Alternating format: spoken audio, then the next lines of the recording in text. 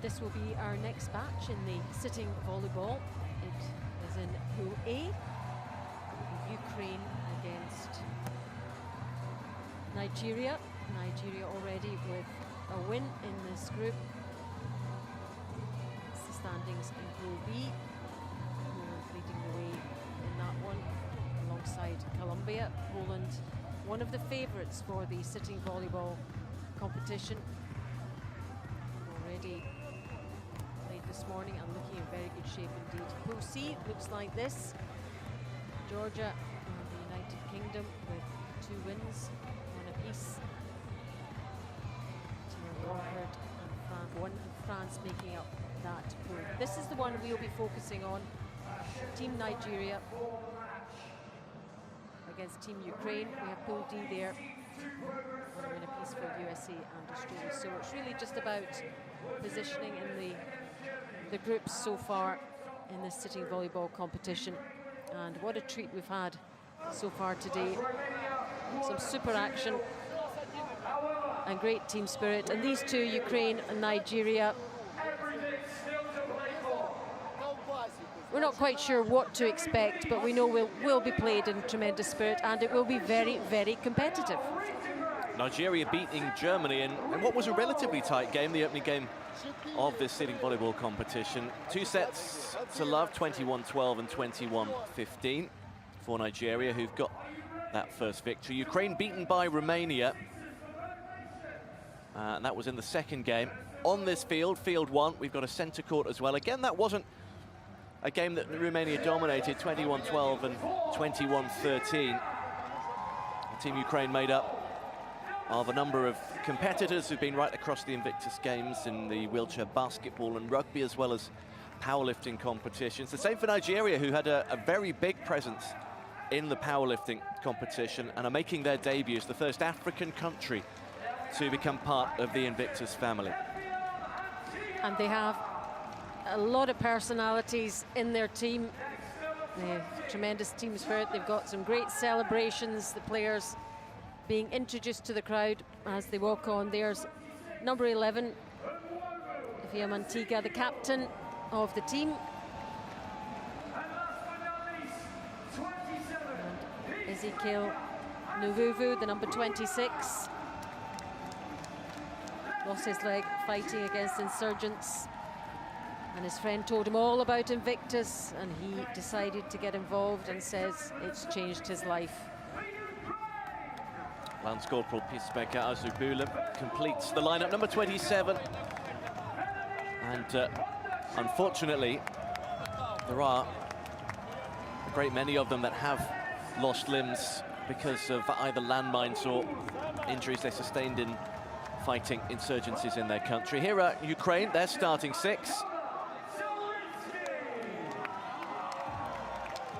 Siemen Lahun, followed out by the captain Mikola Zaretsky. This is Oleg Dolshuk. Already out there, number 4, Veniamin Bondarchuk, another from the wheelchair rugby competition. Maxim Dimitrash. Alexander Makovai completes Ukraine's starting 6. You can make substitutions, you can take timeouts in these sets. First to 21 in the first 2 sets. If we need a third, it will be the first to 15 with 2 clear points in between. And just to remind you about those categories, each player has a value based on their category, and that's normally 12 points is the total for the team. Really depends on the functional ability on the court, so those numbers have to add up. So here we go. Nigeria with the serve then, Ukraine battling at the net. Oleg Dolchuk unable to get that one back across. It was a good block, but it's Nigeria's point from the serve. Off they go again. We saw in the first game on this court just how important that work at the net can be. And again, can the players get back and cover that back area as well when they're focusing at the front of the court? Good judgment from Ukraine, who will have the serve back. Service with Ole Dolchok. Backed by Emmanuel Samuel, and it just landed between two of Nigeria's players. Neither sure which one was going to get there. Ukraine's point. Then, I mean, Bondarchuk, good reaction from him. The number 4 at this side.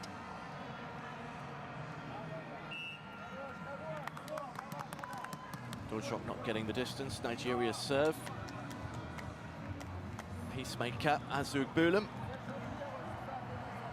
What a story he's got, as all these competitors do. Oh, tremendously done there. Really good execution at the front of the net.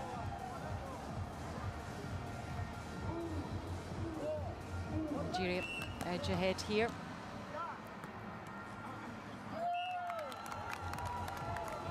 The long arm of the captain of the Nigerian team there with the headband.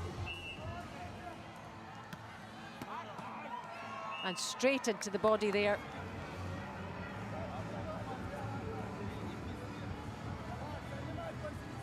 Nigeria serve again.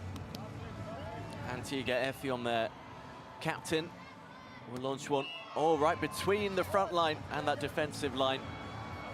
And Nigeria just edging forward. Well, they were ready there, Ukraine, weren't they, for that one? That was the number 7. Mahun Semen, the 26-year-old, also played in the wheelchair rugby team for Ukraine. Yahaya on Ukraine's block, not quite good enough for the net this time. Nigeria edging 4 points clear. It's good service game this. And that's just long.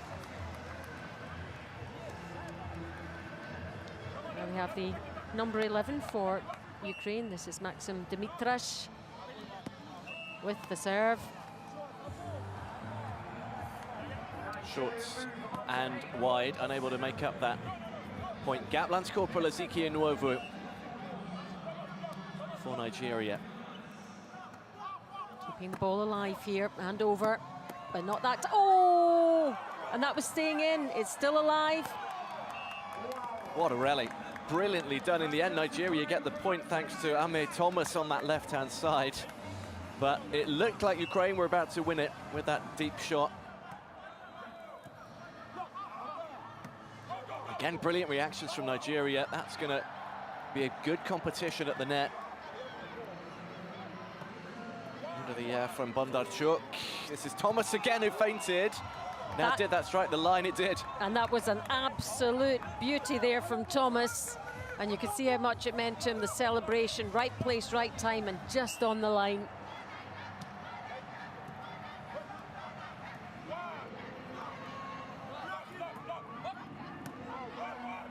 Salitsky got it back, but Nigeria have succeeded again, and there's no way that Ole Dolchuk could get that back.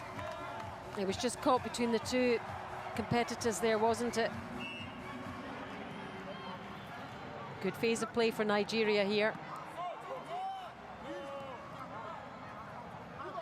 Teams don't have to use all 3 touches on their side of the net. Nigeria choosing not to. They're getting it back in 2 most of the time. It's working for them. 12 for the lead. Timeout called, I think, by Ukraine. A really excellent start to this first set from Nigeria. It really has been. They've got tremendous stretch, good wingspan, very athletic looking team. And their placement actually on the other side of the court has been really, really good so far.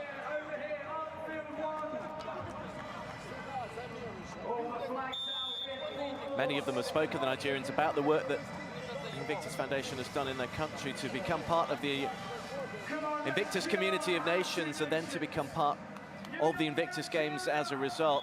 Even just improving their adaptive sports program to allow competitors like this the opportunity to learn sitting volleyball or powerlifting or wheelchair rugby, whatever it may be, and then join with like-minded friends and former colleagues. So important. On comes Yevgeny Kirionok for Ukraine. Nigeria get us back underway. Oh, Nice start for them again. Down that same side, into the net again from Ukraine. Kirionok just on. It's a really good spell of serving this. Good stretch there and good recovery. Good block too from Ukraine. And they take the point. It's a busy time at the net, and they do have the service back. It is Zalitsky, the captain. Thomas, who's been big for Nigeria. Did it flick a Ukraine hand? No. Ukraine get the point.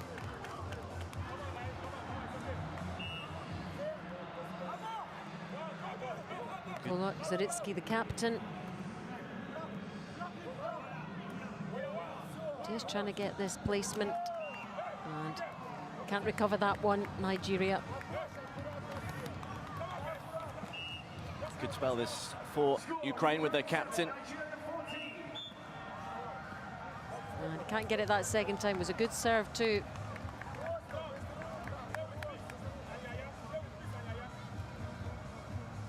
Ukraine 7, Nigeria 15 in this first set. Goes to 21. Oh, and he gets the wrong angle on it. Frustration there, but good, powerful serve there from Nigeria. They're asking the question each time, making sure each serve at least gets over the net. And Ukraine then have to deal with it. They've dealt with that one well. Thomas with the spike. And it's another successful one. They're within 4 now. Ukraine with the double touch there. So Ukraine just asking for the timeout just to get a couple of words from their coach.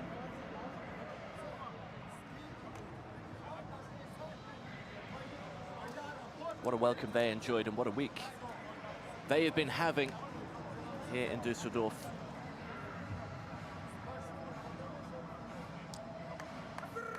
Yeah, you just feel that the rest of the Invictus family has just enveloped them with love and attention and care after what their country has gone and is going through. Fierce competitors on the field of play too, as we've seen. Oh, and that's a good touch. Really nice from Siemen Lahun. Found that gap, and they're not easy to find in such a small court. And when they're sitting and they have a difficulty to get that trajectory up and down. Nigeria have reacted well at the net there, though the serve didn't quite go far enough, and suddenly they just restore that 10-point gap, and they're within 3 points of taking the first set. Yahaya's serve. It's Lahun. Looks like it might go long. They're not taking any chances. And I bet he wished he'd left it, because it looked as if that one was going out, but just wanted to be sure. And they have a big enough gap at the moment, but they don't want to be letting Ukraine back in here. Big long serve there from Alexander Makovey.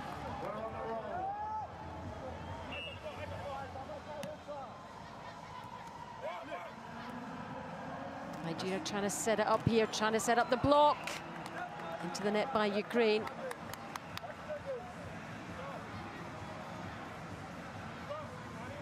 Ame Thomas, whose work at the net has earned Nigeria quite a few points now, takes over the serve. Ezekiel Nwovu, it did just go long in that far corner. So Ukraine remain in the game.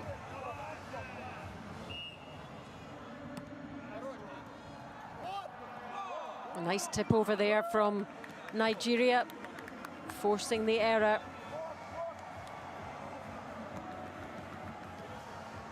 And set point for Nigeria. McAvoy into the air. Nigeria have to kick it back. They've got both of them back. And nothing that Dimitrish can do about that. Nigeria close out the first set by 21 points to 11.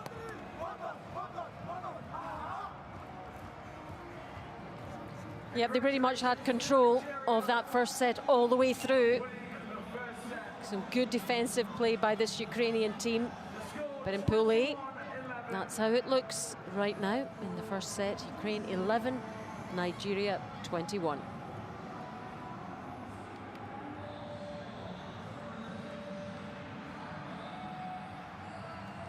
I can tell you, in the other game in this group right now, Germany are 1-up over Romania.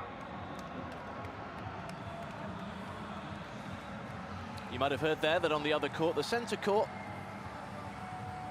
Germany are a set-up on Romania. Germany, who lost to Nigeria in their opening game. Romania beat Ukraine.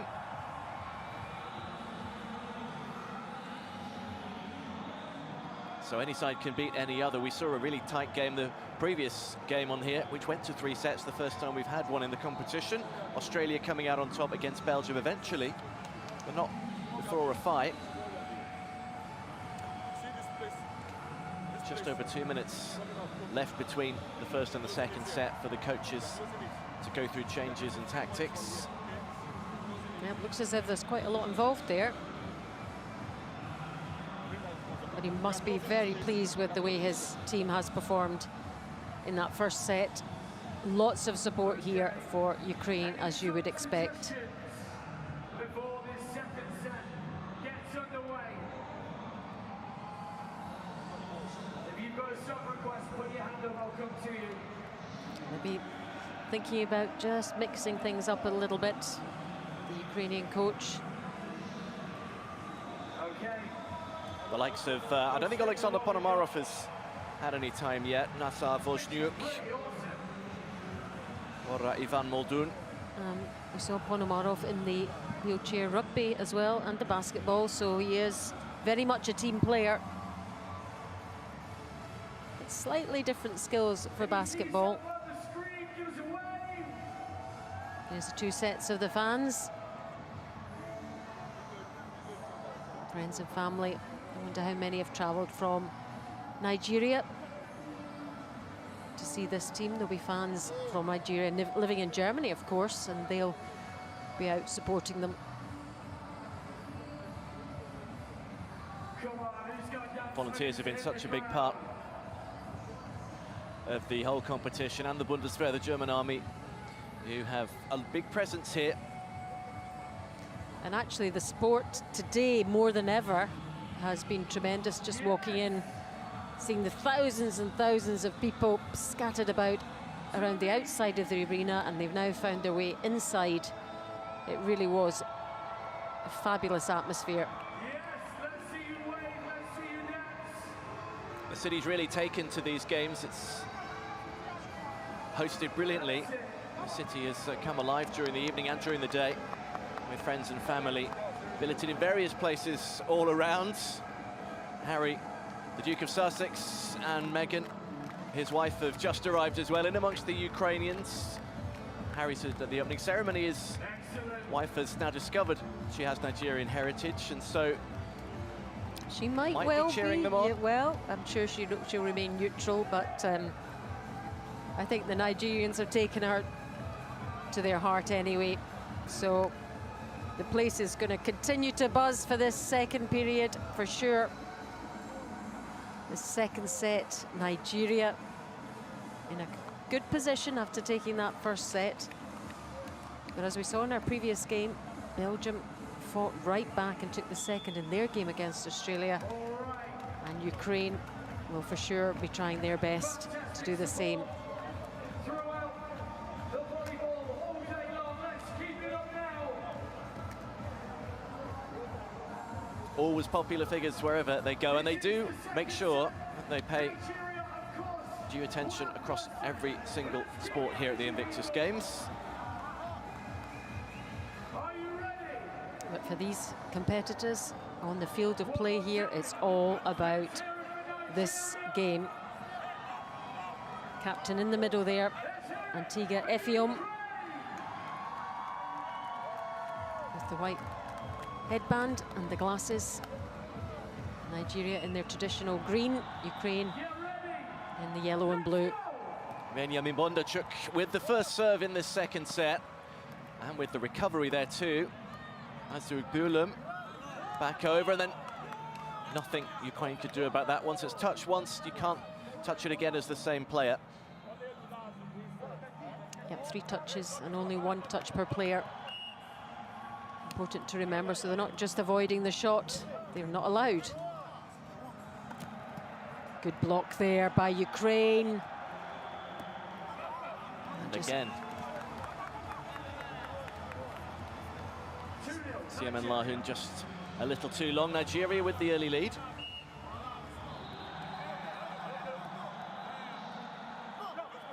Good dig there from number 13, Alexander Makovai.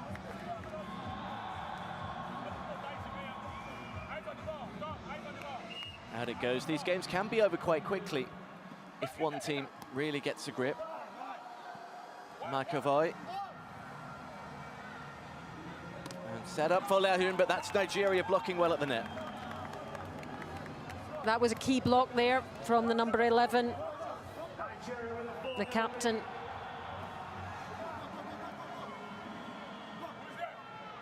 And oh, in and tapped it down. What another great shot from him. Made it look simple. Nigeria have got a bit of daylight between themselves and Ukraine at the moment, yet to score their first point in the set. Oh, that's a brilliant recovery though. Makovai gets it back over, but the block goes Nigeria's way. They looked to win her all the way through before Makovai got his arms on it. It did, and it was powerful as well, and the direction was straight down, showing great wings, length of the arm over the net as well, and power in that arm. Time out. Nigeria taking control. Ukraine have called the timeout. Nigeria happy just to celebrate.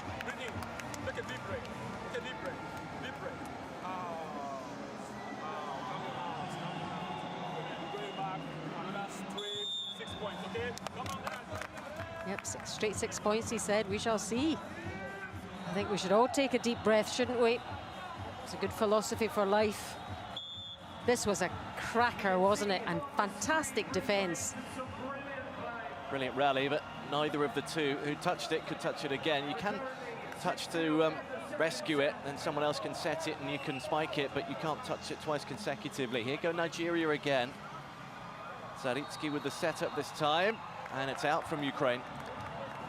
And Ukraine just not gelling as well. They haven't quite settled into this second set yet. Nigeria have got their game together. That was, I say again, Siemen Lahun with the setup. Zaritsky hits the net. But we know, having watched it, you can get some momentum going. You just need 1 point to go your way, and then you can go on a run.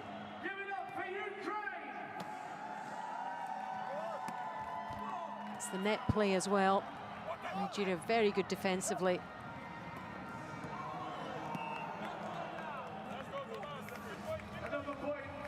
They've got one there.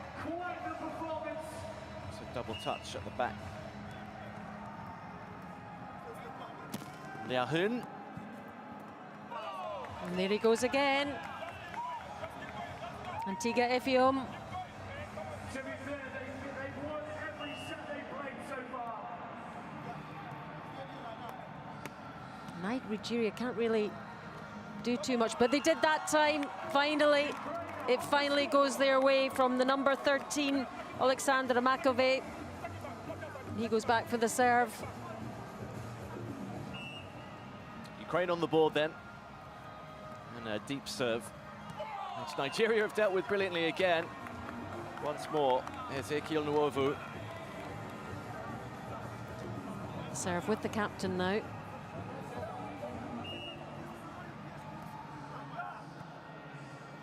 Makovai with the dig, the set. And that's going to go Ukraine's way as well. Mykola Zaritsky puts it over nicely. There's a 9 point lead though for Nigeria.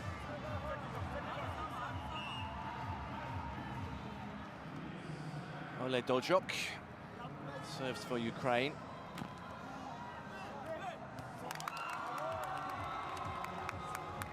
Goes Ukraine's way. And that net play, if they can just block some of those Nigerian plays. Reacted nicely to get that one back. Ezekiel Nwofu was waiting. He's going to spike again, and this time it is too good. When it is from such close range, it has to be an instinctive reaction to try and block. And Nigeria just loving this, aren't they? Really enjoying being out there and playing superbly.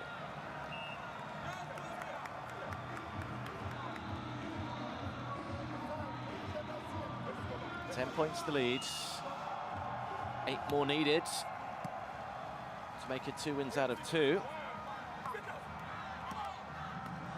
Good recovery from Ukraine. This Yemen Lahoun on the far side.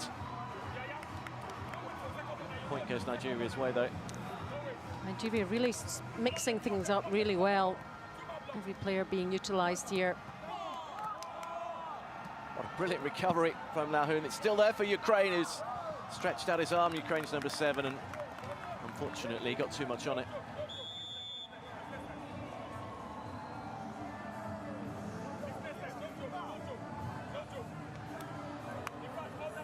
You can just sense the spirit, can't you? You can sense the enjoyment. Smiles on everyone's faces. Leaving the court was number 9, Oleg Dolzov, replaced by number 11, Maxim Kulichak.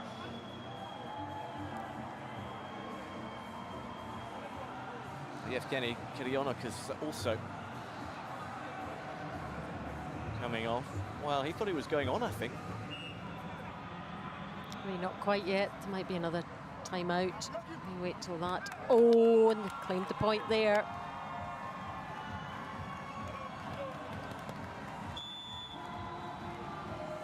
Service back for Ukraine. Nigeria making a change. Emmanuel Samuel, I think, is coming on.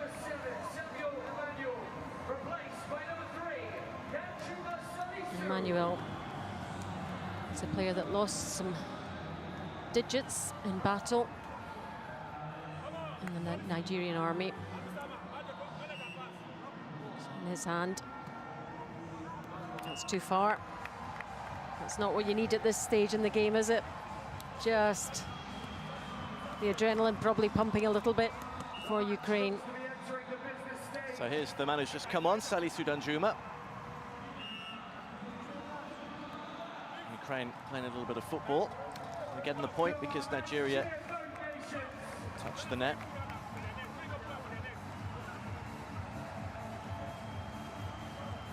Reactions have to be so point blank, don't they?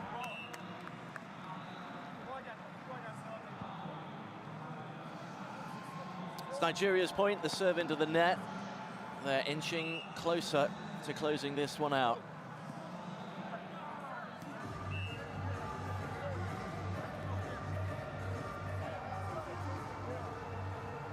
.518.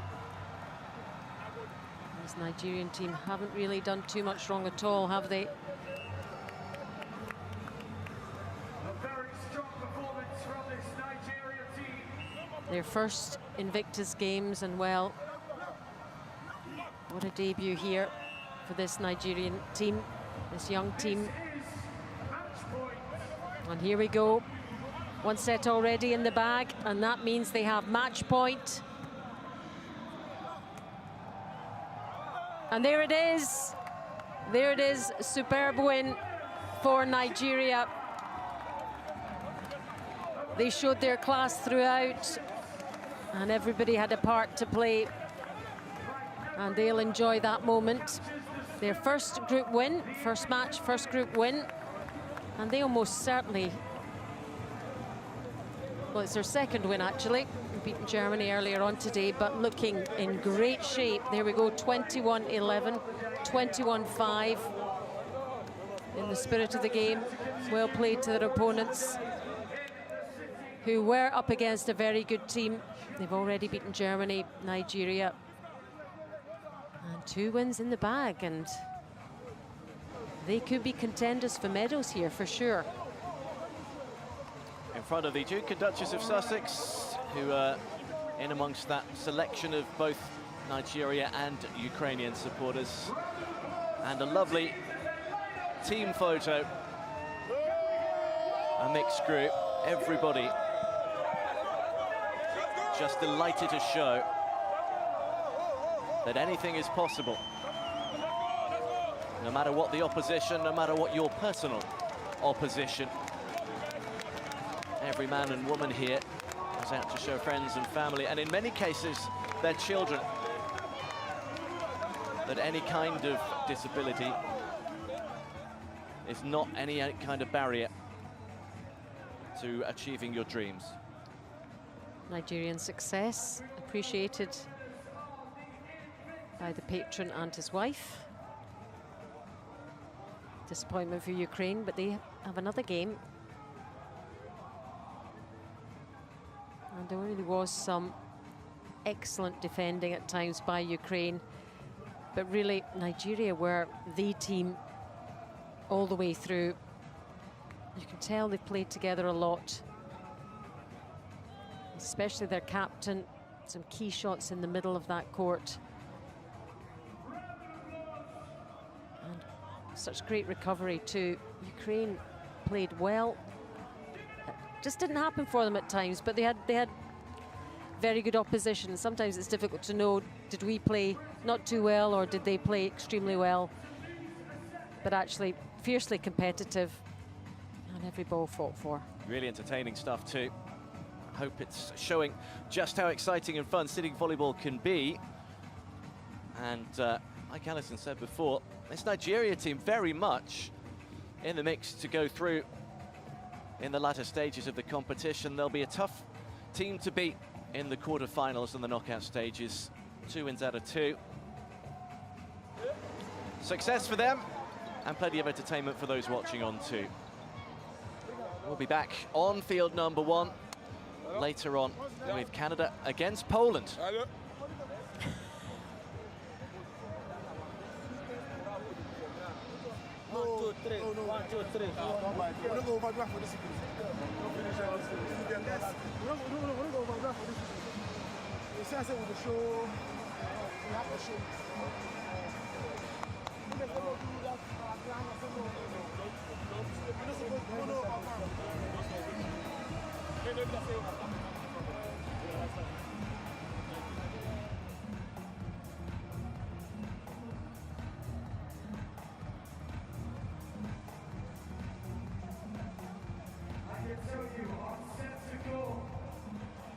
Germany have taken the second set, so we'll be going to a third set.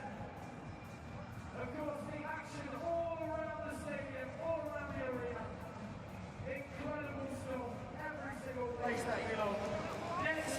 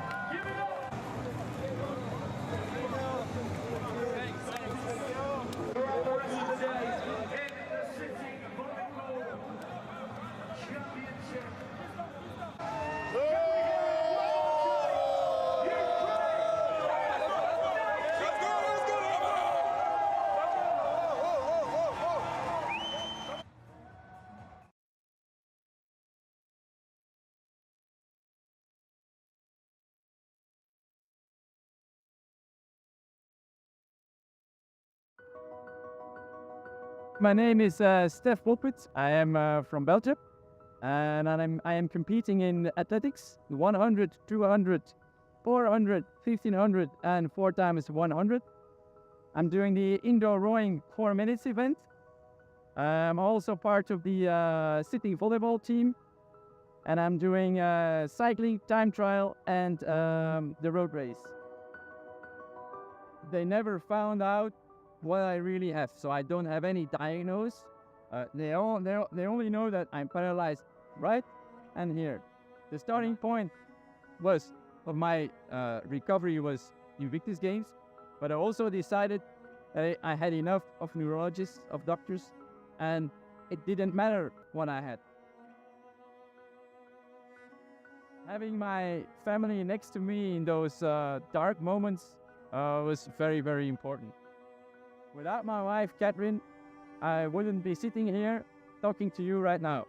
I would be dead. I would have committed suicide. I really, really know that for a fact. I even thought about it several times. It was a bit like, it would have been selfish to do it. For her, for our kids, for my family. And all those years, they stood by my side. So the most important lesson that we should learn from the experience is to never give up. Always continue. There's always hope. There's always a new dream. And your family, your friends can help you accomplish that dream. Don't sit alone in your dark place. Talk to people. Accept the help of your family and friends. They're there for you, and in fact, you are there for them as well. Because by receiving from them, you are giving back to them. And that's the most important, I think. In my darkest days, it was very dark. I was completely isolated on my own, but I was happy in my dark place. It's weird to say, but I was happy in my dark place. Everyone around me was not happy, was unhappy. If I would have to describe the Invictus Games in 3 words, then I would pick tenacity, never give up, and hope. I would like to be part of it for the rest of my life. If somebody would propose me to come every 2 years, I would say yes, I would come every 2 years.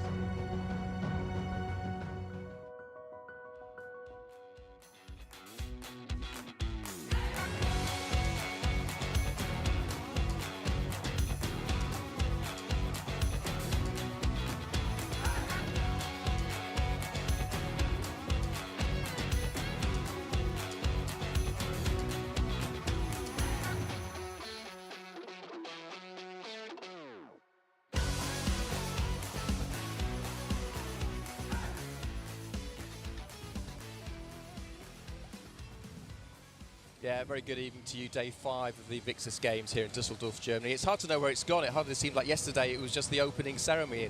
And so here we are on day 5. We've had sitting volleyball in the arena, also the table tennis, which is hugely popular, and the swimming as well. But I want to give a shout out to the DJ because he has just done a supreme job here in the stadium. The way he's mixed the tunes, he's got the atmosphere right, has really been outstanding and has added a huge amount to what's been great sport. And all that will be music to the ears of my first guest, Dominic Reed, CEO of the Invictus Games Foundation. Dominic, thank you for joining us. Great pleasure, Jules. You must look at on this and think, not bad. No, not bad at all. Not bad at all. No, it's great. It's fantastic to be here. And this is the 6th game, so everyone's been completely different. You know, the German bid, which sort of started back in 2018 when Ursula von der Leyen, who was then the defence minister, said, Dominic, how do we bring the games to Germany? And we started the discussion, and here we are in a stadium where they were playing football last week with 40,000 people in here playing on grass, and look at it behind you, it's amazing. I think the atmosphere in here has been electric for the whole week, and all credit to the team for doing that, because they've been clever with the way they've managed the sports schedule. So we've had finals throughout the week rather than building up to a whole series of finals, and it's worked beautifully.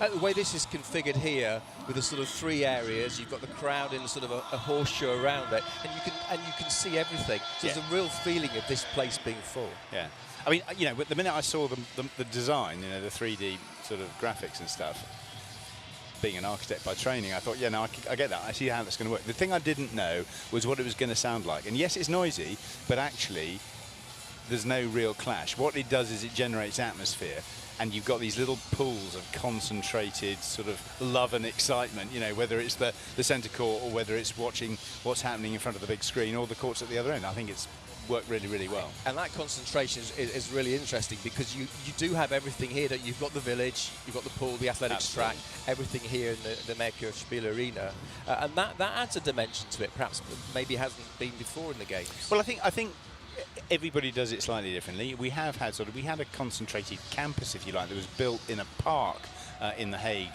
you know, only sort of 18 months ago, and then when we were in Orlando in 2016, that was in the ESPN World of Sport, so that was very much a sort of a centralised thing. So yes, it does work, but I think it works particularly well here, where it's all visible all at once, and that's, I think, the new thing.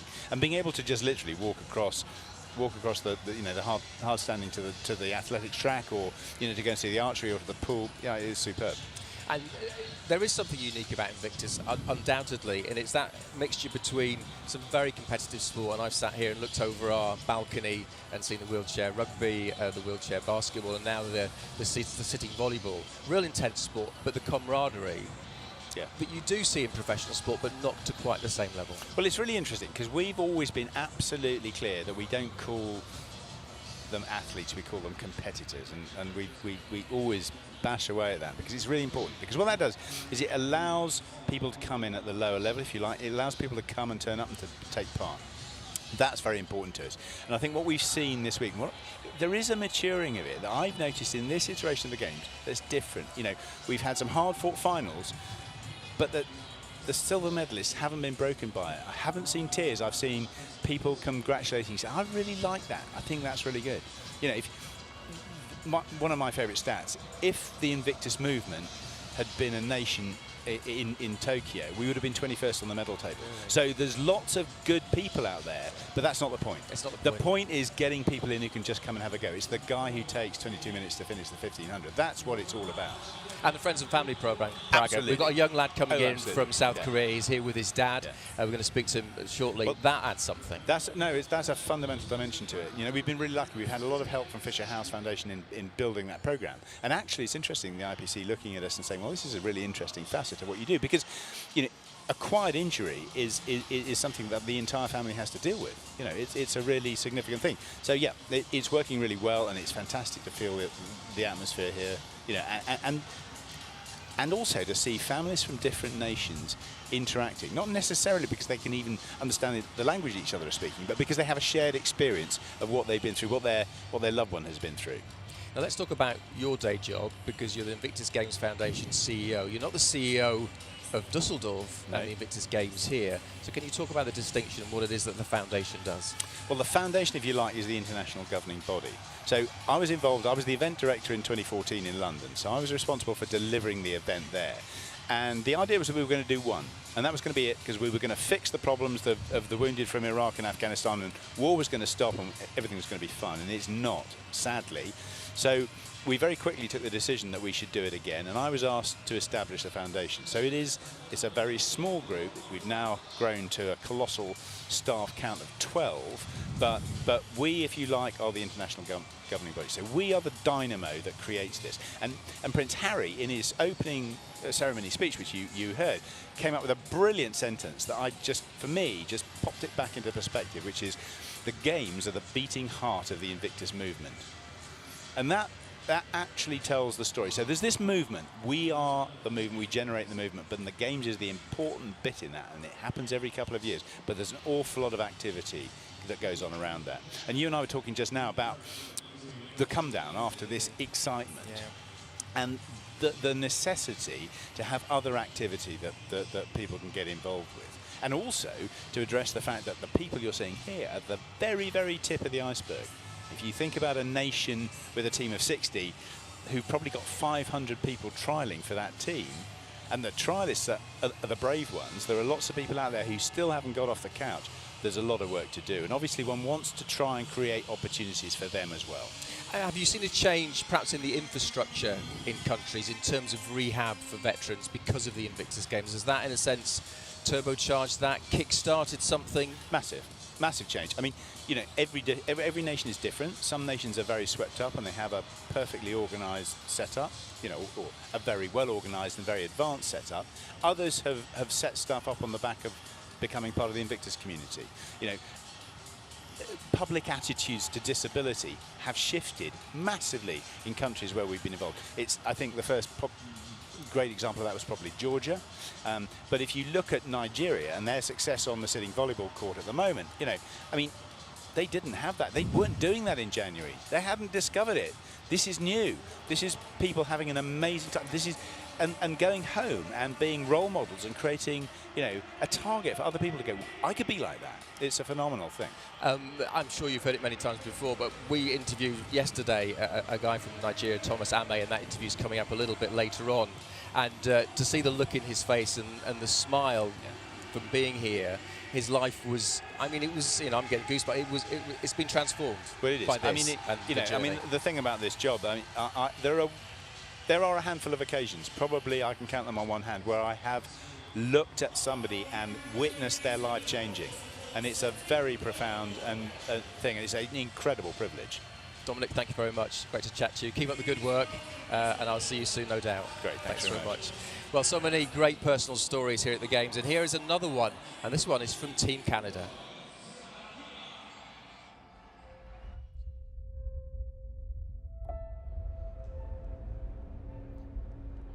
My name is Matt Tindall. I'm representing Team Canada at this year's Invictus Games. I'm going to be competing in swimming, sitting volleyball, and rowing. My injury, I'm a left above knee amputee. I heard about the Invictus Games a few years back from a couple of co-workers who were able to compete in it in previous years. After my surgery and whatnot, I saw the application come out to apply for this year. I discussed it with my wife for a couple minutes, and she said it wasn't even a question. I have to apply to do this. Almost 2 years now. I had a sore leg. It lasted for a couple of weeks, and then my wife made me go in to see the doctor, and why is my leg still sore? And they discovered a tumor going through my femur. It took about 3 or 4 months trying to find a diagnosis of what it was, and the damage ended up being to the point that I'm either going to get an amputation or I'm probably going to pass away in the next couple of years or a couple of months. So it was a pretty straightforward decision. Either I die sooner or we take my leg and I can carry on. So I opted for an amputation. It's in dark times for sure, why me and that, but it was outside of I didn't have any control over it. It's not like there was a car accident where if I had taken that turn or if I had slowed down or something. And all the physicians, the specialists, like oncology and whatnot, they're like, it was a roll of the dice. You have bad luck, I'm sorry. It just happened, so. My youngest daughter, she's 9 now, so I guess she was 7 at the time, when I told her that, hey, I'm gonna be losing my leg on November 2nd this year. She just, oh, that's fine, and she went and played or whatnot, and then she came back a little while later, and she goes, Dad, I think I'm sad. And it was very bizarre, like she was very vocal about this, like not crying, but just like, I'm sad. Like, okay, well, tell me about why you're sad. And she's like, well, Halloween is October 31st, and you're losing your leg on November 2nd, so you can't dress as a pirate this year for Halloween. It just pure and wonderful thing coming out of her. You know, it's like, okay, Dad's gonna lose his leg, that's it. Oh shoot, he doesn't get to be a pirate this year. I have to wait till next year to build myself a peg leg and be a pirate. So.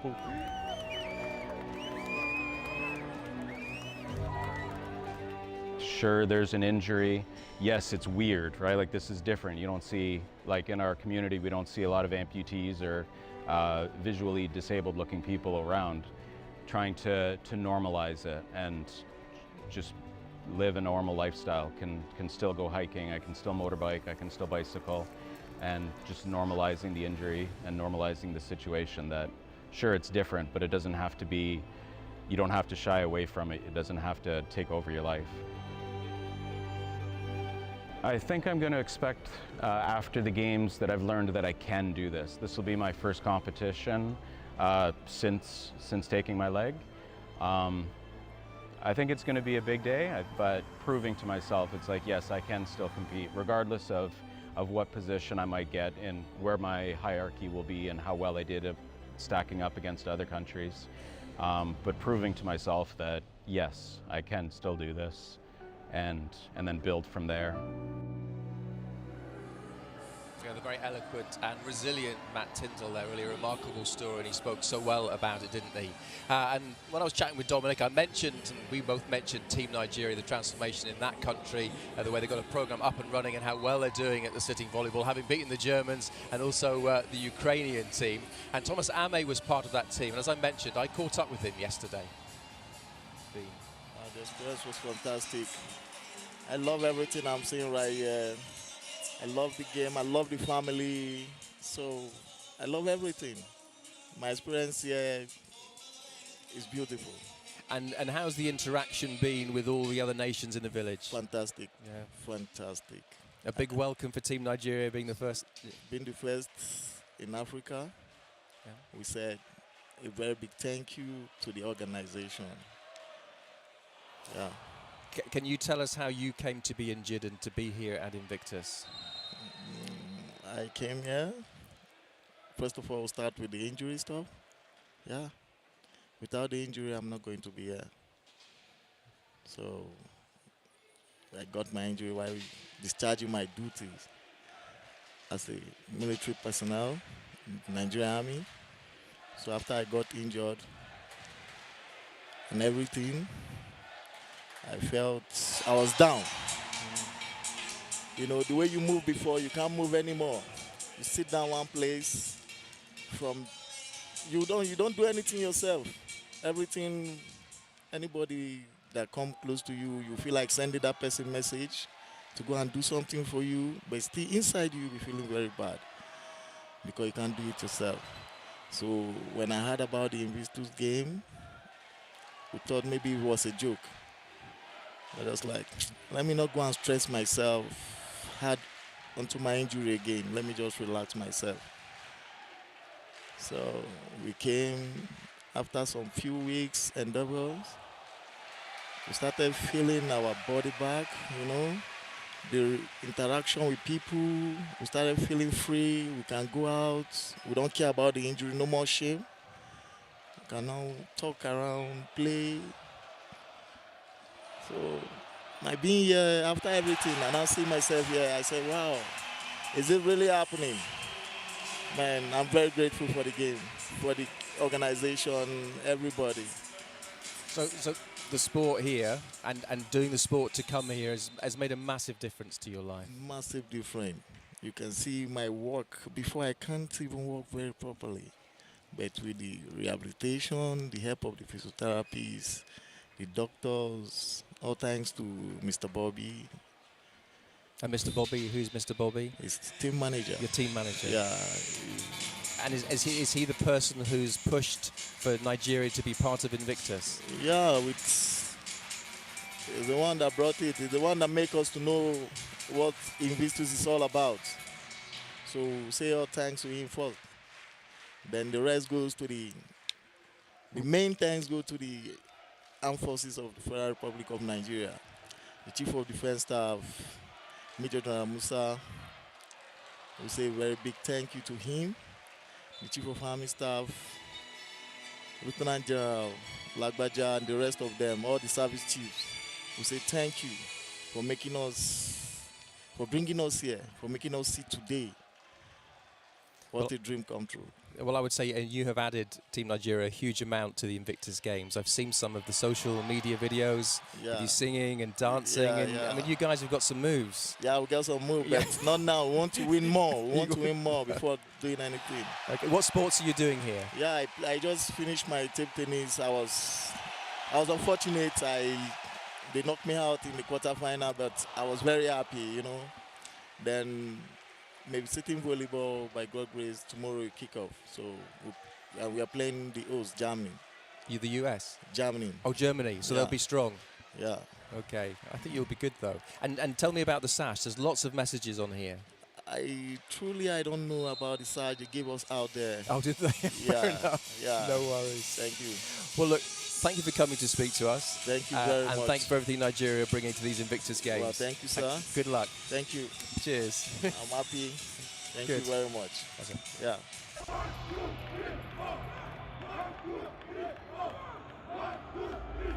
The first time that Nigeria have participated at Invictus Games, this is the very first match of the sitting down volleyball.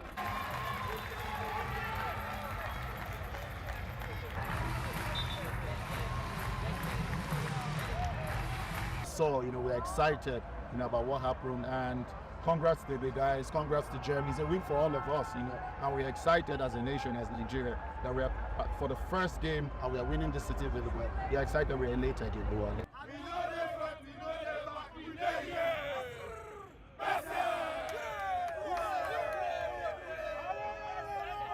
Good there. I'm not sure what Lane was doing wearing a Jamaican top though. I'll have to have a word with him about that. Now, Dominic and I were chatting about the Friends and Family programme I mentioned. We'd have a young man in who from South Korea supporting his dad, Youngdu Kwon. Youngdu, thank you for joining us. Yeah, it's my pleasure to be here. Delighted to have you here. So tell us how this Friends and Family programme came about. When did you first hear about it? I first heard about it like half a year ago, like this winter. Because I heard my dad was joining Invictus games, because it's for the games for wounded soldiers. So, and he was an athlete before until a month before. So that's why he made his mind to join it, and he said that he was going to join this kind of game. So I asked my dad, "Can I join with you?" That's why I come here. Perfect. So you said your dad was an athlete. Yeah, he was. Tell us what he's doing here, but how he become injured and part of Invictus. He was an athlete, like archery player before, months ago, and I don't know exactly how he come here, but I think according to our team managers, he asked my dad to join here. Okay. Yeah. And in terms of his injury, how did his injury happen? His injury happens like when he was in soldiers. He was right next to the border with North Korea. And it's really a lot of mountains over there. It's really hilly, and he rides a cars up there because he needed to go to his place, but accidentally the car fell down from the mountains, so that's why he got injured in the military service. And how important has the focus of Invictus been for your dad with his recovery? I think it's really had a good make a good effect for him, because before that, there's not a good place to be on a soldier to get a lot of respect from all the peoples, and the peoples who got hurt while doing military service, they must be respected by all this, but there's not a lot of chances in the world for them. So I think it's a really good chance for him to be proud of himself, what he's done for the last few decades. And in terms of the attitude to disability in South Korea, obviously there was Pyeongchang, the Winter Olympics. Yeah. Is it a much more positive place now in terms of disability? Yeah, it turns really more positive for disability peoples, because a lot of facilities was built at that time, and the government tried their best to maintain it, so it's way more better than before. That's good. So tell us about your experience here. And what have you been up to? I mean, do you have to hang out with your dad all the time? No, I didn't. That's good. So I just hanging out with all their friends and families and all the athletes. It's quite fun because communication between the injured soldiers' families is really important to each other, because they have really similar experience for their lives, and it's really not common things for normal people to share it, but they can share it all this and happily. And until now, it's so great to know each other and all the families in the same situation with me.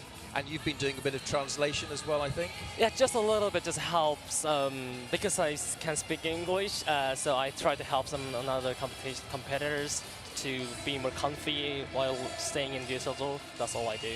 Now, your English is very good, and I believe you do live in the UK at the moment, yeah? Yeah, now living in the UK, especially I live in Brighton, because I study in the University of Sussex. Okay. Yeah, that's why. Well, that's cool. And how's South Korea been doing here? I haven't been following it too closely. How well has the team been doing? in the competitions. And competition is quite well. Until as I knew he has a few medals, and I hope my dad got another medals in archery later. So even though some athletes get some medals and some other stones, all of them enjoying this Invictus game because the medal is not an important thing in these games, right? I mean, this is exactly it. I've said it to so many people, and I've never seen such intense competition when the outcome is not the most important thing. Yeah, that's right. Except this game is like another game, for example, the Paralympics or another games that we can ever watch in the whole world. The most important thing is the ranks, right? How medal gonna get, how well did they done. But in this game, it's not important, just do it. That's the most important thing in this game. Thank you for coming to chat to us, and send our very best wishes to your dad, and I hope the rest of your trip here is really good. Thank you. Okay, well, one story of support to another one. You'll remember the story of Rola Amro. She was in the 100 metres, and she was suffering a little bit on the line from Team Jordan, and Claire Gibson, the British competitor, noticed that, and she rolled alongside her, sacrificed her own race to make sure she got to the end. Rola then went to hospital. Thankfully, she's recovered. She's back in the village, and Lane caught up with her.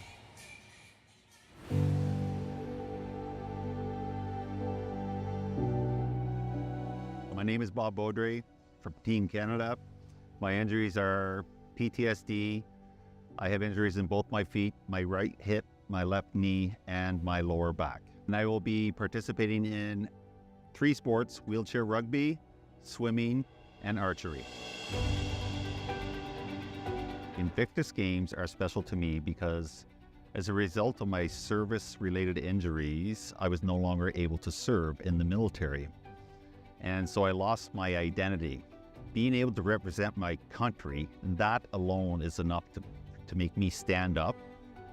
And now I get to not only motivate myself, but motivate and lead others through my own injuries. A lot of times we get injured and we think this is it, this is as good as it gets. But no, it can get a lot better. You just keep pushing forward, it can get a lot better. Never give up, keep pushing forward.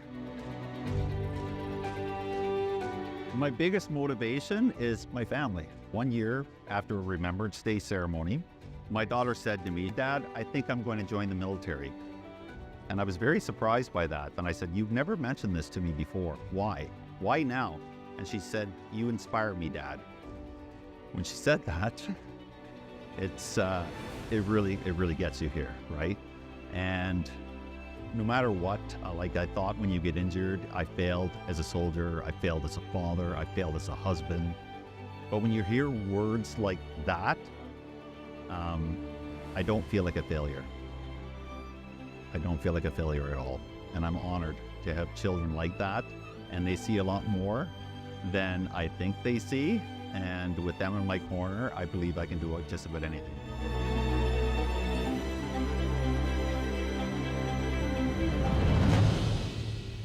I know that every one of us have our own individual journey, but we all have a common bond. 1, we all served, some still serving. 2, we've all been injured. And that with that common bond, we can share stories, we can support each other. With sometimes when I see a fellow teammate that I can pick up on when they're not doing well, and I'll go up to them and ask them, "Are you doing okay? Do you need to talk?" And people have done that to me as well. And I'm okay with them supporting me, and they're okay with me supporting them, because that's what we do.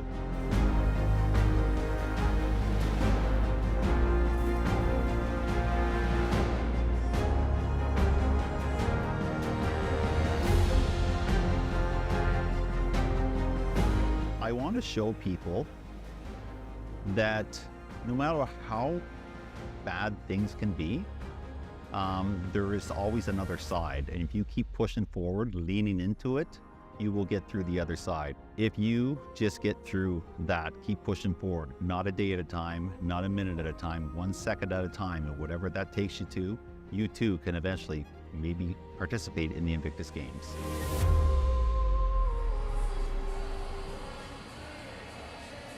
Well, needless to say, that wasn't Rola Amro. We'll show that a bit later on if we have time, or we'll show it on another day.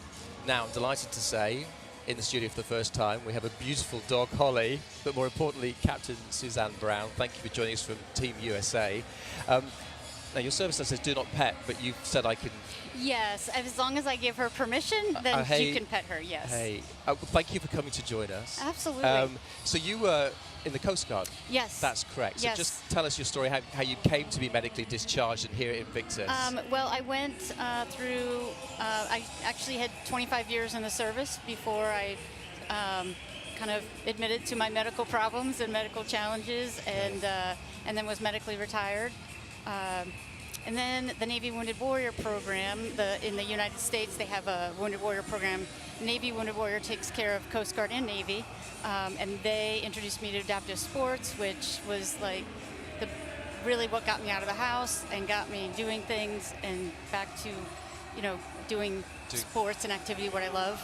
So were you very active prior to being discharged, and that discharge was really pretty awful? Actually, probably about 6-7 years before I was discharged is kind of when I stopped being as active. My conditions got worse, and I had migraines and some chronic pain issues, so yeah.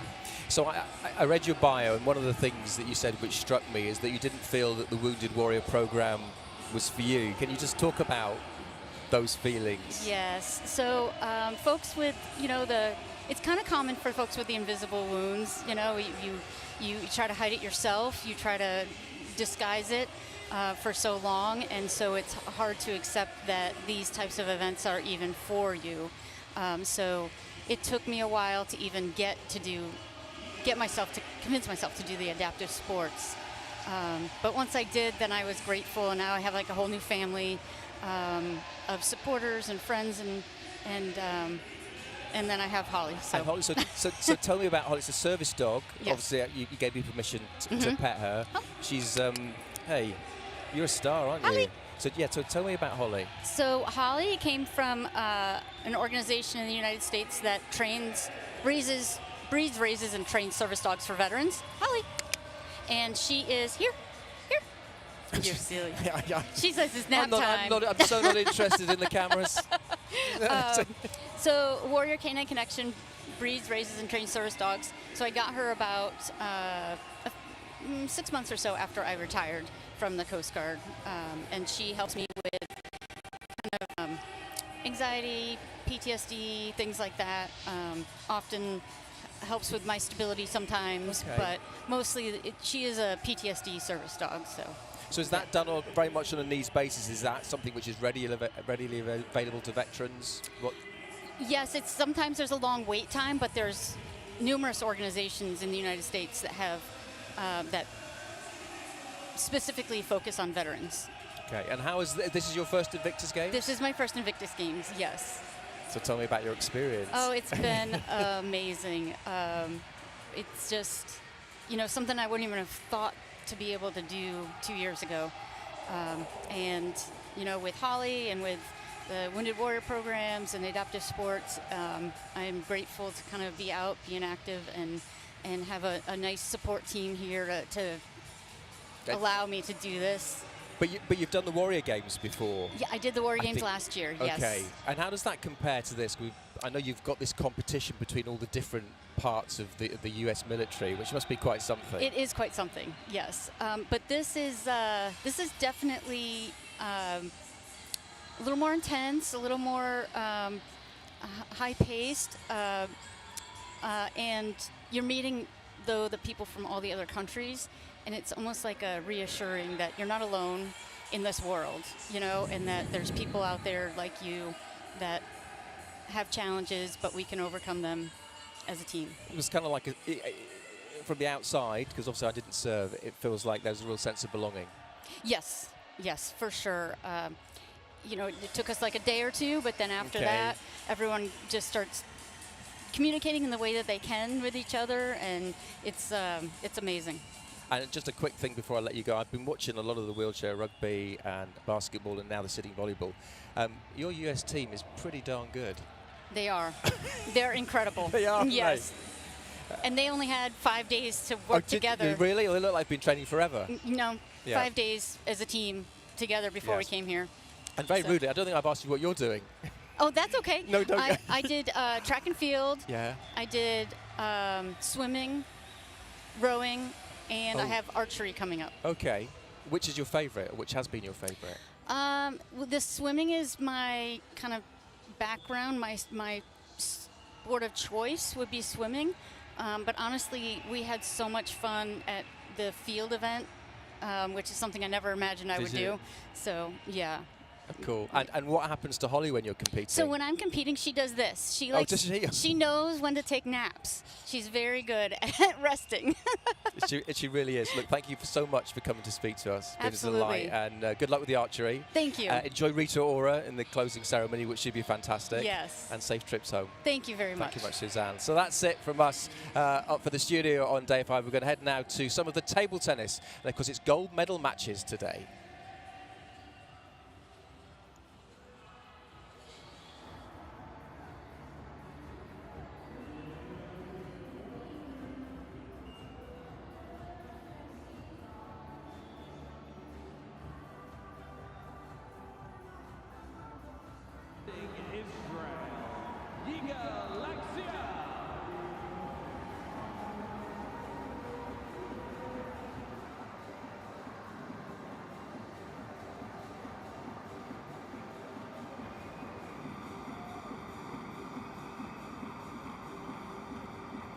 Yigal Lagzil of Israel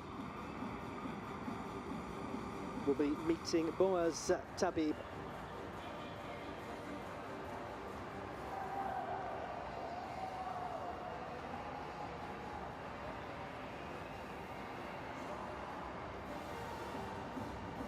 Should be a very interesting match, this. Very interesting. It's always a fascinating dynamic when you've got competitors who actually know each other and the way that they play, and who practice together.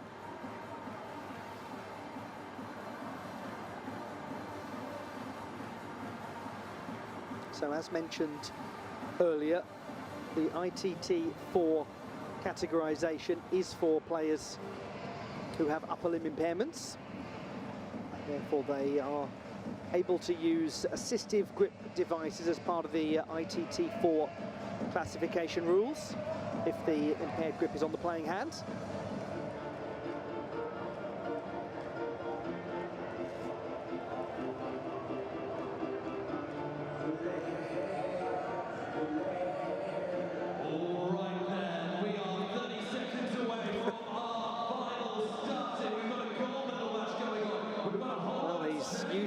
Yigal Lagzil to dictating the movement of the game. Now he's dictating where others are going to get set up for this. So we have a look at Boaz Tabib, who was a member of the Paratroopers Infantry Brigade, served in the Lebanon War, was extremely seriously injured during the fighting in 1982, sustaining very severe burns, resulting in the loss of all of the fingers on both of his hands. He also has impaired vision and tinnitus. And he had about a year of very intensive rehabilitation therapy at a place called Beit Halochem, which is a rehabilitation centre focusing on sport and recreation. And that's where his journey dovetails with the very purpose of the Invictus Games, which is using sport to heal, sport to change lives, indeed sport to save lives. And he is an exceptionally skilled competitor. I'm sure you can see he's got a lovely method of playing, switches dexterously between the backhand and the forehand side. He's very hard to beat. He actually knocks out some extremely good players en route. Now, Yigal Lagzil has got a really compelling forehand. If he controls the power of it, then he is going to be difficult to combat.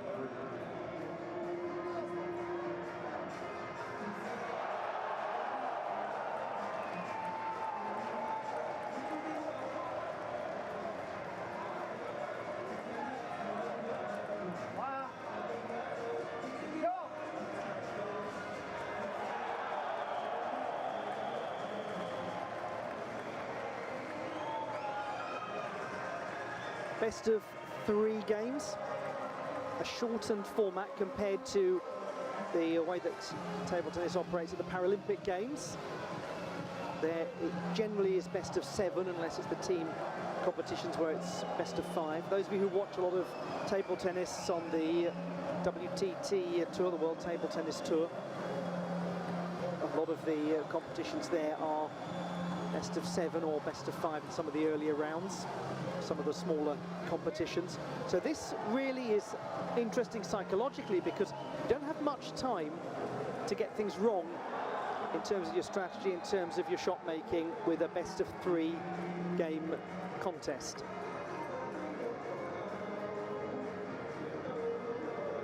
It's one of the brilliant things about table tennis is just how quickly matches can turn around.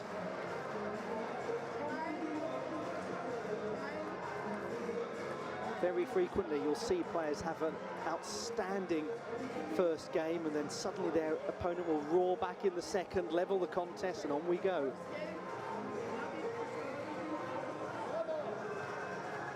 It's the men's singles TT4 gold medal match. Boaz Tabib on the left, Yigal Lagzil on the right. This is an all-Israel meeting. And there is Boaz Tabib, who served in the Lebanon War for the Paratroopers Infantry Brigade, where he sustained severe burns. It was during his rehabilitation that he discovered the sport of table tennis. And he plays it outstandingly.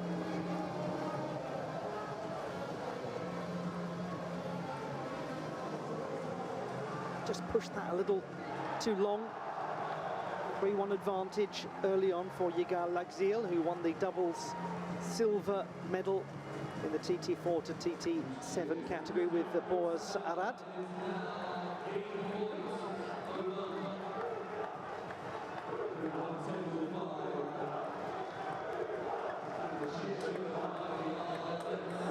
Oh, that's really good defending from Yigal Lagzil, forcing the error from Boaz Tabib. He was so far back from the table. Gentleman on the right. That's a key part of table tennis, the defensive play. If you can force an error from your opponent, and there, evidence of that powerful forehand strike of Lagzil to make it 5-2.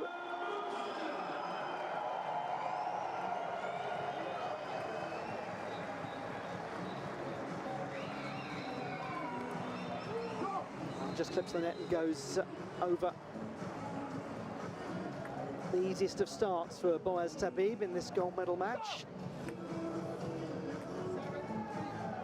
Service error compounding things.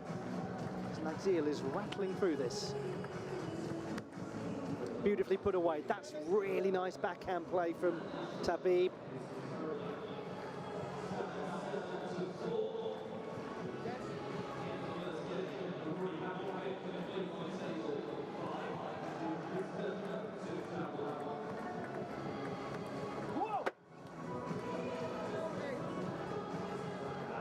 3 points required for Yigal Lagzil.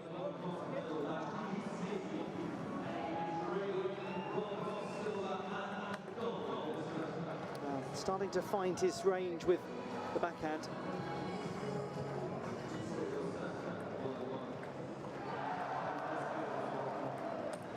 Oh, that's a shame because he set himself up beautifully, Boaz Tabib, to win that point. Lovely play diagonally across the table with a backhand. It was there to be won. Yigal Lagzil needs just 2 more points to take this first game.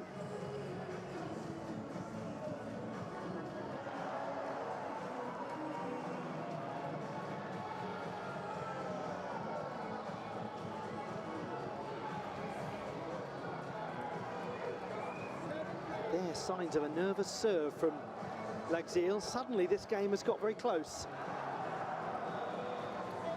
A couple of tight points perhaps from the gentleman on the right. Crucial point coming up here. Chance for Tabib to level it, and he goes into the net. And it brings up a game point opportunity. 2 of them for Yigal Lagzil.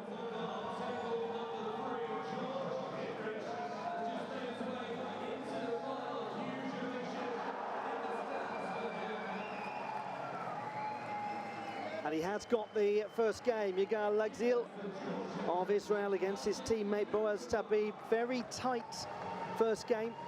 A sense that maybe Tabib is starting to settle into it and might be more of a force in the next one. But for now, it is Yigal Lagzil.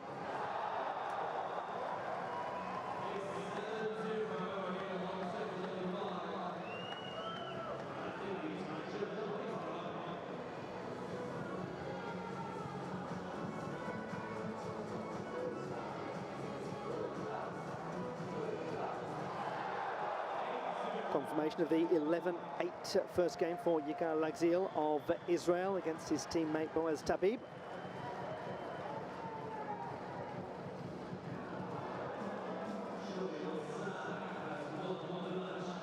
And you're looking out over the Merker Spiel-Arena in Düsseldorf, Germany.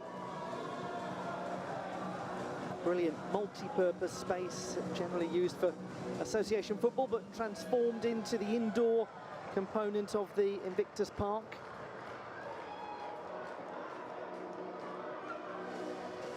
It's a lovely, clear afternoon in the Invictus Park. The sun is out. It's not too warm. There's a bit of a heat wave at the start of the games.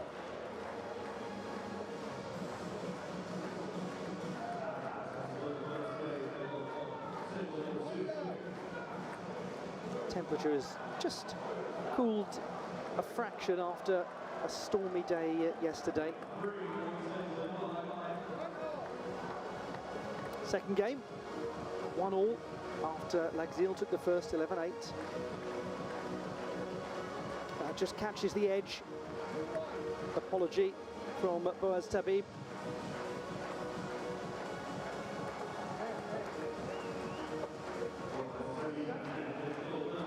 Sure what Yigal Lagzil is unhappy about.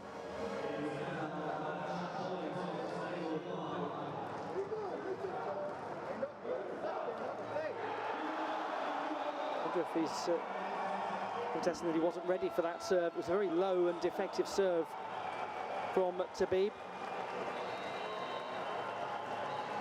Yeah, that's nicely played. Pushed Lagzil back and then created the space.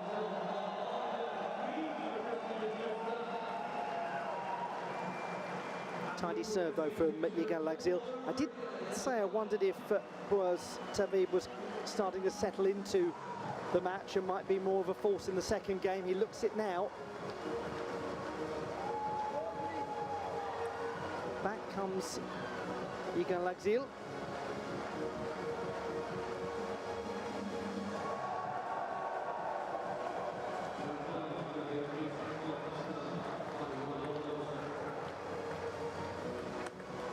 Unfortunately, Tabib let that one sit up a little too high. If you're going to play the defensive shot like that, it needs to go with greater length, and it rather sat up in the middle of the table for Lagzil to put away. So 4 apiece suddenly. Yeah, that's lovely. Really nice play from Tabib. When he starts playing those quick backhands, he's very hard to combat.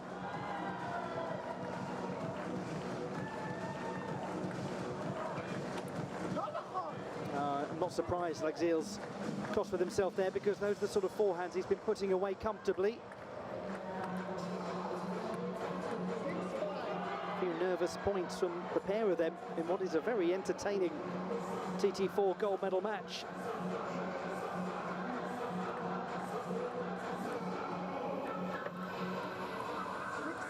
Six apiece in the second game, best of 3. Yigal Lagzil having won the first 11-8, and he's powered that shot right down the centre. Got good length on it into the body of Boaz Tabib. Now the scoreboard pressure is on Boaz Tabib.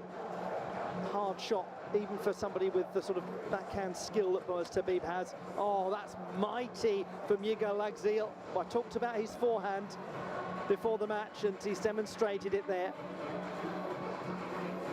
Suddenly, the whole game has turned around.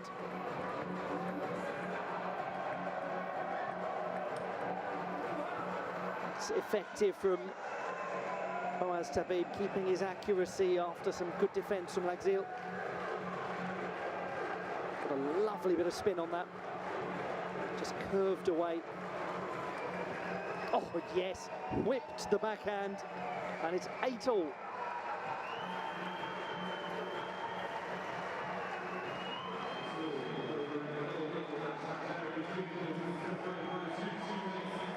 Keeps that so low, lovely angle generated.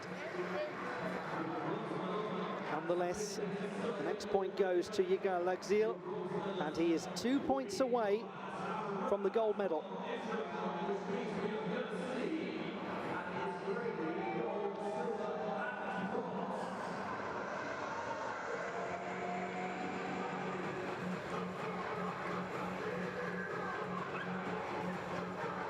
And this is it.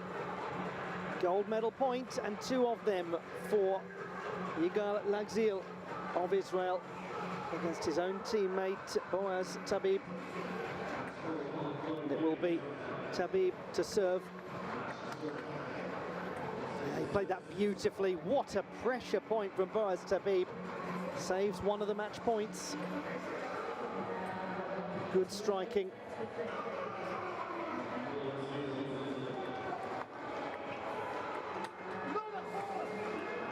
Oh, goodness. He thought he had that for a moment.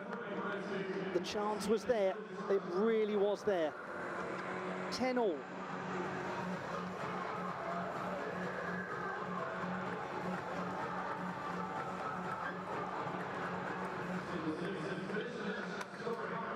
Yeah, beautiful shot from Yigal Lagzil. Didn't let up, and he creates another opportunity to take the gold medal. This is his 3rd match point.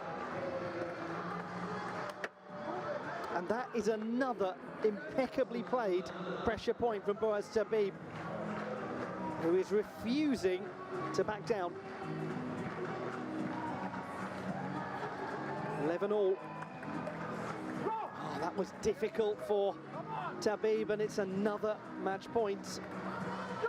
And that, unfortunately, a service error, brings the gold medal to Yigal Lagzil, who goes straight over to embrace Boaz Tabib. And it is a straight games win for Yigal Lagzil.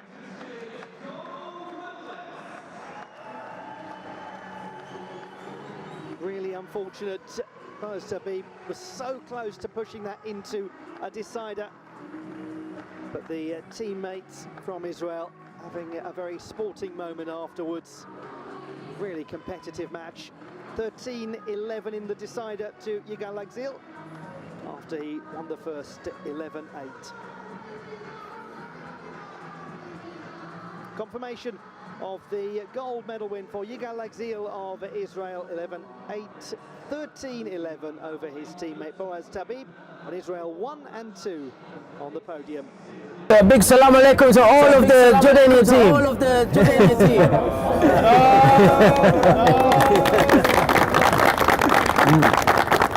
And a big mabruk for coming to the Invictus Games, making it here, and to you, Rola. You have a lot of support, and the people are very concerned. How are you feeling, first off? Actually, I would like firstly to thank you for focusing on my story. Although I am a very unlucky person, but I am a very blessed person. I get support from all the way. Firstly, His Majesty. You can't imagine that what he is doing for us. This man, a very humble man. Look to His Highness, Prince Mer'ad and King Abdullah. They adopted the game, they adopted us, they concern us as their family. So what do you think, how I feel? Look to my mother, my family. Look to my big family. I have the team, on the team. I am the only girl within the team. Okay, but I have 15 brothers. So do you think I am very blessed? Yes, I am. Of course, yeah. I am a very blessed person. So I always thank Allah for what I have, and everything happened for a reason. Yes, indeed. So the competitor, you had a lot of support as well from Australia and from the UK. Yes. Actually, Peter Ronald, the coach of the Australia, Claire Gibson, the UK, the British girl, you can't imagine what they have done to me. You know, I always say to them, they are my guardian angel. So they are my guardian angel because she sacrificed, she pushed me, she tried all over, you know, His Highness, all the time, you know. It just told me 20 meters, continue. All that support you think. Very blessed person. You actually made it to the end. Some people would have given up, and your story, who you are, you embody the whole spirit of the Invictus Games, and having the representation from the Middle East is fantastic. It's so good. As I told you, I am actually an advocate for people with disabilities. When you have the social support, when you have the royal family support, when you have family support, when you have the community support, all this ask me to increase my determination. So the determination that I got, it's from their support, from pushing me forward. The life should continue, no matter what happened to me. So to continue forward, it's a matter of the support. What I have, it's bigger than any support. To be with the royal family, to support me, to adopt me. His Majesty, he adopted my study in my master degree. He adopted me from the first day of my injury. What do you think? Okay. Shukran. Afwan. Really appreciate it. Thank you. I do appreciate it, you. And I want once again to thank you. Thank you very much. Thank you very much. يعيش جلالة الملك المعظم! يعيش جلالة الملك المعظم! يعيش جلالة الملك المعظم! يعيش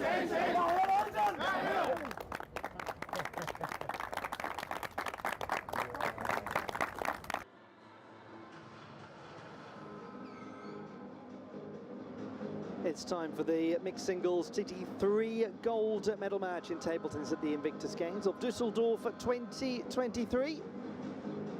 And it's poised to be a very interesting one indeed, as Jung Eun Chang of the Republic of Korea faces Thierry of France. Is it going to be double gold for Jung Eun Chang, who won the TT1 to TT3 mixed doubles competition with Choi Il-sang yesterday? We shall discover in a few minutes or so when the competitors make their way out to the main table, the one that you can see right in the centre of your screen. It is centre stage, it is the showpiece occasion in the TT3 event. ITT1 to ITT3 are the seated categories in table tennis. ITT4 to ITT7, the standing ones. Introduction of the officials, who are so crucial to the administration of what is a really busy event. They've done very well. The table tennis has run very smoothly, run on time. It's been great entertainment, as it always is in Germany. This is one of the world's leading table tennis nations. And there are many, although I say this quietly because one doesn't want to provoke an argument, there are many who believe that Dusseldorf is the table tennis capital of Germany. The moment I say that, people from Berlin start to shout things out to the television, and various other cities that have thriving table tennis scenes. But Dusseldorf really is particularly known. Its excellent club has won the Bundesliga on many occasions. Some of the finest elite level players in the world have applied their trade here and continue to do so. And it's a massive participation sport, not just in Germany but worldwide. It's one of the things that table tennis is rightly extremely proud of, that so many people are able to play the sport whatever their physical condition may be. It's one of the sports that actually began as a Paralympic sport before it was an Olympic sport. And I'm sure there are many of you watching this who are extremely keen table tennis players, whether that's on a recreational basis, whether you play competitively in a league system, whether you're an elite level player. It's a fabulous sport that enables anyone to play at whatever level they wish to play at. You can have a table that is quite easy to store. You can have one of those fold-up tables that goes in the garden or that pops over a dinner table in the house, pops over a pool table or something like that. Very commonplace to see outdoor table tennis tables now. A lot of schools have had them installed in their playgrounds, particularly in urban areas. It's something that provides great entertainment for all ages, for all levels, and it's got a wonderful scoring system as well. The shortness of the games, first to 11 points with a 2-point margin of victory required. Best of 3 games here, so the matches are quick. It enables you to put a bad game behind you quickly. You can drop a game very rapidly in table tennis. You can lose it 11 points without reply. It can take literally a matter of 2 or 3 minutes for it to happen, and then suddenly you go back away from the table, compose yourself for a moment, come back out again, and away you go, and suddenly you're striking the ball cleanly. Suddenly those shots aren't going long. Suddenly you're clearing the net. Suddenly it's your opponent that's having to move, not you. And I'm sure many of you know that feeling all too well, the feeling of striking the ball that just feels like it's right in the center of your racket. It's perfect, you're getting everything right. And some days you just can't seem to hit the right shot for love nor money. In order to get to this stage, to get to the gold medal match, well, you've demonstrated that you're able to play consistently over a long day, a day that began at 9 o'clock local time. It's now getting on for 5:30 p.m. in Dusseldorf.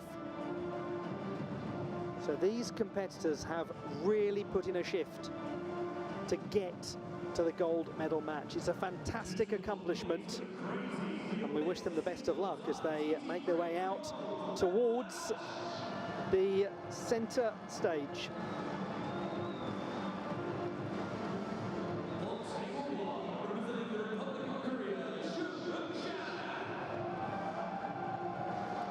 There they are, the two that will be contesting the TT3 gold medal contest.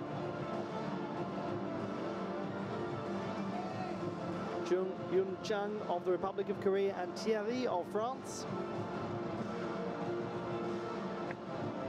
Those of you who watched the wheelchair rugby will have enjoyed the performances of Thierry and the French team at large. They were excellent, only losing by 20 tries to 17 in the bronze medal match against an excellent Australian side.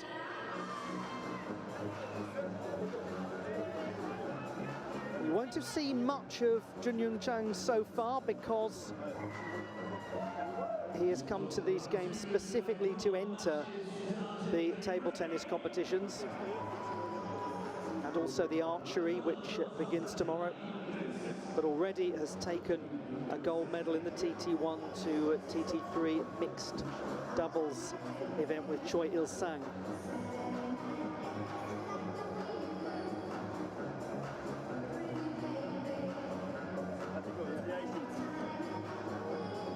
Looks in good spirits, Thierry. Hugely skilled multi-sport athlete, Thierry.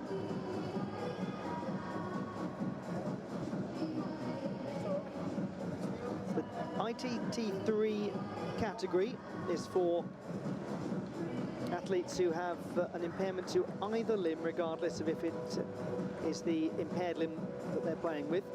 They can use assistive grip devices if the impaired grip is on the playing hand. And it's for competitors with a functional trunk with functional arms impaired use of lower limbs if lower limb function is present. So that is the categorization that you're watching, ITT3, one of 3 seated classes at the Invictus Games. And the mixed doubles was a combined ITT 1, 2 and 3 event. So now we're seeing, with the singles events, the competitors opening up into more discrete categorizations and classifications. If you've been watching a lot of the Invictus Games so far, you'll know that a collective decision has been made by the French delegation to only use the first names of all of their competitors. And that is a key part of the philosophy of the Invictus journey for everyone here. Some of the competitors at the Invictus Games are very keen to talk about their story and to make it public, and others wish to keep it more private, and it's the competitor who has agency over this. It's their decision. We are underway in the mixed singles TT3 gold medal match. Jung Eun-chang of the Republic of Korea and Thierry of France. First point going the way of Jung.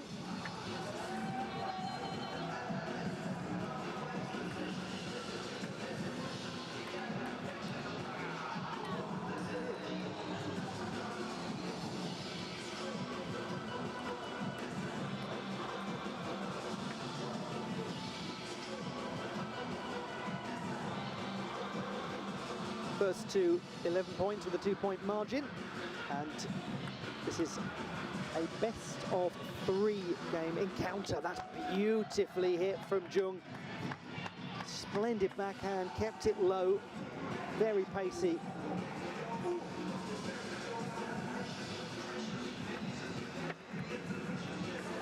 Decent serve as well for a 4-1 advantage. At the moment, Thierry on the right is rather being dictated to. That was good serving from Thierry, forcing Jung to stretch and not really be in full control. The problem when you're playing against someone like Jung Eun-chang is that he plays quickly, takes the ball early with confidence, gets it low over the net. Oh, that just made a little connection on the net, and to the relief of Thierry, skipped wide. But I'm sure you could see there, Thierry was on the defensive right from the serve. The space was there for Jung to put it away, and he's already 4 points from taking this first game.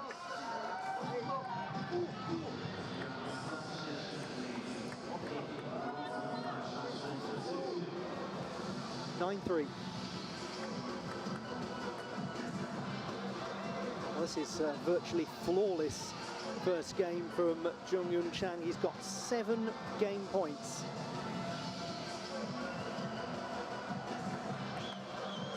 And that is just masterful from Jung Eun-chang. He takes it 11-3 in what feels like a matter of seconds. And you have to feel for Thierry as he smiles at Jung Eun-chang, because he knows he's up against somebody who's a terrific player. Thierry hasn't really been able to get control of any of the rallies so far. Jung's keeping the ball low. He's not allowing Thierry to take much in a natural striking zone. I think it's safe to say that the French competitor is reacting more than acting. There's an example. He has to lean backwards to take that on the backhand side.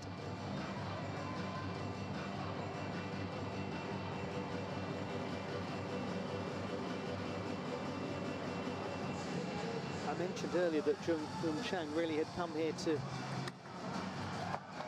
compete principally in the table tennis along with the archery, and you can see why. He's a mighty player. Again, keeps the ball low, played with pace.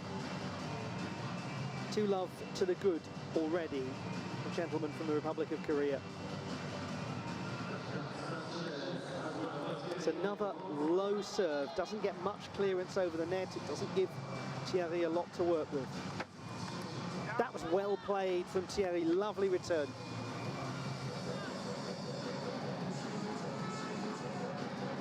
Rare example there of a serve where Jung has given Thierry something to work with.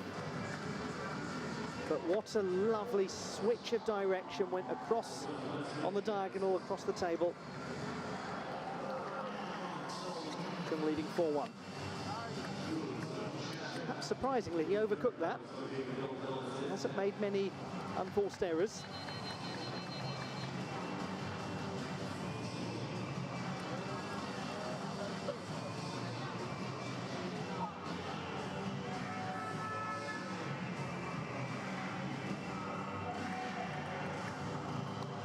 Does clip the net and go over, and that was a blistering return from Thierry. He's done brilliantly to get this to 4-all. Have a look at that. Yes, it gets a touch on the net, but not on the head from Jung Yun Chang. That was beautifully played, and he knows it.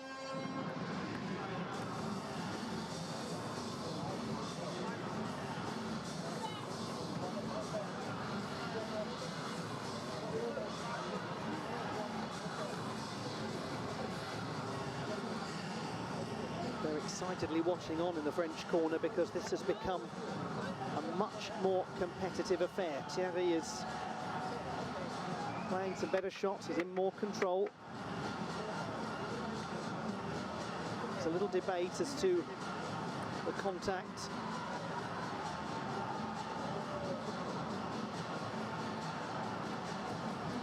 It is now 5 apiece.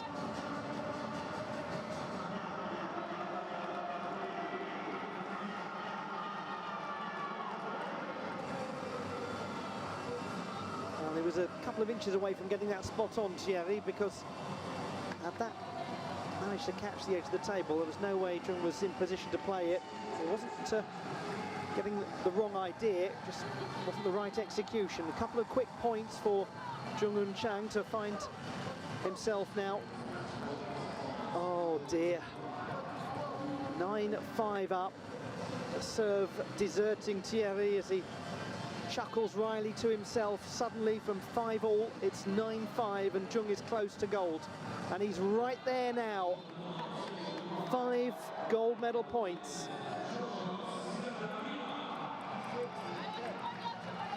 First one, saved by Thierry.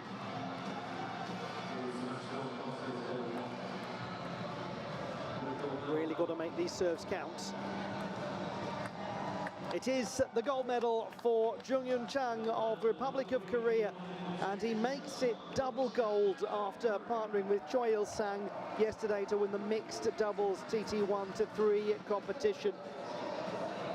He's such a subtle and clever player, Jung Yun Chang, and throughout that match kept the ball low, forcing Thierry to react rather than dictate. And it was great pressure play from Jung Yun Chang, because at 5-all, he could easily, in that second game, have allowed it to slip away. Won 4 points in quick succession, and as a result, takes it 11-3, 11-6. We saw glimpses of how good a player Thierry is.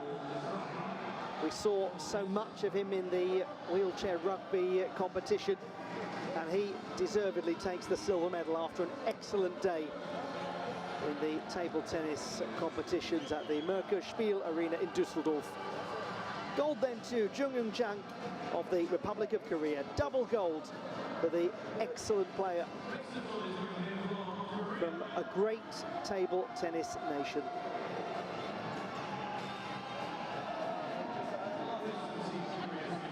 That's nice to see.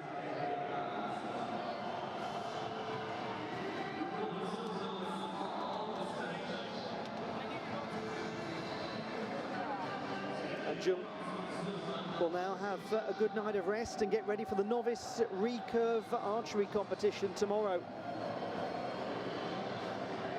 Well, it's not as though the Republic of Korea doesn't have a pretty good record in all things related to archery. It really is a massive sport in that country.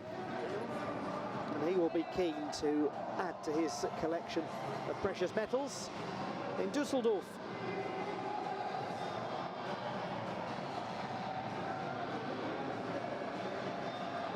Proudly he sports the flag of the Republic of Korea, and he'll be soon sporting a second gold medal.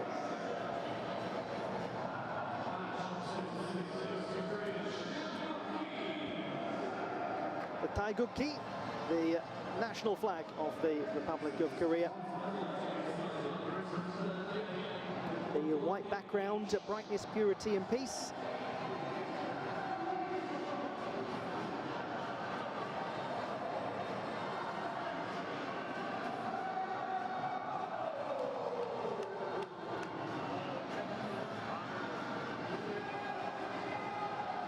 And we'll have more action to come in just a short while as we continue with the next of the 6 gold medal matches that we're bringing you today. It'll be the mixed singles TT2 event coming up.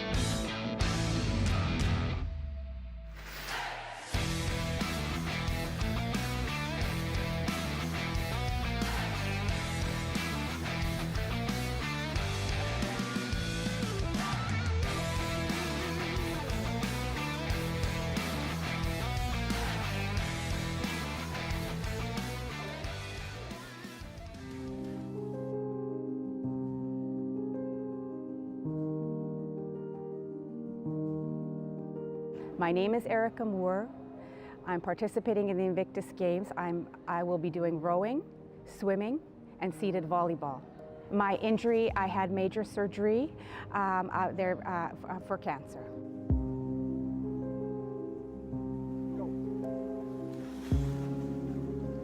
When I heard the news that I was part of the games, I jumped up and down in my living room. I couldn't believe that they had selected me. I was so happy, and immediately I called my aunt, and we were cheering together, and we were crying and laughing together, and this opportunity is the most amazing thing in my life.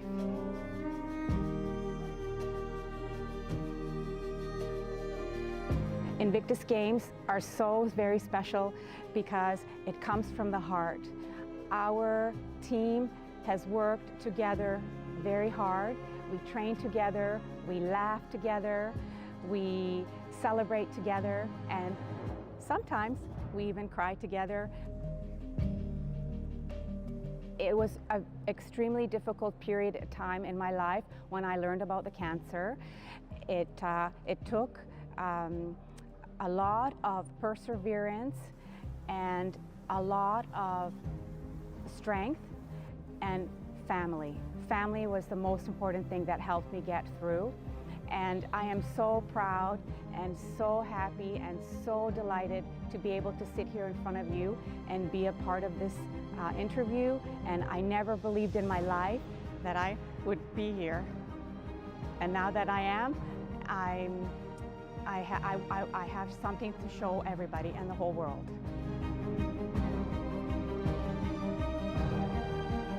I have my aunt and uncle and my cousins. I have 2 cute little nieces who will be watching and who will be cheering and who are in my heart every single day. And I walk proudly, and I love to serve my country, and I walk proudly every day knowing that there are people who believe in me and I can show that I can be a part of the team, and I would like to do the best that I can.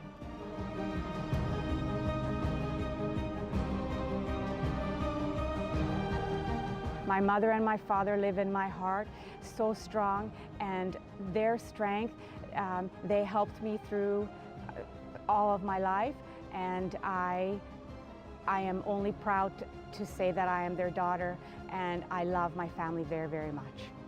The message is to love life, to take it day by day. The message is to bring your family closer. Talk about it. The message is to make friends, to come together as a team, to be as one nation, and to support each other. And that way we'll all be stronger together. Canada!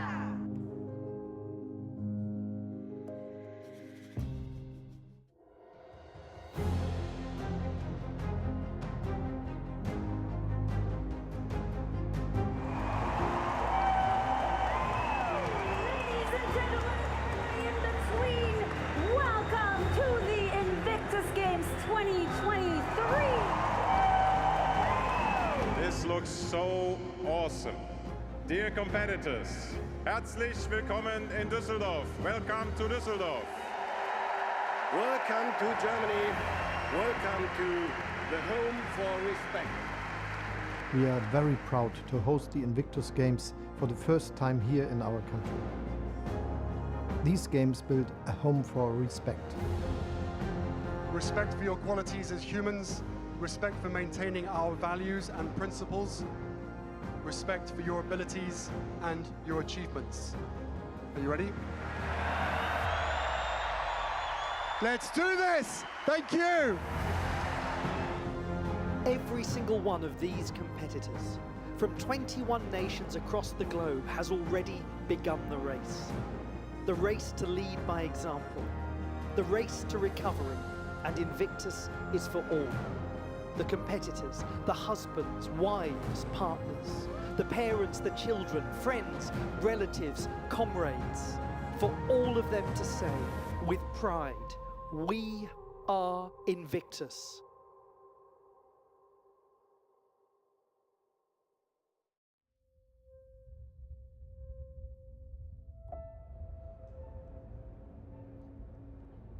My name is Matt Tindall. I'm representing Team Canada at this year's Invictus Games.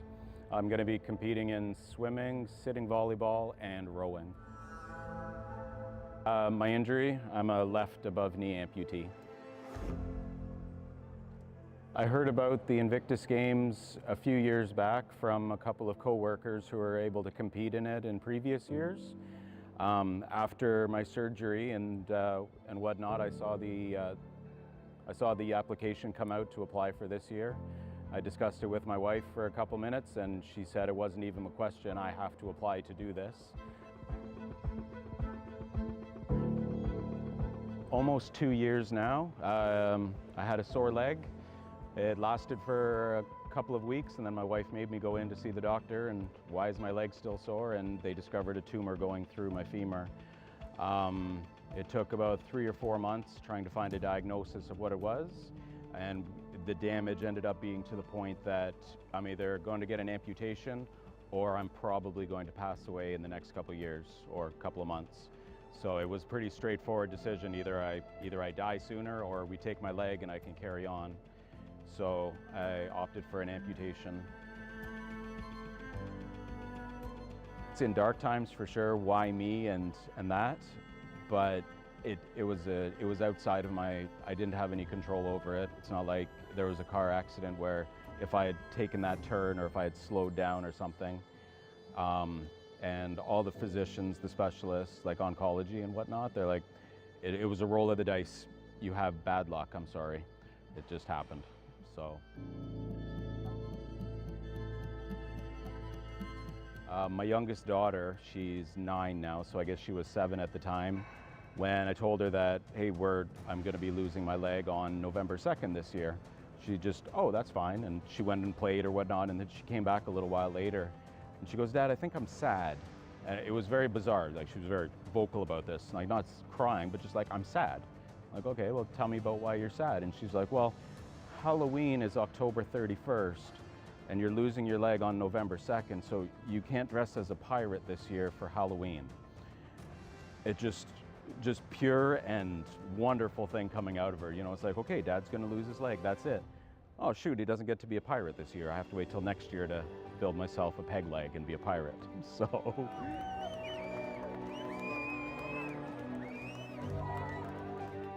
Sure, there's an injury. Yes, it's weird, right? Like this is different. You don't see, like in our community, we don't see a lot of amputees or visually disabled looking people around. Trying to normalize it and just live a normal lifestyle. Can still go hiking, I can still motorbike, I can still bicycle, and just normalizing the injury and normalizing the situation that, sure, it's different, but it doesn't have to be, you don't have to shy away from it. It doesn't have to take over your life. I think I'm going to expect after the games that I've learned that I can do this. This will be my first competition since taking my leg. I think it's going to be a big day, but proving to myself, it's like, yes, I can still compete, regardless of what position I might get and where my hierarchy will be and how well I did at stacking up against other countries. But proving to myself that, yes, I can still do this and then build from there.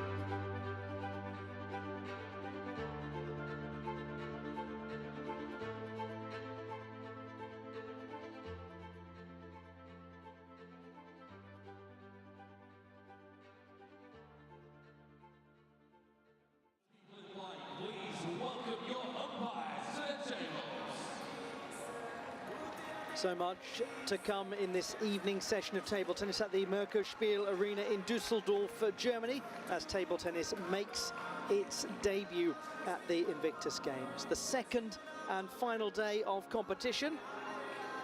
It's been a fantastic couple of days, and we are getting closer and closer to these last gold medal matches. 4 of them still to come across the mixed women's and men's singles competitions in both seated and standing categories. I'll talk you through all of the different categorizations that we're going to see as and when they appear in front of us in these gold medal matches on table 1. Lots of competitors here ready to enjoy the action. This is a nation that absolutely adores the sport of table tennis. Plenty of German fans have come to watch in Dusseldorf, which is itself a hotbed of table tennis, even for a nation like Germany. In a country that loves the game, this city loves it perhaps more than most.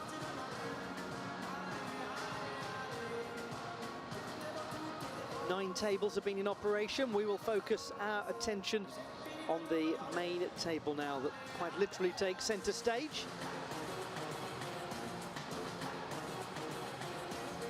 And there is the prospect of a German gold in this first match of the evening session.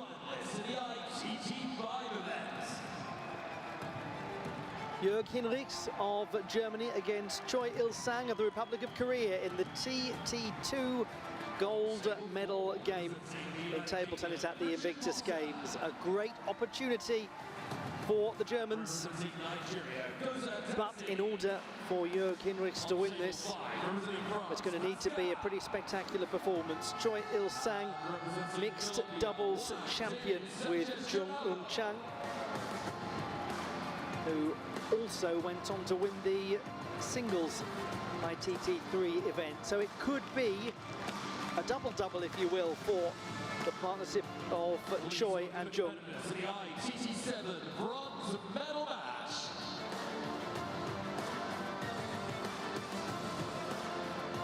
This is on table number 6. We have the TT2 mixed singles, and then it will be the women's singles TT7. But first of all, let's have a look at the path to the final for these competitors. You can see just how strong Germany's performances have been. 3 of their competitors getting to the last 4. Just Choi Il-sang, not from the host nation. Please welcome the competitors in the ITT7 women's singles bronze match. So as mentioned a moment ago, the women's singles TT7 gold medal match will be the next one after the mixed singles TT2. Then we'll have the men's singles TT7 and the mixed singles TT5. 4 absolutely cracking matches to come. Those of you who are new to watching table tennis, just a quick bit of housekeeping on how it all operates. First to 11 points with a 2-point margin wins the game. And what you're seeing here actually is a shorter form of table tennis than is standard. Best of 3 games, rather than the more common best of 5 or 7 that's used across world table tennis or ITTF competitions and the Paralympic Games.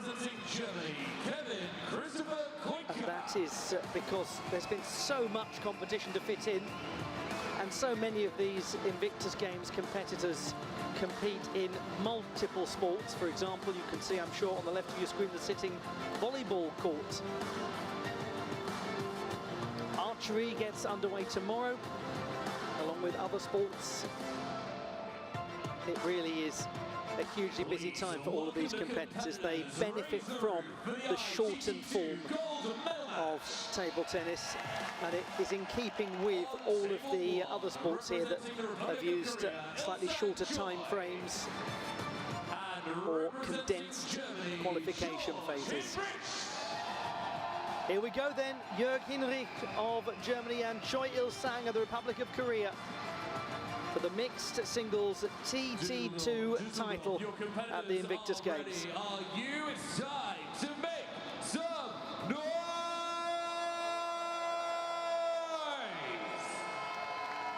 There is Jörg Hinrichs competing in Dusseldorf, where the local club is an international force, winning the Bundesliga title on multiple occasions. Some of the top elite players in the world play in Dusseldorf. Choi Il-sang of the Republic of Korea, who won the mixed doubles ITT 1-3 competition with Jung Eun Chang, who has already won the corresponding singles event for the ITT3 players. So this could be a fantastic couple of hours for this doubles partnership from the Republic of Korea. Or is it going to be joy for the host nation and Jörg Hinrichs? The ITT2 categorization is for competitors with impaired trunk function, with functional arms, loss of sitting balance with no functional use of lower limbs.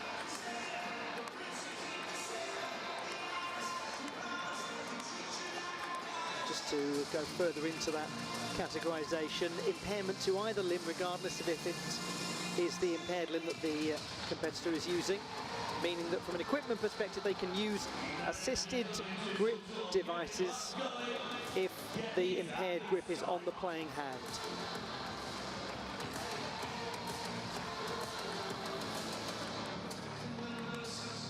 Short warm-up in operation and then we will get underway. Clever player, Choi Il-sang. Very versatile game. Jörg Hinrichs is capable of really moving people around the table, stretching them with good diagonal strokes.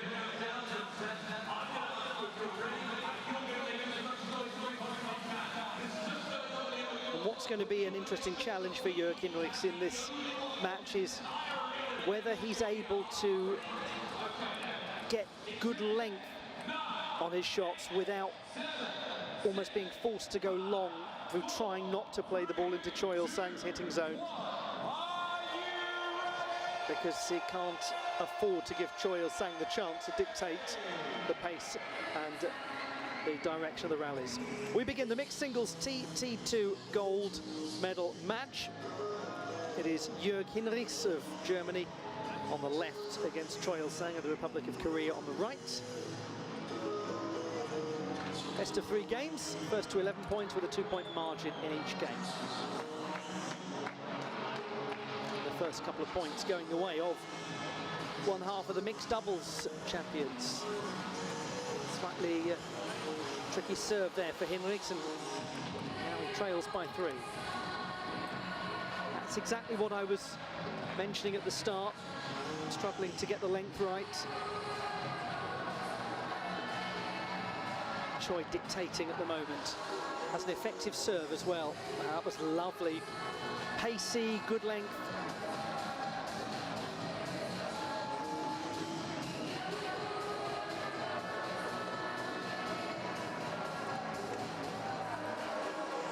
Yeah, it's a terrific start from Choi Il-sang. 6 without reply.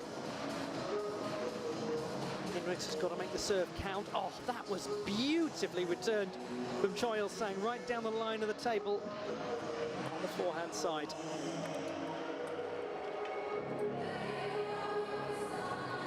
Eight in a row. You have to feel for Hinrichs, who's been superb all day. Just can't get a point. That was better. Kept his length. Absolutely. Just feels good to get something on the board. Kept his length more accurate. And he's got another with the assistance of the net cord. Doesn't celebrate that in keeping with the standard table tennis etiquette. You never celebrate a net cord. Always apologise for it.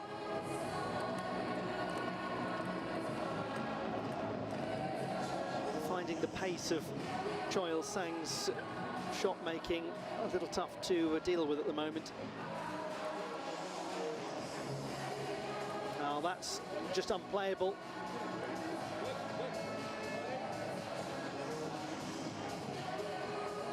The letter's been called, but it is 10-2 now with 8 game points.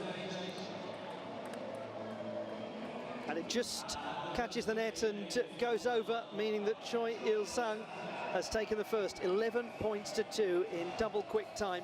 Brilliant start from Choi Il-sang, going for double gold.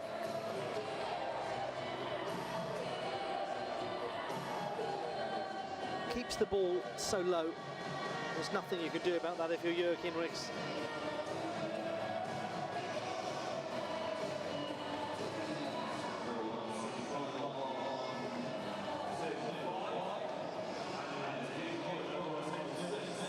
11-2 to Choi Il-sang in the first of this best-of-3 series in the TT2 gold medal game.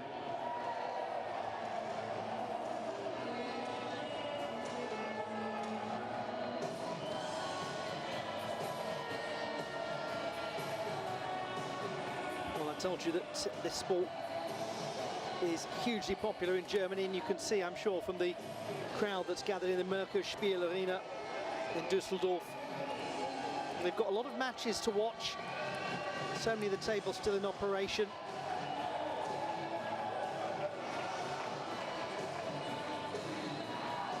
I think we've got about 6 tables still playing.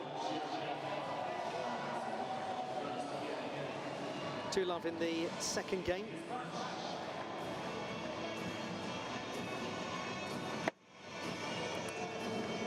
That's a great shot from Hinrichs. Took it quickly, decisively on the diagonal.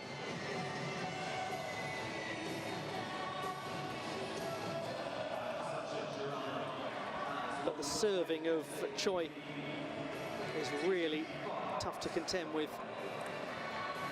If you've got an effective serve, as I'm sure many of you who play this sport know, or any racket sport, then you control the point straight away.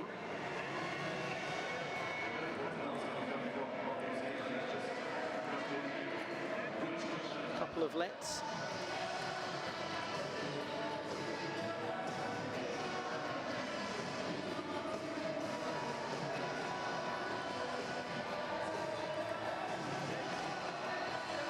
think that struck the net again. That's 3 in a row. Unusual. That's 4 of them. Trying to think the number of times I've seen that really got some height on it that time. Oh, just couldn't quite shape to hit that one. That was awful for Jörg Hinrichs, and he's chuckling away about it. Just sat up in the air and he wasn't able to pick a shot. Probably just put too much height on the ball in a determined effort to not have another let on the serve. He's now 7-1. But he's had a superb day to get to this. Be guaranteed a silver medal. Fabulous from Choi Il-sang. That just whistled past Hinrichs. In contrast, Hinrichs not able to get his length quite right. 9-1, 2 points away from the title. Choi Il-sang.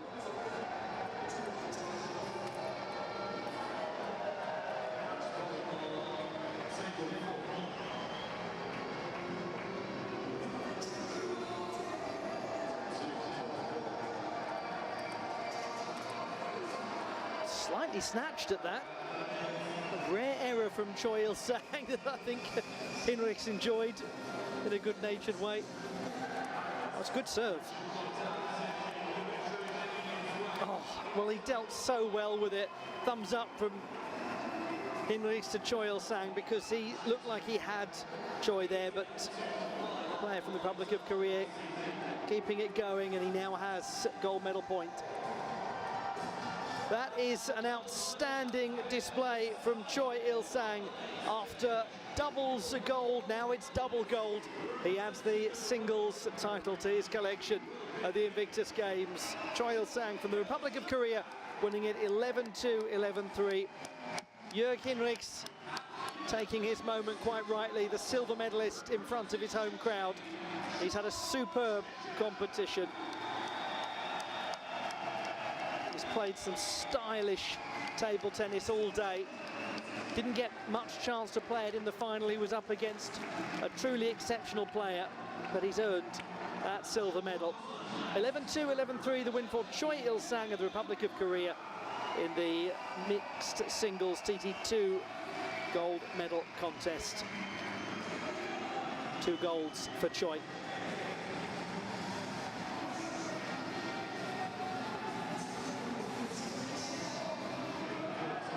I think it means a huge amount for all of the German competitors to get to the medal rounds in table tennis at these games.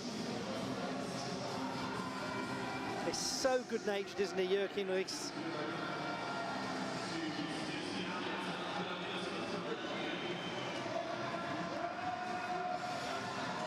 As you can see, the tables in operation across the Merker Spiel-Arena.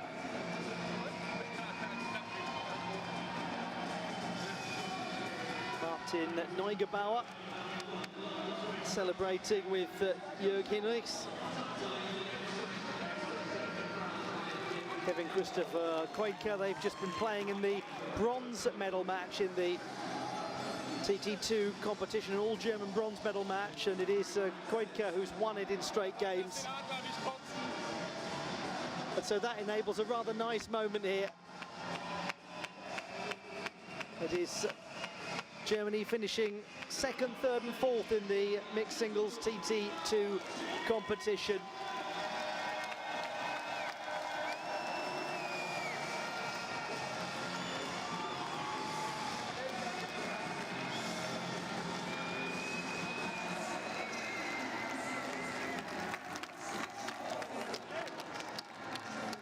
House in the Merker Spiel-Arena to enjoy the table tennis. Look at that huge crowd, it's fantastic.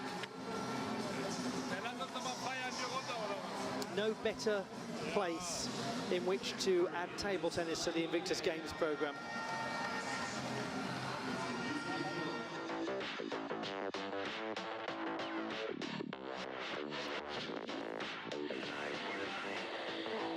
Well, let's have a look back at some of the finest moments in this mixed singles TT2 gold medal meeting that saw Choi Il-sang of the Republic of Korea beat Jörg Hinrichs of Germany 11-2, 11-3.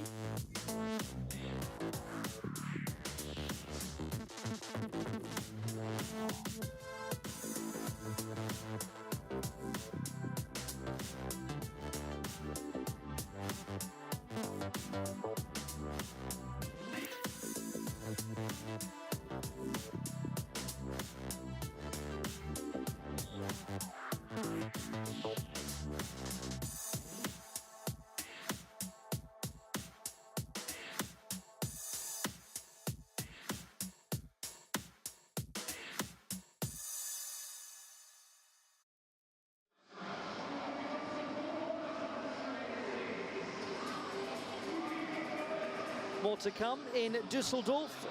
We'll have for your entertainment in around about 15 minutes time the women's singles gold medal match in the TT7 competition. So don't go too far away.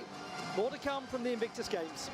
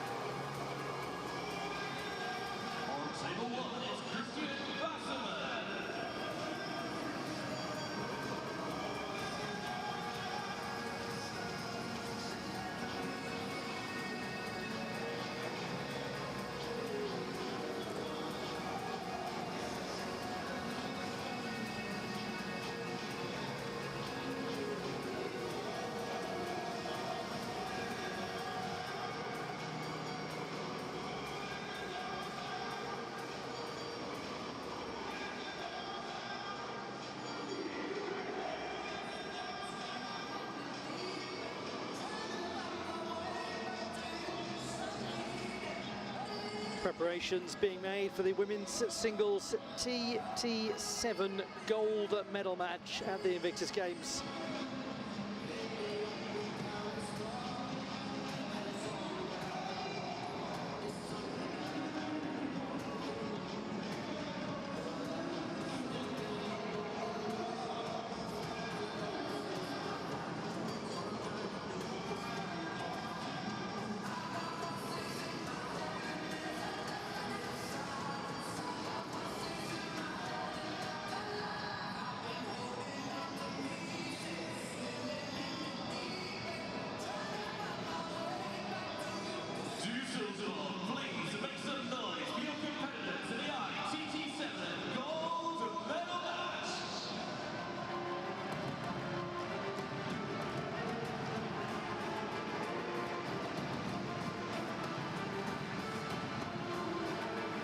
It's time for the anti-penultimate contest in table tennis on table 1 of the Invictus Games in Düsseldorf, Germany.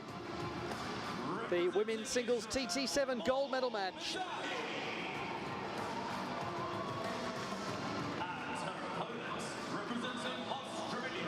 Verity Sanchez, who is definitely from Australia, not from Colombia, taking on Mor Mizrahi of Israel.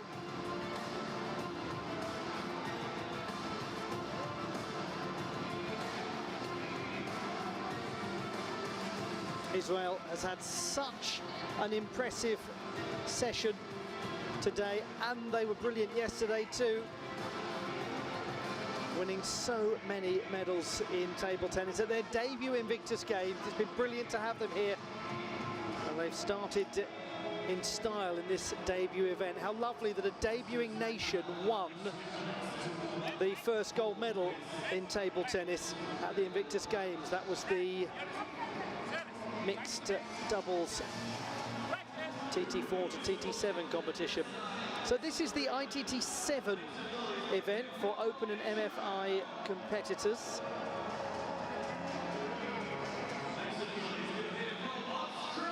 This is for physical impairments not comparable with the impairments in ITT1 through to ITT6.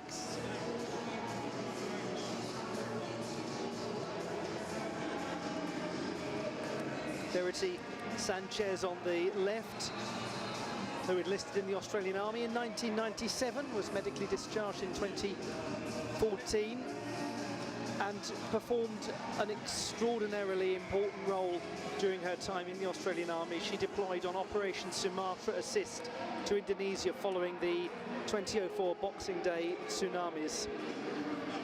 Now, she is an analyst for a technology company, 45-year-old.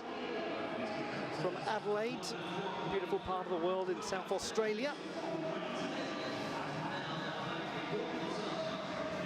And she participated in the University of South Australia's Invictus Pathways programme. Actually started as a swimmer, Verity Sanchez.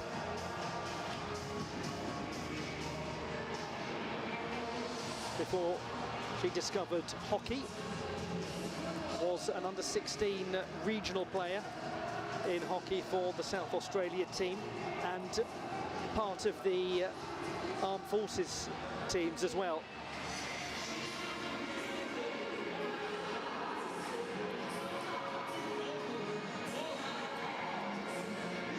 And she has put it so beautifully herself by invoking the words of the great J.R.R. Tolkien: it is not the strength of the body that counts, but the strength of the spirit.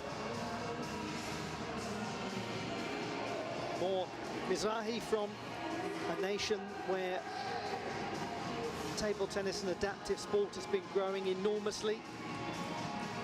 I talked earlier about Caroline Tabib, the two-time Paralympian, who is a member of the Israeli Armed Forces, Corporal Tabib, who's competed at the highest level at the Paralympic Games and is one of the top-ranked players in the world. She's been very influential in growing the sport. And I think it's clear here that what the Invictus Games has done is to open up adaptive table tennis to a completely different audience, which has been wonderful. And thank you so much for being part of that audience, wherever it is you're watching the action from, and to whoever you're supporting, and whether you're a table tennis player yourself or just enjoying discovering this as a new sport. It really is one of the most inclusive and accessible sports in the world. It's got an incredibly high participation level. Tens and tens and tens of millions of people play the sport worldwide. Whether they play in their back garden or in the garage or the garden shed, or whether they play for a club recreationally, semi-competitively, or whether they're playing at the top level of the game, table tennis is for everyone. And for one of these two, the gold medal in the women's singles TT7 competition. Verity Sanchez of Australia on the left, Mor Mizrahi of Israel on the right. First point going the way of Sanchez. For those of you new to table tennis, oh, it's a lovely forehand from Sanchez. Took it swiftly, decisively on the diagonal. As I was saying, those of you new to watching it, it's first to 11 in a game with a 2-point margin. Just put a little too much angle on that, the Australian. It's a best-of-3 series. So a shorter format at the Invictus Games than in Paralympic competition. Good serving from Mizrahi, getting decent depth on the ball. So it's 2 apiece. As Sanchez nudges in front once more.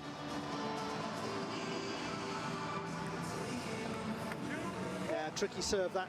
Took an awkward path for Mizrahi.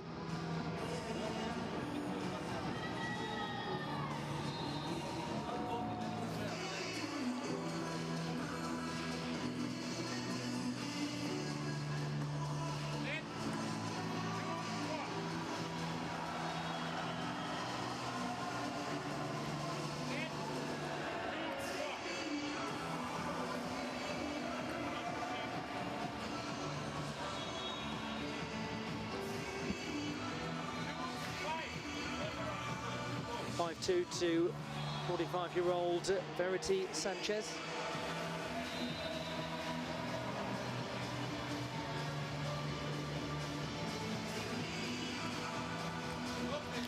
Sometimes that's the temptation in table tennis, is to try to win the point very quickly. Sanchez putting a little too strong an angle on the ball. Oh, what a great serve, though. That was outstanding. Really pacey. Hard for Mizrahi to control.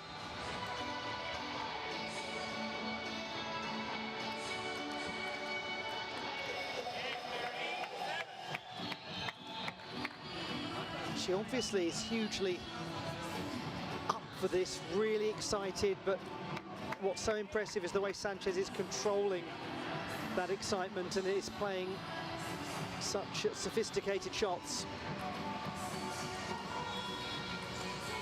That was an example right there. The return of serve, pushing Mizrahi back into the corners. And you do so well in table tennis if you can box your opponent into the corners of the table. With a smile, she's 2 points away from game 1.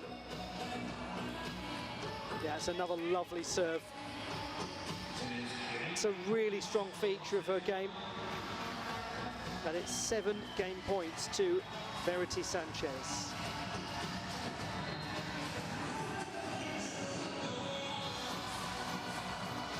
That time a little too long.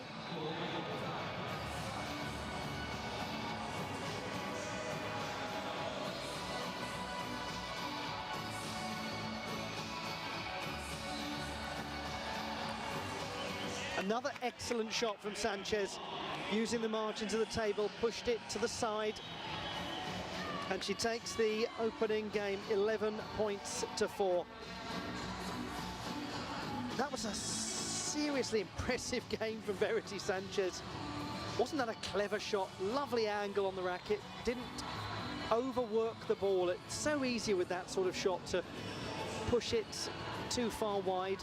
She did that towards the start of the game and clearly had learned from it. And what is tough for Mor Mizrahi at the moment is that woman's variety. She's a difficult player to read. Verity Sanchez takes the first game 11 points to 4 in the TT7 women's gold medal contest at the Invictus Games in Düsseldorf.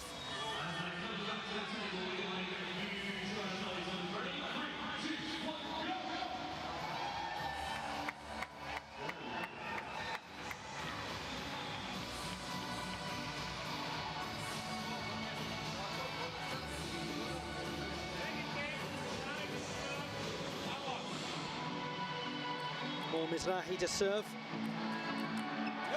Yeah, that's an excellent point from the Israeli. Switching sides well. Versatile shot making, good serve.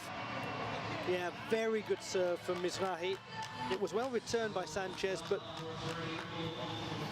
nonetheless, Mizrahi in control of the rally. Nice that we're getting the chance to see some of the sophisticated shots that she has at her disposal too. And look at how the energy of the match has changed. 3-love at the start of the second game.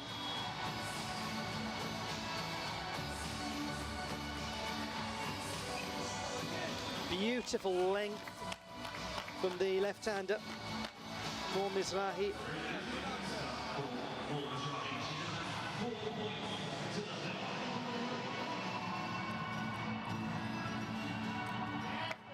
Just slightly over-seasoned that shot.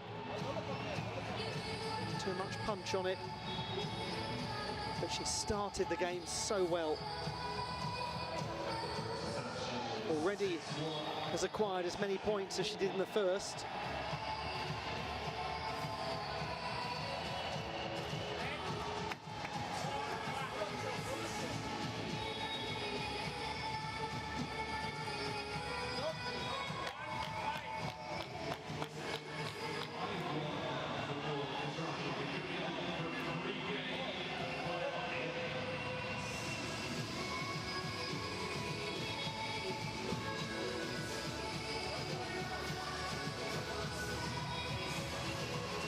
Getting plenty of guidance from the sidelines.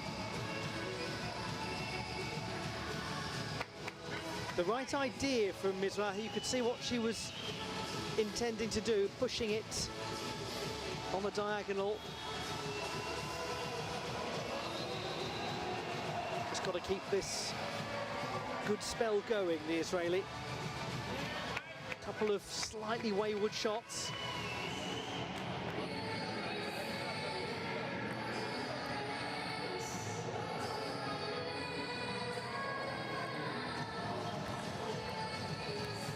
Good coverage, good movement from Sanchez.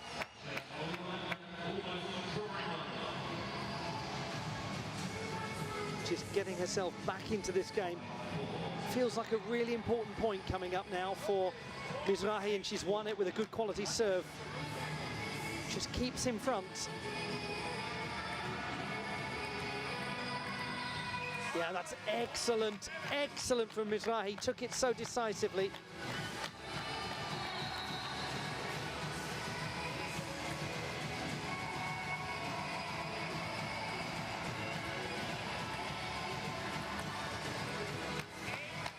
Total turnaround. She's dominating the rallies.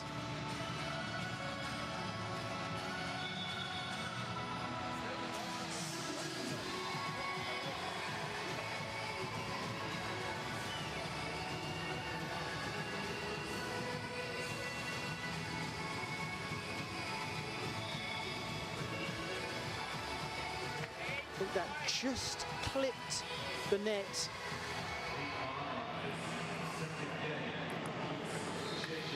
Oh yes, what power and length for Mizrahi, super shot. 2 points away from forcing a decider.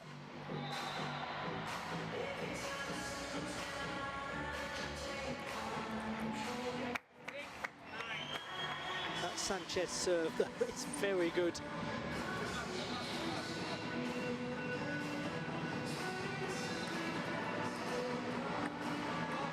But it is now a series of 4 game points to Mor Mizrahi.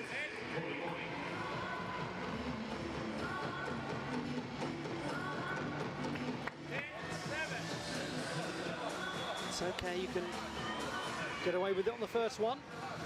Needs to make this count though. She's done it superbly. What a game from Mor Mizrahi. Sanchez not able to play anything like the game she played in the first. The variety that she has, this clever player, was neutralised by Mor Mizrahi, who was so much more accurate in her striking. She was moving Sanchez around more.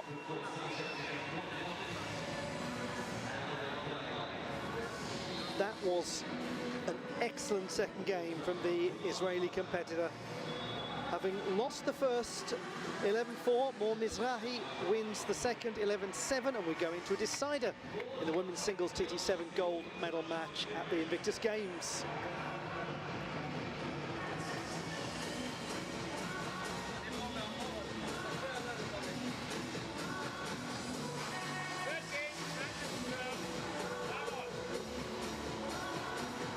Final game, slightly snatching at the return perhaps. Mor Mizrahi.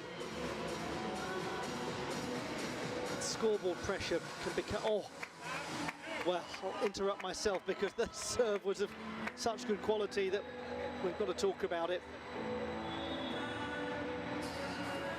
Came right down on the line on the edge of the table. But as I was saying, scoreboard pressure is such a big factor as you go into the deciding game. It's so important that no player allows the early points to run away from them, and they can keep it tight.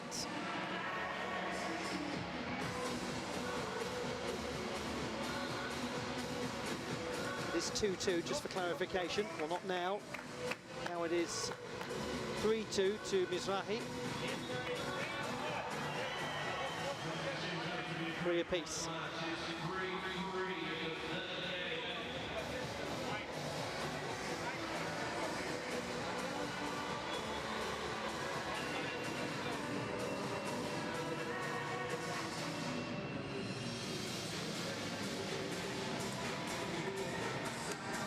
That's brilliant. Almost could see that coming in slow motion. Sits up at a nice height, and the technique from Mizrahi on the backhand was brilliant. She is 5-3 ahead.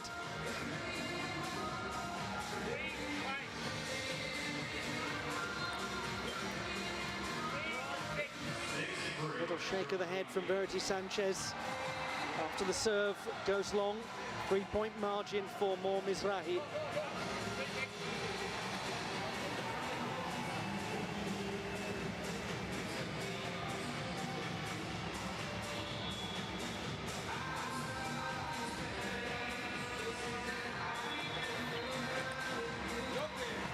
What's so impressive is the length that Mizrahi is getting on her shots. They're not sitting up very easily for Sanchez to strike. As a result, she's being forced wide and long a lot.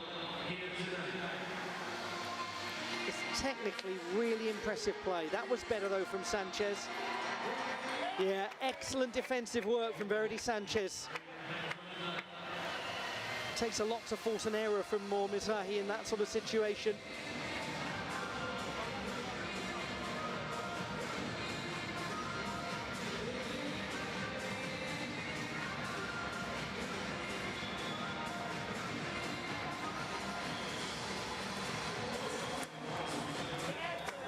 Well, that is the most useful bit of fortune for Verity Sanchez. And that is a most useful shot from Mor Mizrahi, who is now 2 points away from the title. What a fabulous match this has been. A little too much power from Sanchez, and now 5 gold medal points. them used up. Now Sanchez with some really big serves. And that was a high quality serve when it was so needed from Verity Sanchez.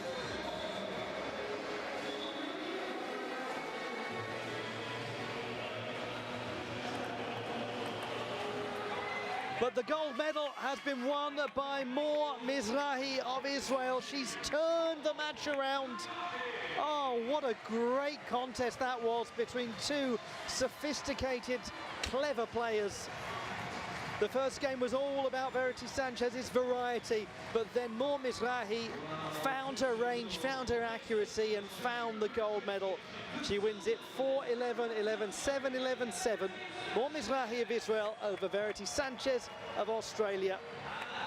But Verity Sanchez has been clear that it is sport that has provided her with the motivation to work at rehabilitation. It's enabled her to set goals, to find a routine. And she said herself that simply getting to the starting line was already a success. To be wearing the green and the gold, she said she wanted to stand behind the table, to wear the green and gold and give it her absolute all. Well, she has done. There's no question of that. She could not have given more to win that silver medal. The moment of victory for Mor Mizrahi.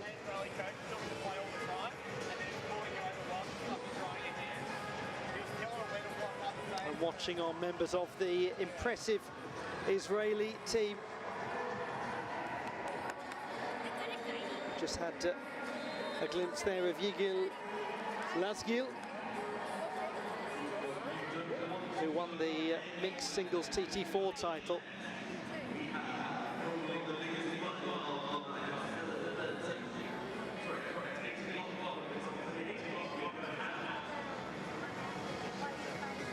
She did brilliantly, Verity Sanchez.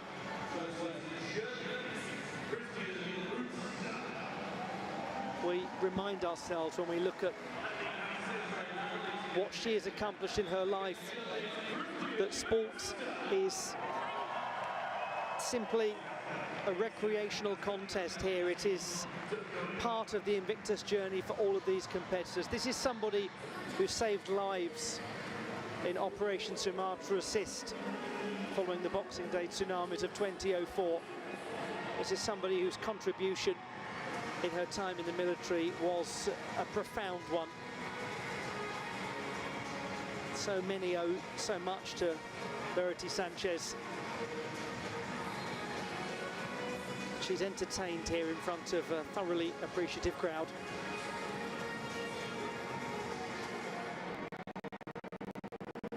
We've come. I hope you're enjoying the action so far. In just under 15 minutes time, we will bring you the men's singles TT7 final.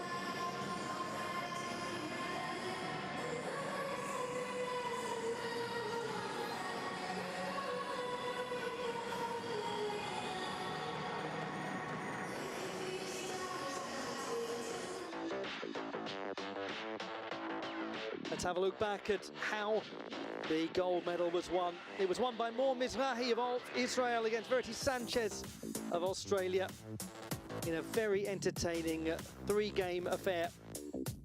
4-11, 11-7, 11-7.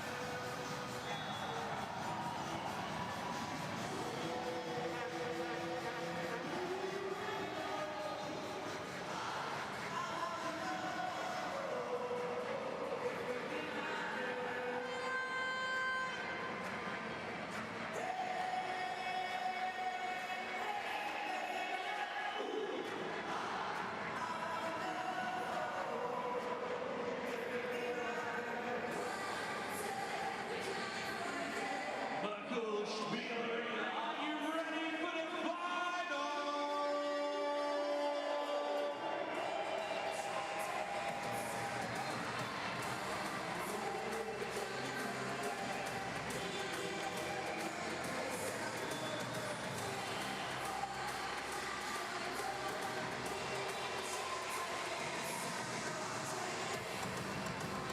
This is one of the biggest finals of the night, the entire Invictus Games. Please welcome your competitors in the men's singles ITT7 gold medal match.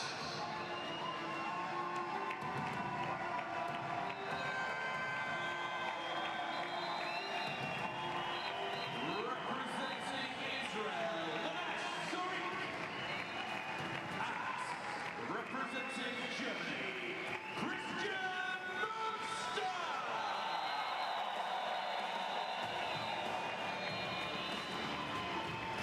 What an atmosphere in the Merker Spiel-Arena for this men's singles TT7 gold medal match at the Invictus Games, the Düsseldorf 2023 Games. Christian Münster of Germany against Menashe Zorik of Israel. It's 50% of a rematch from the mixed doubles semi-final. Zorik and Jago Cesari went on to win the mixed doubles competition after they beat Christian Münster and Torsten Kardel, who went on to win bronze. Well, Münster is guaranteed to go one better. Is he going to deprive Menashe Zorik of a second gold medal? We will discover.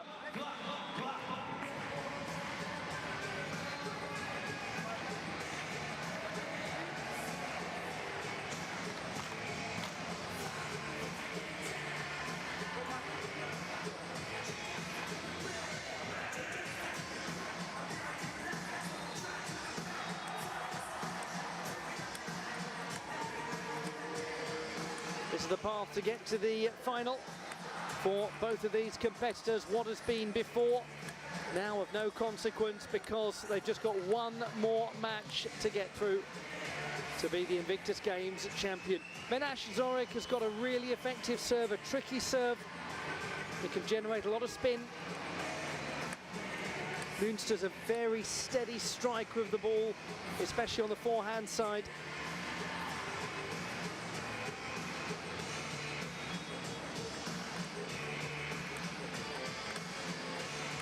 Could be a very interesting tactical affair, this.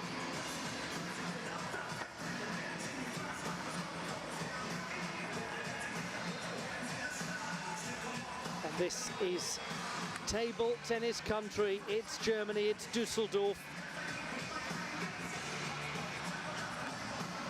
A nation with so many people that play this game recreationally and competitively and at the elite level.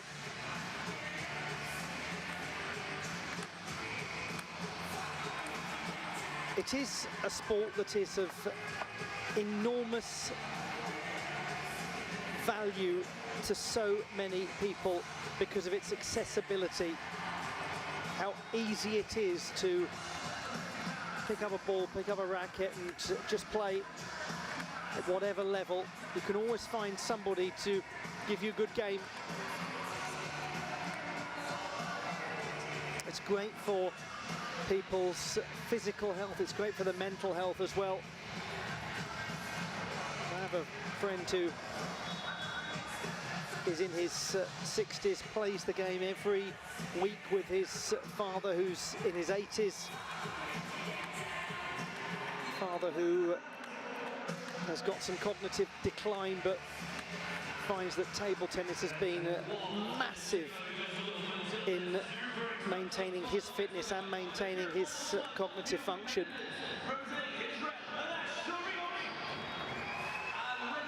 So many of these competitors at the Invictus Games have said that table tennis has been an absolute lifeline for them, especially with the community that has introduced them to.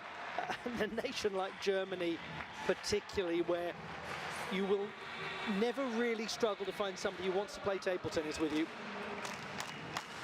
As you can see from the crowd, which is enormous.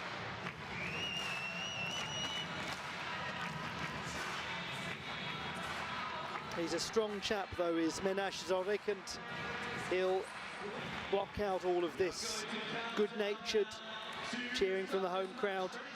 And you can bet your bottom dollar that if Zorik wins it, they'll straight be on his side straight away. They'll be back on their feet to cheer for him. Here we go, the men's singles TT7 gold medal match. Christian Münster of Germany will serve. Menash Zorik of Israel will receive.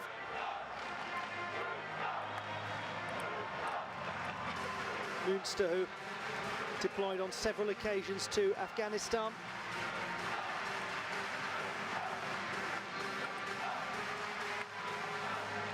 We've got to watch out for the backhand of Zorik. That serve that I mentioned that can be difficult. Good return, but ultimately Münster striking the net. ITT 7 is for open and MFI competitors. Physical impairments not comparable with impairments in the ITT 1 to ITT 6 class.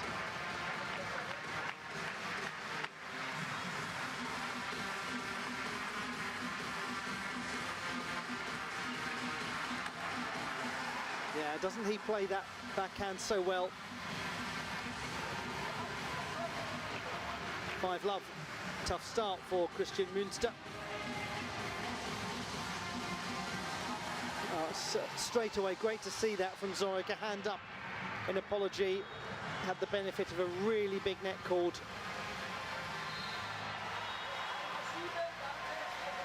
Just needs to take his time here, Christian Münster.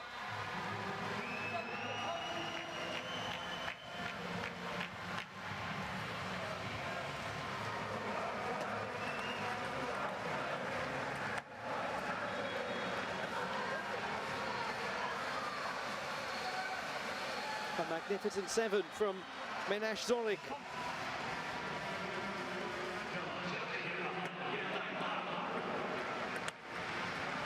Oh, what a shot that was from Zorik! He was halfway out of the building. Incredible play from Menash Zorik. Because frankly, Münster had that point won, or at least it looked like it, and his shot making was very good. And he's got something at last.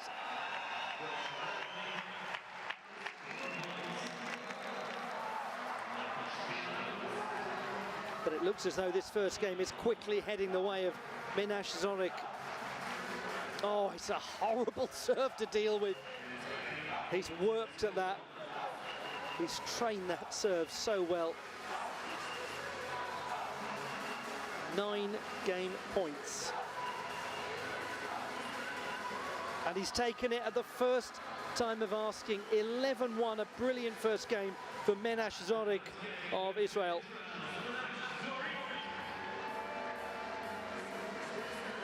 He's such a wonderfully subtle and almost elegant player in how he hits the backhand.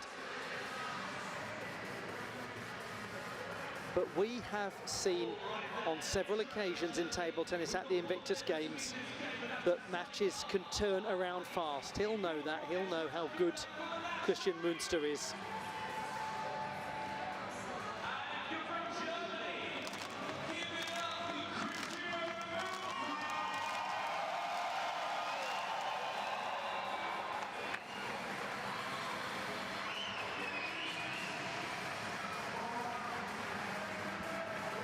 To the second in this best-of-3 series.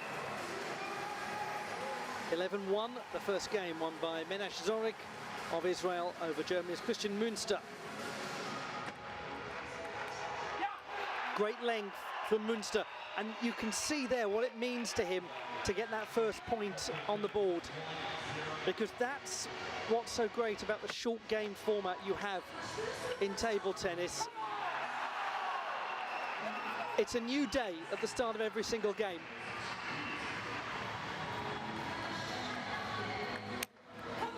And it means a lot psychologically to get some scoreboard pressure on your opponent early on. Suddenly, he's 3 to the good.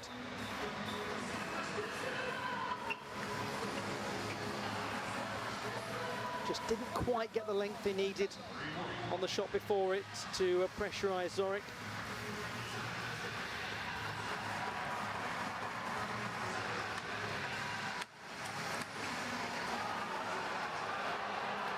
Plays so well at pace.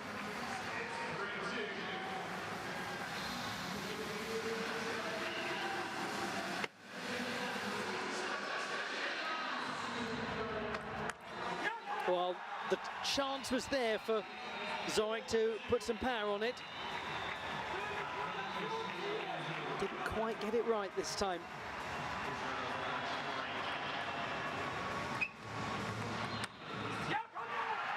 Look at Christian Münster now. From the moment he won that first point of the second game, he's been transformed.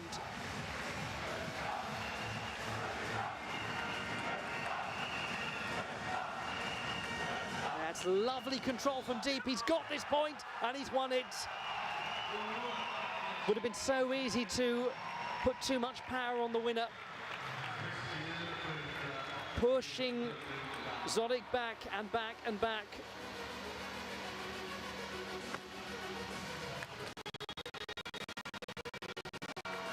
Nonetheless, the Israeli gets it back to a 3-point deficit.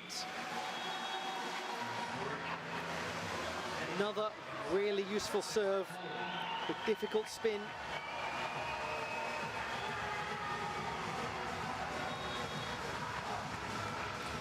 Oh, he met it beautifully, not for the first time. He's got such a good reach, Zoric, on the forehand side.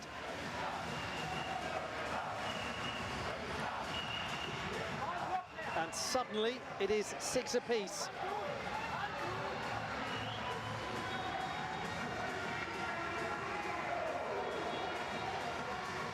There's a pause in the game every 6 points.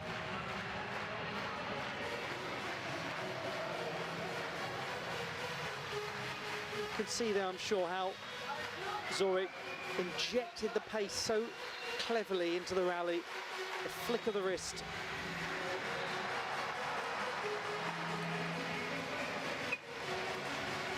Yes, he's done it once more, pressurising Münster.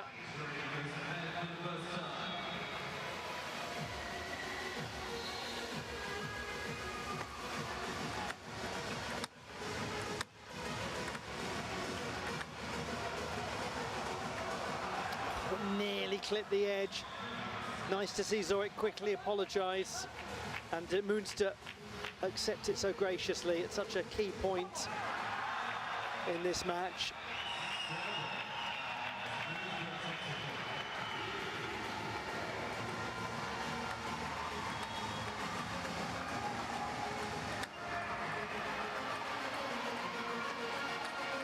He is so impressive, Zoric. Defensively, that was a masterclass. Took pace off the ball, slicing it.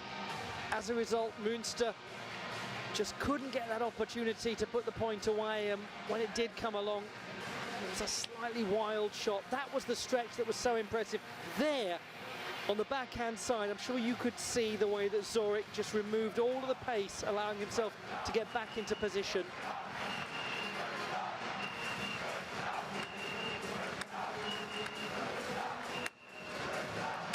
Good defending from Münster, brilliant defending. Oh, what a game.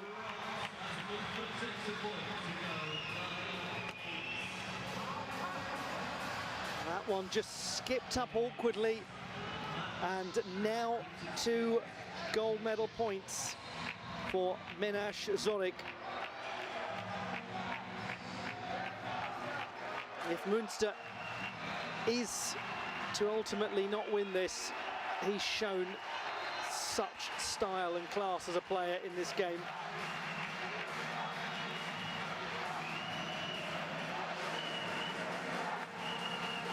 It's a brilliant, brilliant display from Menaj Zorik to make it 2 gold medals at the Invictus Games, and Christian Münster of Germany basks in the applause from the home fans, and indeed many of the Israeli fans too, because they've enjoyed watching this gentleman in his home nation play such entertaining table tennis.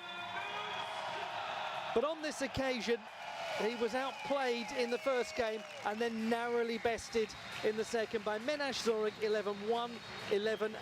Zorik, a stylish and clever player with wonderful coverage, deceptive speed, and really impressive reach. He plays on the stretch so well, and he's clever at disguising that pace, winds up for a big forehand, forces Münster into the net, and the two competitors embrace as comrades and friends at the end.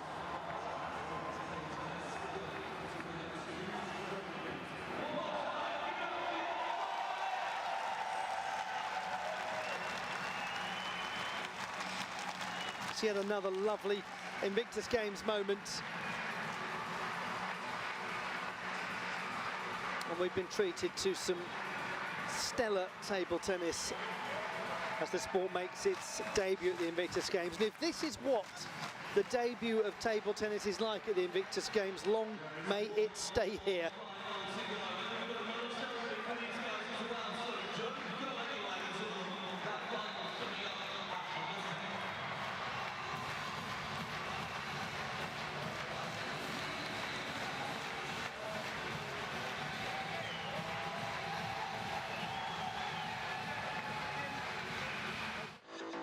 Let's have a look back at how Menaj Zorik of Israel secured his second gold medal in table tennis at these games after taking the doubles title with Yagor Kezari yesterday. He met Christian Münster of the host nation, beat him 11-1, 11-8. Münster showing moments of extreme quality, especially in that second game, but the serve of Zorik so difficult to contend with.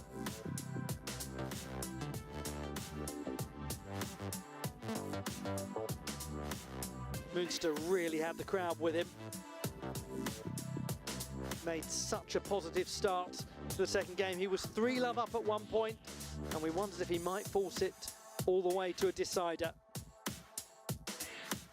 And in the end, it was Zorik who narrowly got over the line in the second game.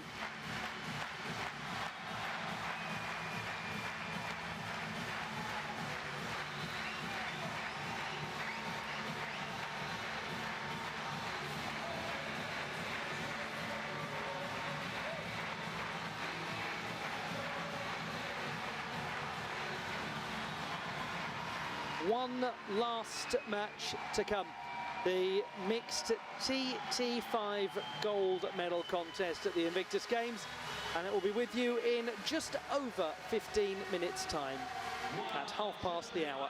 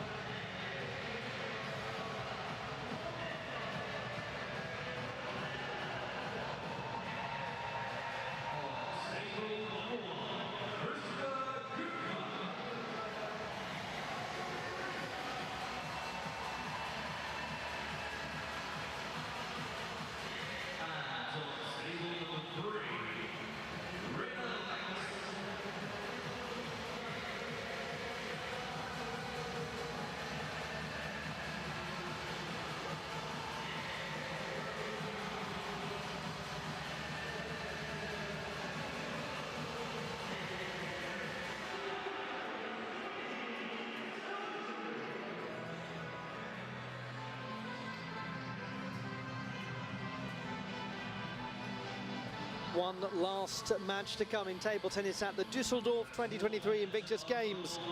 The men's, or the mixed singles, I should say, TT5 gold medal match.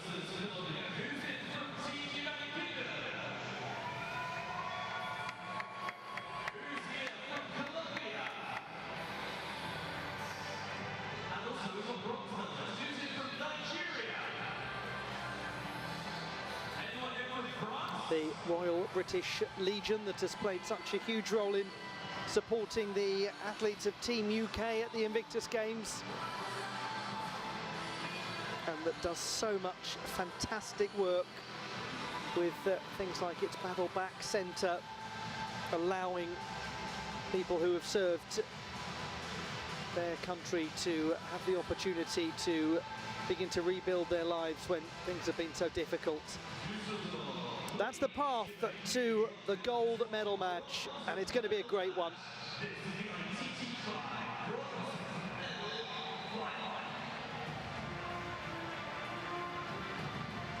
The bronze medal contest taking place on an adjacent table at the same time.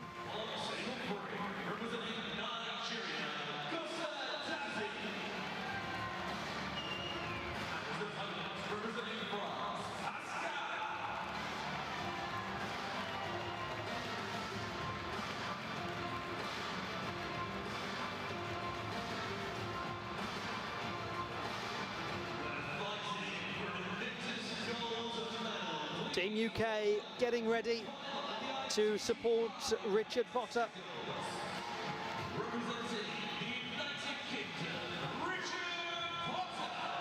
It's the mixed singles TT5 gold medal match in table tennis at the Düsseldorf 2023 Invictus Games.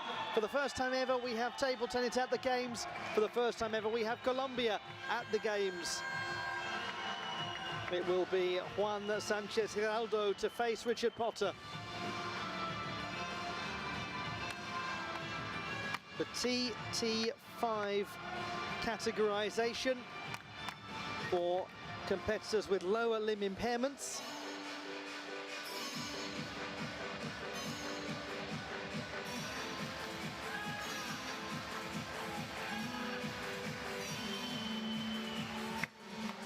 Juan David Sanchez Giraldo, part of the Directorate of Veterans and Inclusive Rehabilitation, the DIVRI in Colombia, having been a member of the military. And a very accomplished track and field competitor as well, Juan David Sanchez Giraldo, national champion in javelin and also a medalist in the shot put last year. Facing Richard Potter, 38, an army veteran from Norfolk, but originally from the west of Ireland, joined the armed forces as a reservist before becoming a full-time member of the British Army in 2010. He was a captain and based at Horse Guards Parade in London, and had a completely unexpected injury actually in a football match that resulted in an extremely serious leg injury requiring an amputation 3 years later in 2018. He has rehabilitated extensively at Headley Court and Stamford Hall and was reassigned to Norwich before being medically discharged a couple of years ago. He has said it means the absolute world to be selected for Team UK.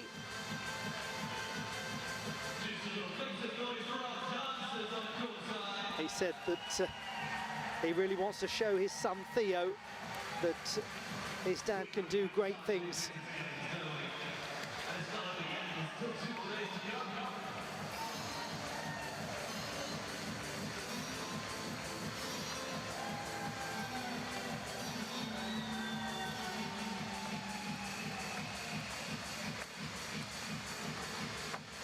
Two very good competitors. They played so well to get to the gold medal match.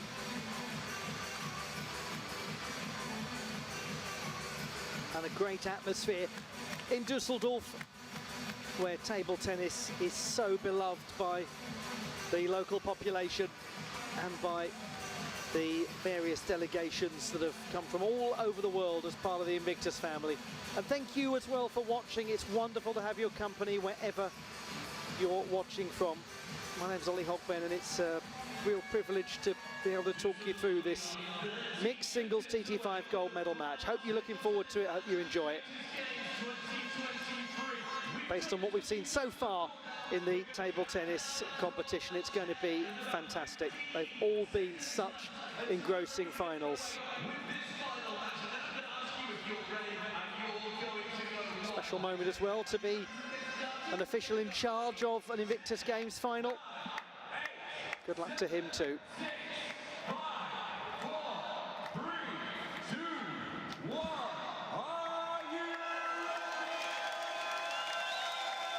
What a wonderful atmosphere for the mixed singles TT5 gold medal match at the Invictus Games, as Richard Potter of the United Kingdom team meets Juan Sanchez Giraldo of Colombia.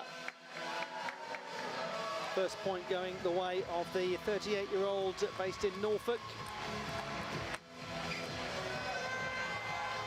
He's going to have to contend with some real power from Sanchez Giraldo. It's a good striker of the ball. Got lovely length on the forehand, troubling Potter.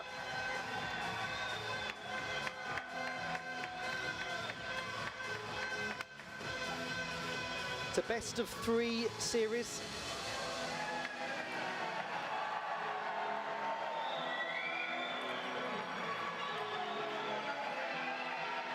First to 11 in each game with a 2-point margin of victory required.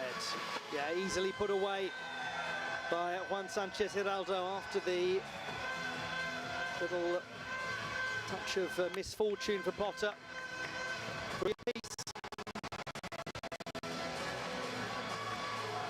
Push that long when there was a lot of table to work with.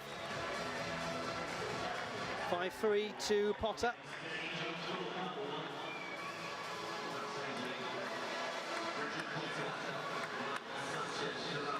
Didn't overcomplicate things with his serve.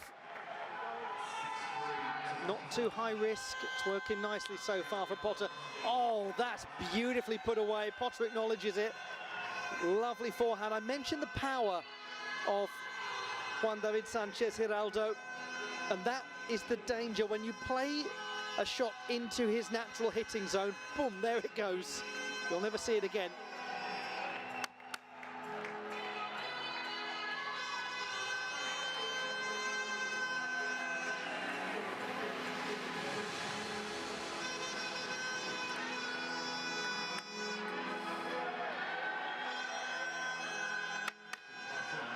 It's a very compelling start from Richard Potter.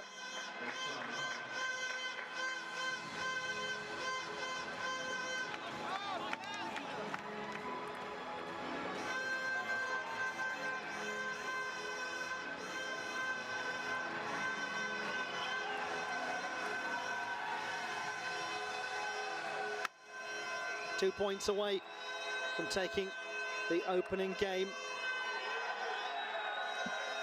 Juan Sanchez Giraldo keeping close to Potter, trying to pressurize him, but now 3 game points.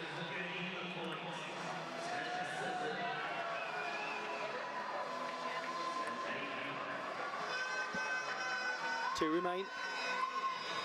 Oh, just pushing it into the net. One last game point for Richard Potter. Can he take it? Yes, he can. He gets the first game by the narrowest of margins, 11-9. Richard Potter of Team UK has the first as Juan David Sanchez Giraldo goes into the net. Richard Potter goes into the lead. Good defensive play from Potter. Steered the ball back, didn't overpower the shot. Good reach demonstrated. And he's made good decisions so far in this match. Richard Potter of Team UK, 11-9 over Juan Sanchez Giraldo of Colombia.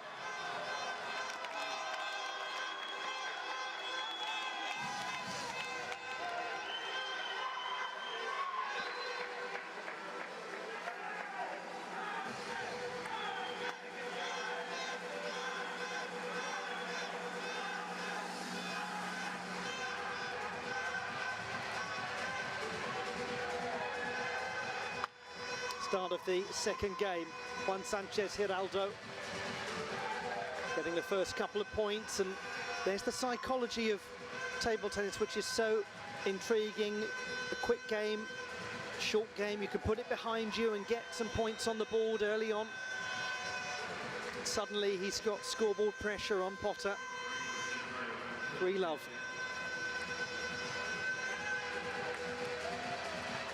That's a good take from Potter. Played it cleverly.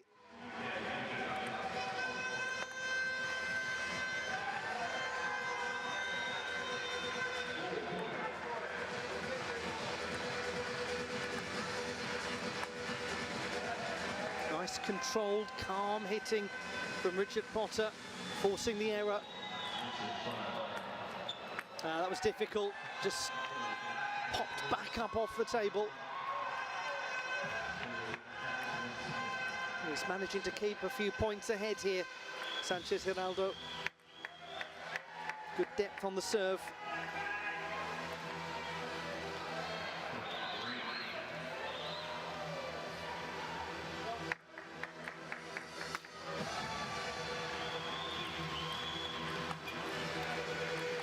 It's another great piece of defensive play. Oh, and then the chance was there, and the wince from Potter, indicative of the fact that he knew it, because he got himself into a point-winning position with clever, calm defensive work.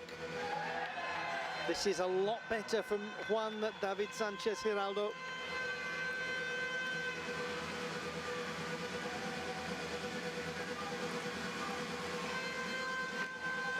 But just when Potter needed a stroke of fortune, he didn't get it. We might well be heading for a decider.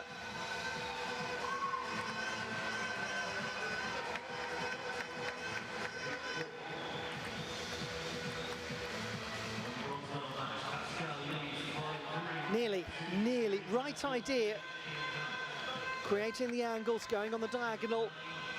Just a little too much of an angle.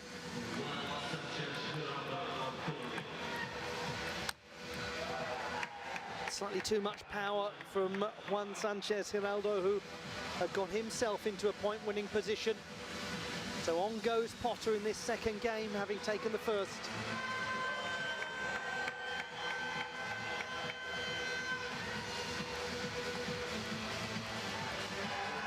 But now, 4 opportunities for the Colombian to level the match. He's done it, it's a decider. 11-6, Juan David Sanchez Giraldo of Colombia.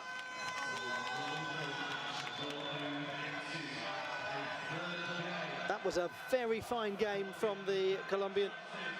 And really what was so clear there was that he played quite a low-risk strategy, patient play, not many errors. Didn't overwork the angles, didn't excessively push for the margins of the table.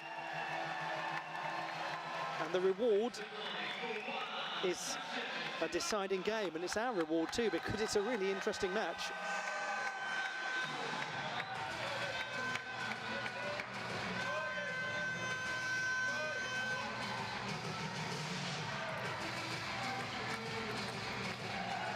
The start of the final game. Richard Potter won the first 11-9.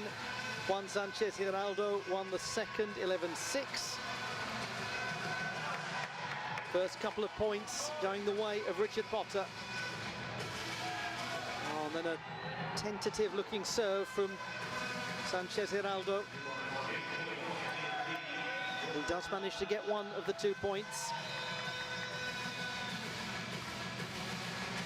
It's a great opportunity this for Potter. He's got, well, I was about to say he's got Sanchez Giraldo on the defensive, but that was resilient play from the Colombian. Good serve though from the man from Norfolk.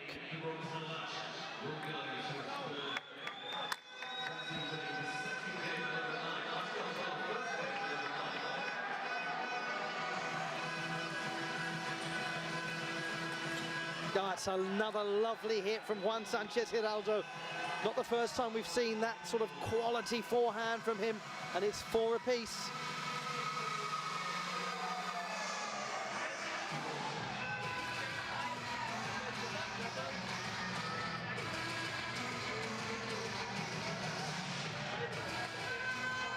We have to change sides now in the decider. Nice serve that, created a good angle.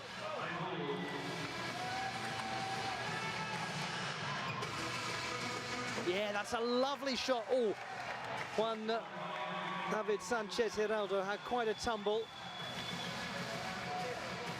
Back up very quickly, but the angle generated here, that's beautiful, uses every bit of the table, and you've got to admire the Colombian for trying to get it back.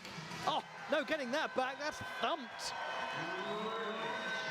Well, I said at the start that the power of Sanchez Giraldo could be problematic for Potter. That has been borne out in the way that the gentleman from South America has played.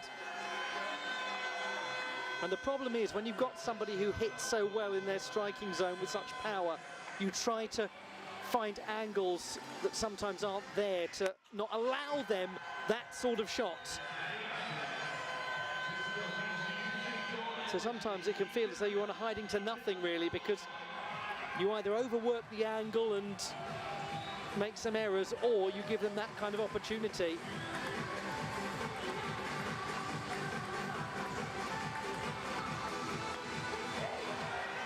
And he's very nearly at the finishing line. Juan Sanchez Giraldo is 2 points away from the gold medal.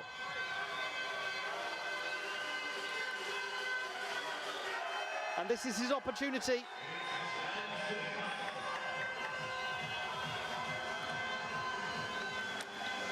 Oh, he's put it into the net. 4 match points, still 3 remain. It is the gold medal to Juan David Sanchez Giraldo of Colombia. A brilliant turnaround. He lost the first game, a very close first game, and then transformed the accuracy of his play. He was so steady, made so few errors, wins it 9-11, 11-6, 11-7 over Team UK's Richard Potter, who himself has been tremendous to take the silver medal. We said at the start, this gentleman is a brilliant multi-sport athlete, a national champion in javelin, an excellent shot putter, a real power competitor, but he's agile too, and you saw it today in how he played. Well done to Juan David Sanchez Giraldo.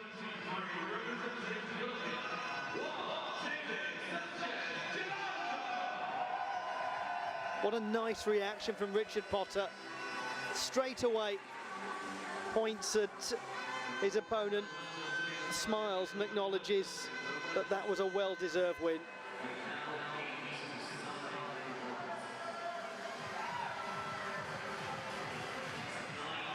Great entertainment all the way through to a deciding game in the mixed singles TT5 gold medal match. We'll bring you some medal ceremonies in just a short while, so don't go too far away.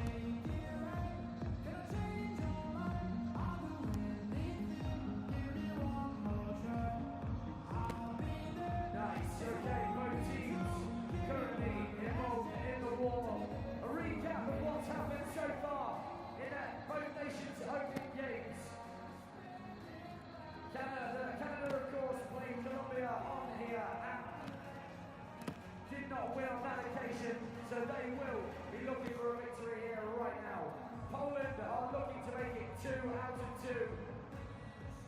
Yet to lose a single set. In the meantime, Samantha Wilcox for Canada will be joining us during the game as she's currently involved in the table tennis setup.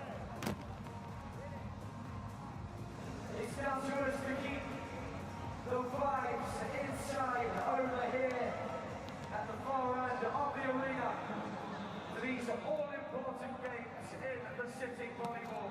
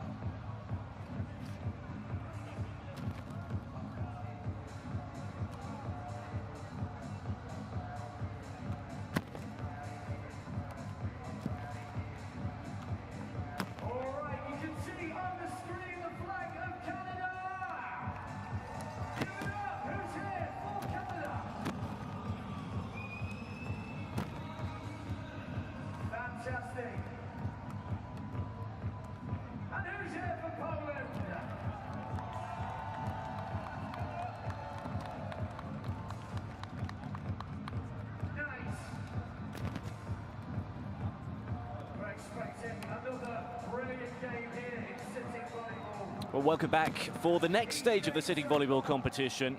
This pool game between Canada and Poland. There's the standings, you just saw them in Pool B. Canada having been beaten by Colombia in their opening game. Poland beating the second of the two unconquered teams at the Invictus Games. Georgia and the UK with a win apiece in Pool C, which also includes the first of the team unconquereds and France. And Pool D has been very entertaining so far.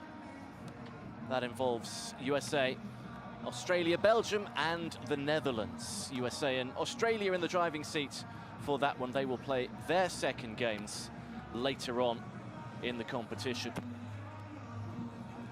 Poland among the favourites, many say the favourites for this competition.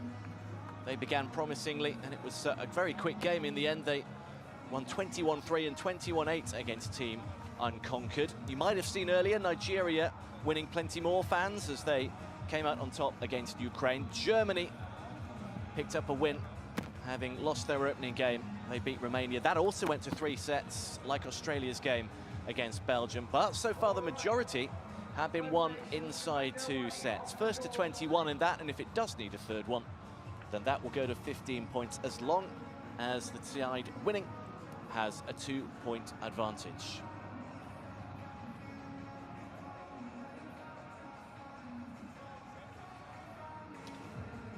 Many of these players have been involved in other competitions right the way across the Invictus Games. And here is the lineup for Team Poland. Coach just giving some final instructions. Boyadar Abadju.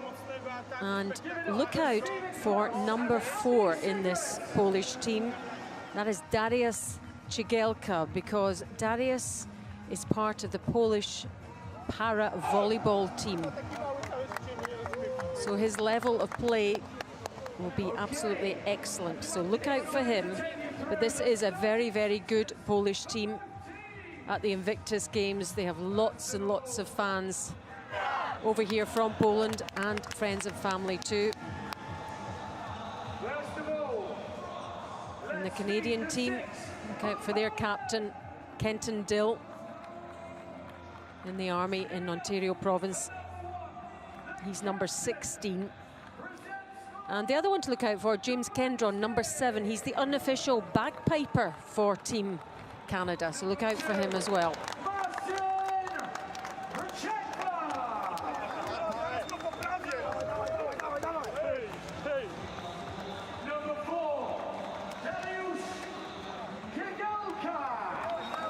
So here are the starting 6 for Poland. There's the man Alison just mentioned, Dariusz Cigielka, Jacek Domanski, and Krzysztof Gozdik. Well, they're well hyped up for this one, aren't they?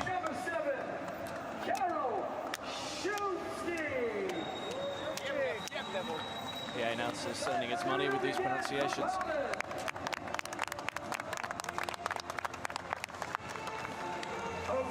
Team Poland, the team to beat.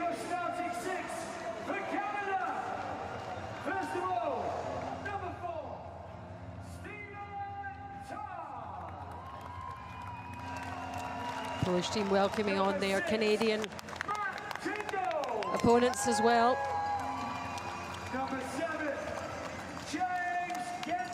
That's James Kendron, the bagpiper. Been in the Canadian Armed Forces for 20 years, and seeing his friend participate in the Invictus Games inspired him to apply as well.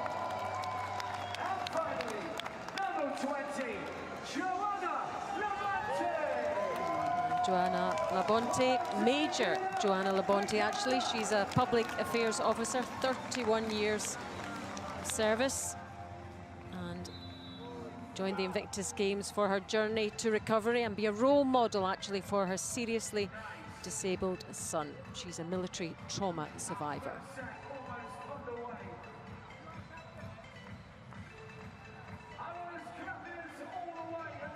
Action on both courts. Field 1 here in the Merker Spiel-Arena, and also centre court over on the far side.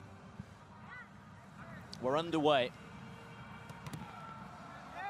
Poland the team to beat. Canada managed to get that one back.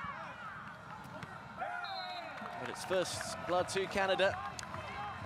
And both teams playing a 3-3 system.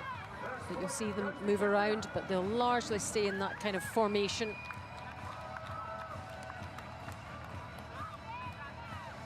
First service for Stephen Todd.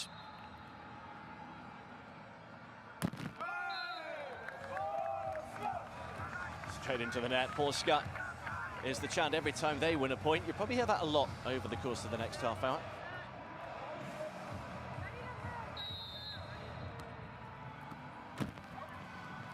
Just straight into net there.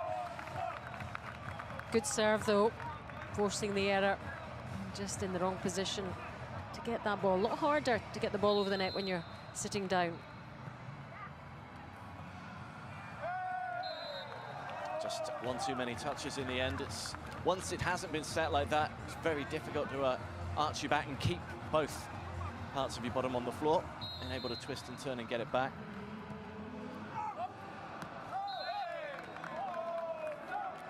You see Karol Szewczyk just measuring the edge of the court with his shin there so he could tell where the ball landed in and out.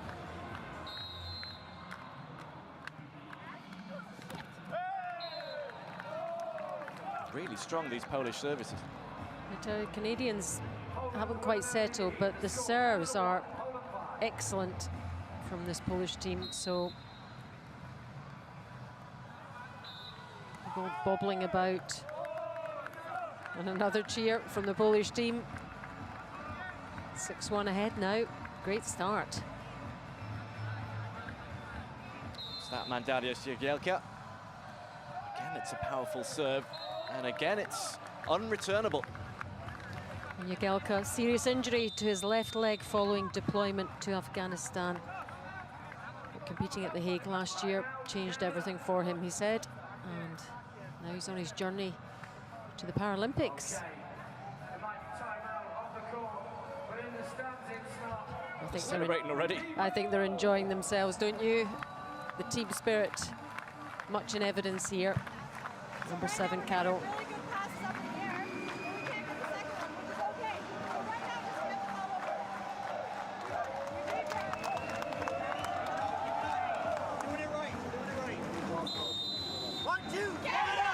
It was a good start for Canada.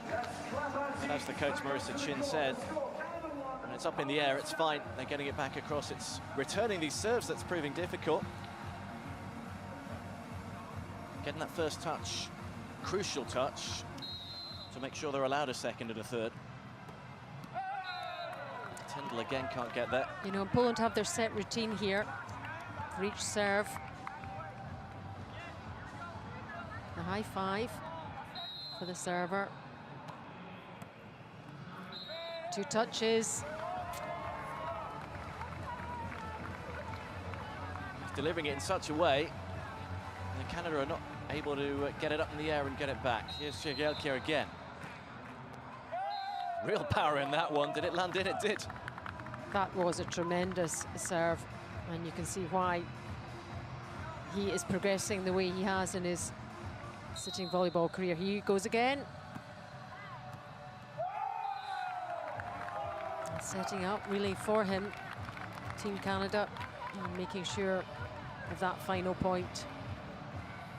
Even when it did come back, it was at a nice height to spike straight down the center. They just need to get this man off the serve. Easier said than done.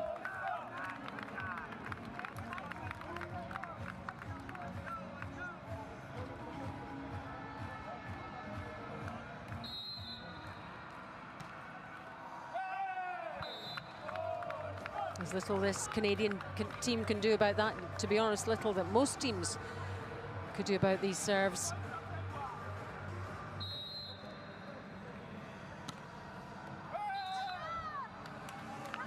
That did just go long.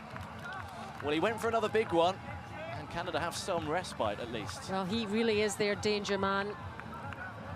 I don't know what Canada can do to stop him.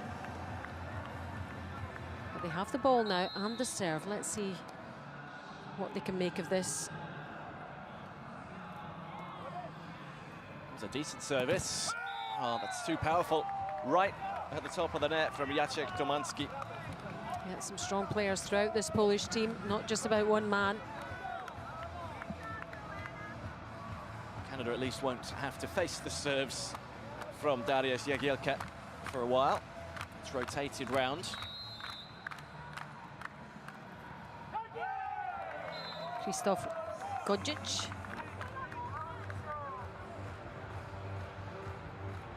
Just as successful. This is going to be one of the quickest sets so far if it carries on this way.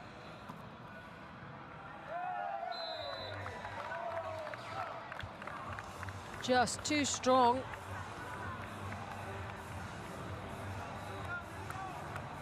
For this Canadian team right now, they've really hit the ground.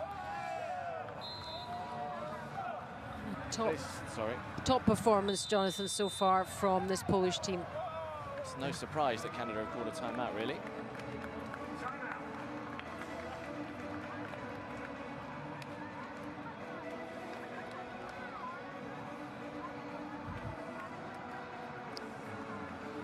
Job very nearly done in this first set.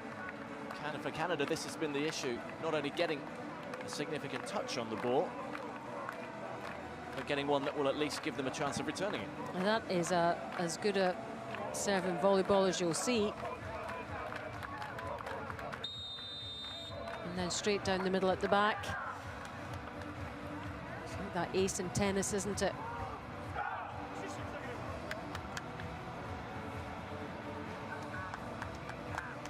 They look to have great strength and depth as well. Very much the main event for Poland. Godzic will continue.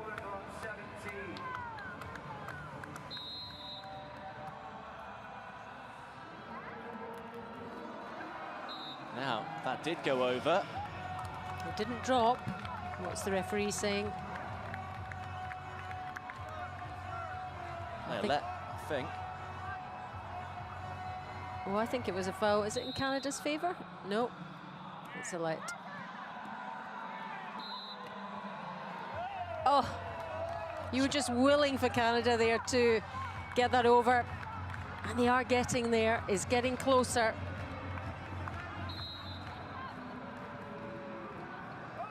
Again, it's the power, isn't it? The power of that serve. And from this man. Difficult for everybody to get that one back. Erika Moore couldn't do so. That's gone up into the air in a good position. Poland more controlled, but off the top of the net, and Canada do have another point. Yes. And why not? James Gendron getting very excited there. The man, the one with the glasses in the middle there at the front of the net, the number 7. Matt Tindall for Canada. They get a couple more points in this one. Oh, look at that. You could see the Canadians had crept in towards the net, and the Polish team saw the space at the back and made the most of it. Set point already, change of server on the Polish side. It's going to go long. And that takes them into set point.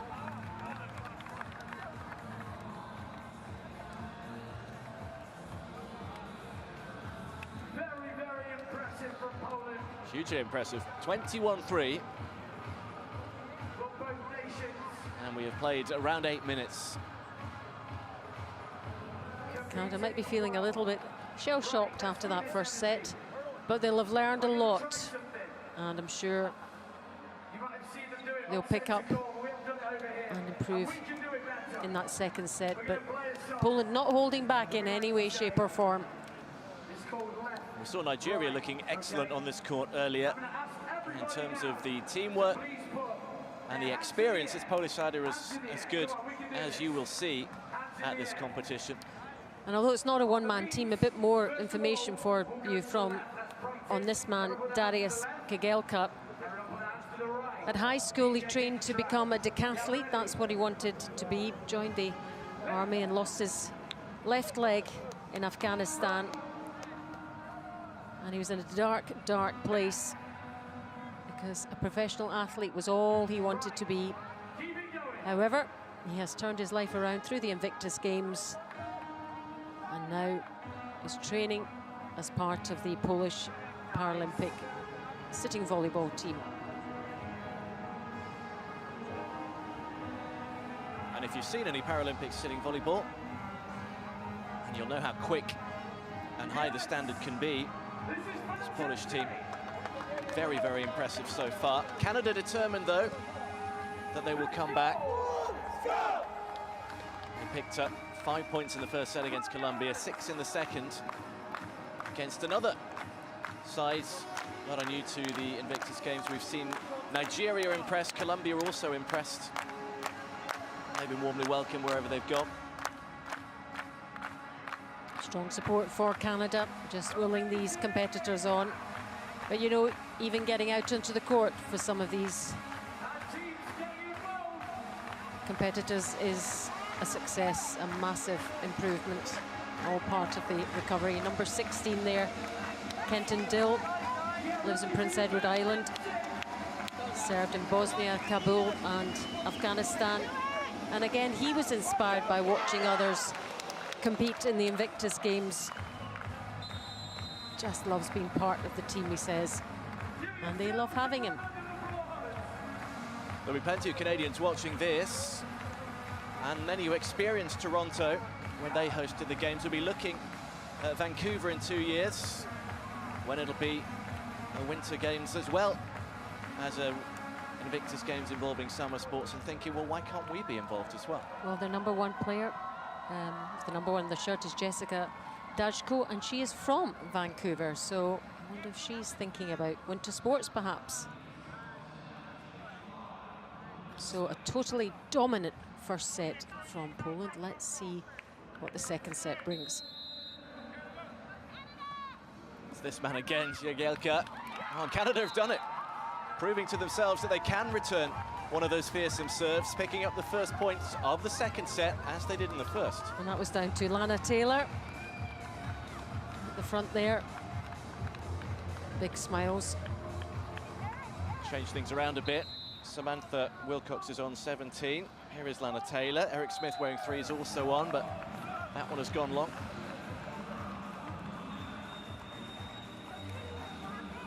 Klaudia Stawicki's on for Poland, wearing 15. Tomasz Kloster as well, wearing 8. Here's another newcomer, Marek Krzysztofik. Jagielka. Oh, it's another good return from Canada, not quite enough this time. Be determined to at least make it much closer in this second set.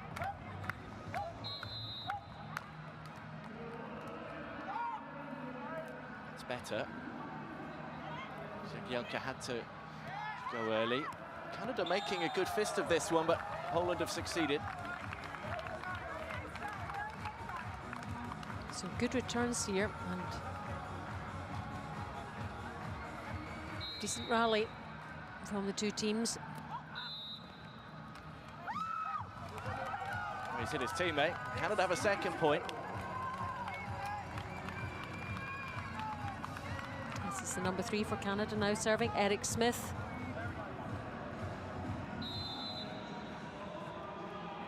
Long serve. Nicely set up. What happened here? Moved his bottom off the floor. Well, it's for Poland.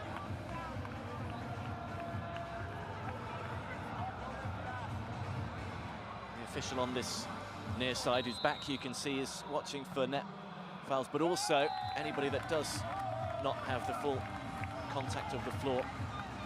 And also there's the double touch call to look out for as well. You see the referee put up 2 fingers to the player.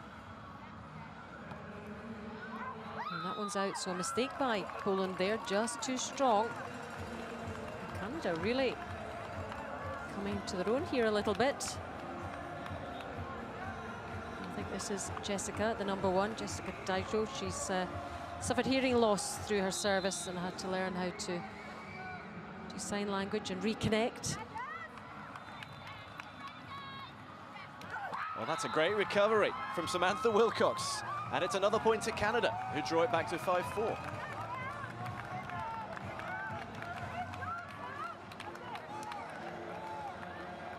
The server also deployed to assist in emergencies in Canada, including the floods. And having a good run here, but Poland's so dangerous.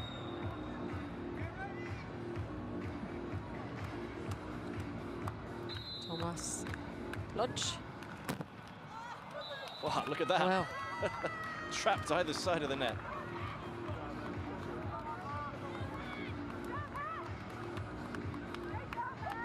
Second service.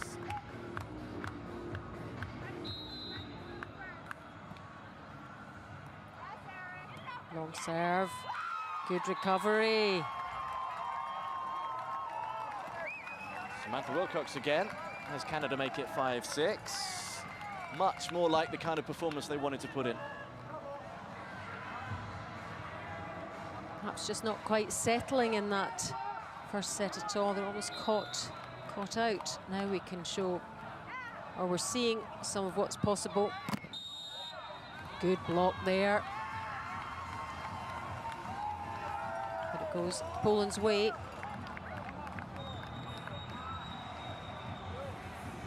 Again, it looked like Lana Taylor, who just lifted herself off the court completely to block.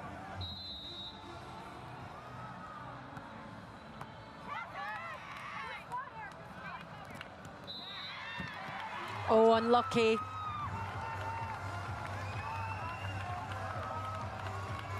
Canada's point. It's a good return from Eric Smith. And that led to the foul by Poland. And they're right in this second set. Samantha Wilcox takes on the role of server.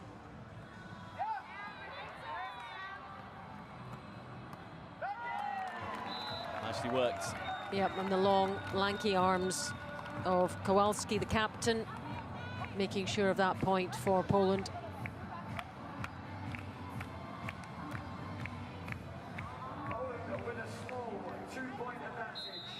Maria Sawicki with the serve for Poland, but Canada getting this much, much more. Well, they've rescued that brilliantly. There was such a good dig there, though, in the Canadian team, wasn't there? Just a 1-point difference. And we knew Canada would fight back in the second set. Tindall. Great dig out there. That's nicely set.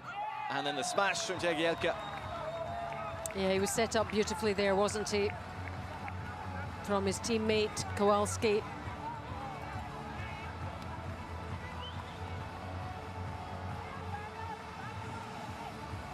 Might have seen Poland brought their libero on, the different coloured shirt. He's a defensive-minded player. He's now gone off. Oh, it's just out. That was unlucky for Canada. It was the right shot too, as the players had crept forward. Good effort. But now they've got to face Jagielka on the serve. And they know from the first set that they are very difficult to return. Just look at the power of this player's serve and the placement. That was much more successful. Unlucky for Canada at the net. Tindall unable to just direct it in the right area. They have to win a point off the serving of Dariusz Jagielka, and quickly. And they dealt with the serve, but it was the follow-up there, wasn't it? So definitely coping with his serves a bit better in this second set. They're just following through with the rest of the rally to win the point. It's better. Jagielka using his feet on another good recovery. Not this time. Wasn't up.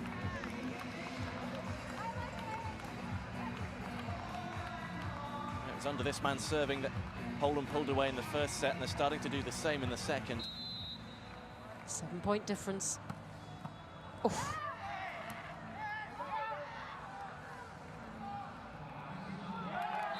And again, beautifully set up.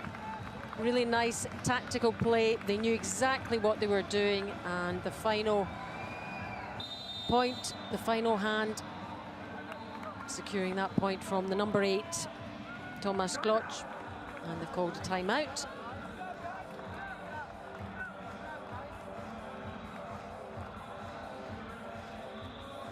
Well, after a much more even start, we've started to see Poland get their game together again. Canada enjoying plenty of good setting up and believing in themselves a little bit more when these powerful serves came over. There were some excellent points, really well contested here in particular. And he gets such power and ferocity on that serve. It's difficult when you're sitting to get it over the net, but also to get it to dip.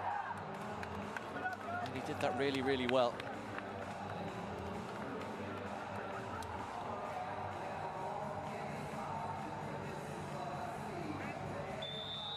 This was an excellent move, this one.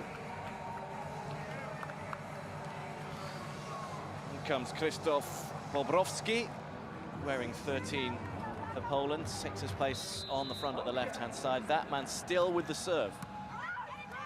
Good reaction. It's still alive and just not quite managing it.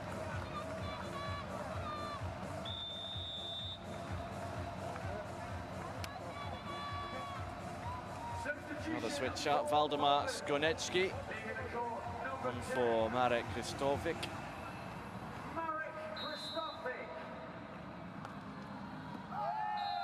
Did that just drift out? No, it didn't. It caught the line. It was just too quick for anyone to see. Yep, it's going well, he says. I'm enjoying this.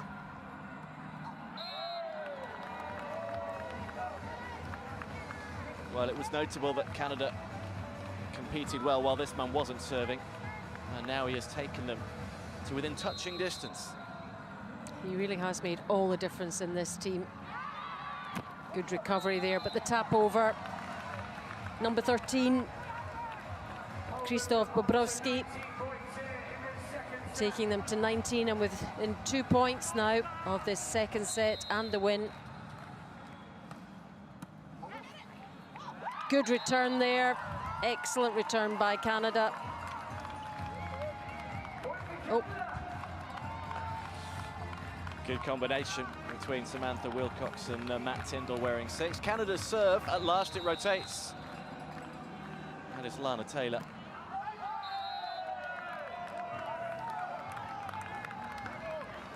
Bravo, he says. And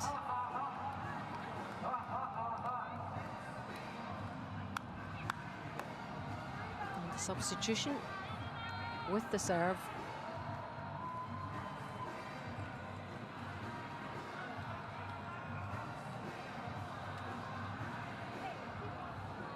I'm waiting to see which way the point's going to be awarded, I think.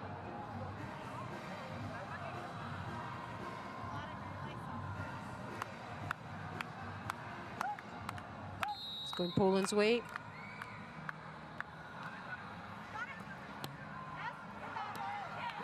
They've rescued that well. Now, does that go Canada's way? It does. Poland appeal, but no.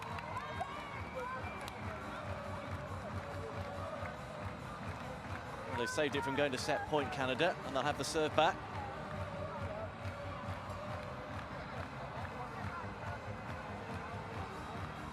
I'm saying I don't have the ball here. Now you do.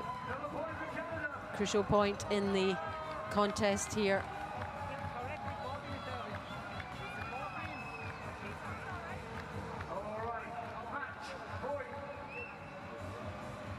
Well, the point didn't go to Canada then. Poland have been awarded a point. And as you heard, it is now match point for Poland. And they've called a timeout.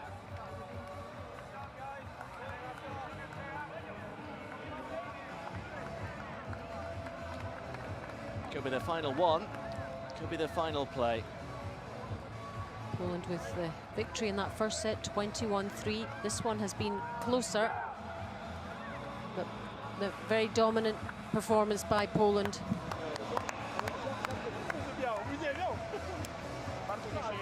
on this performance, they will be going for gold tomorrow. Thumbs up from Mario Savitsky, and why not? They're a point away from qualifying for the knockout stages for the quarterfinals.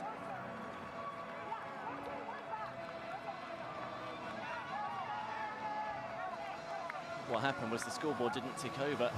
That point that was awarded Poland's way, you didn't see it register on the scoreboard, so when Canada won that point, they went up to 9. It was already match point.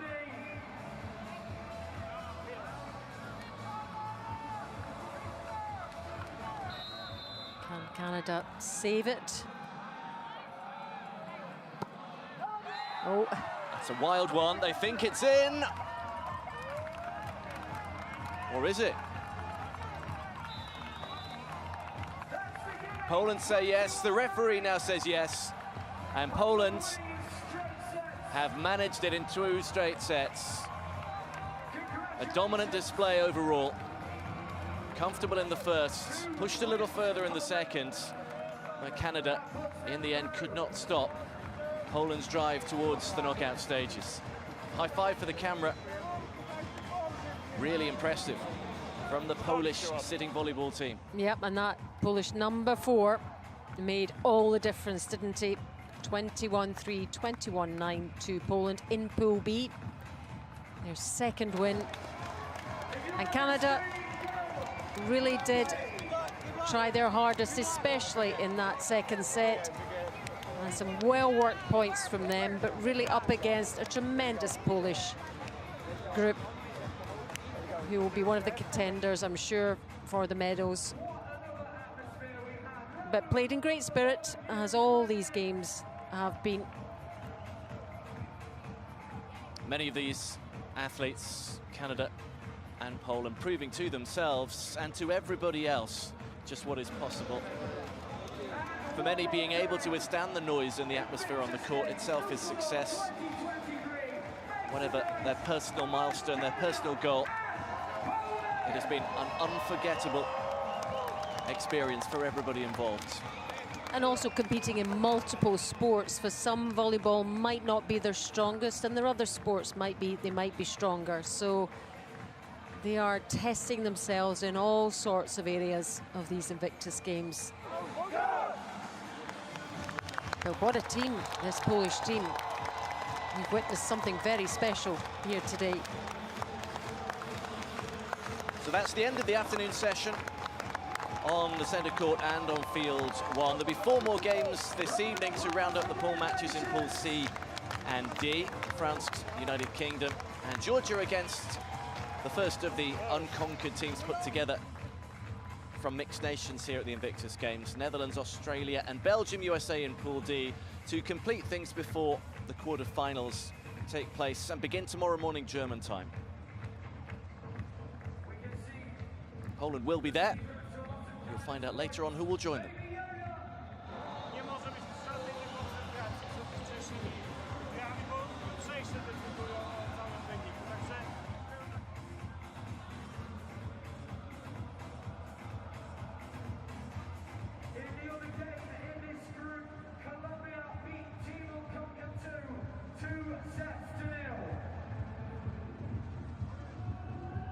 That is enough to put Colombia and Poland through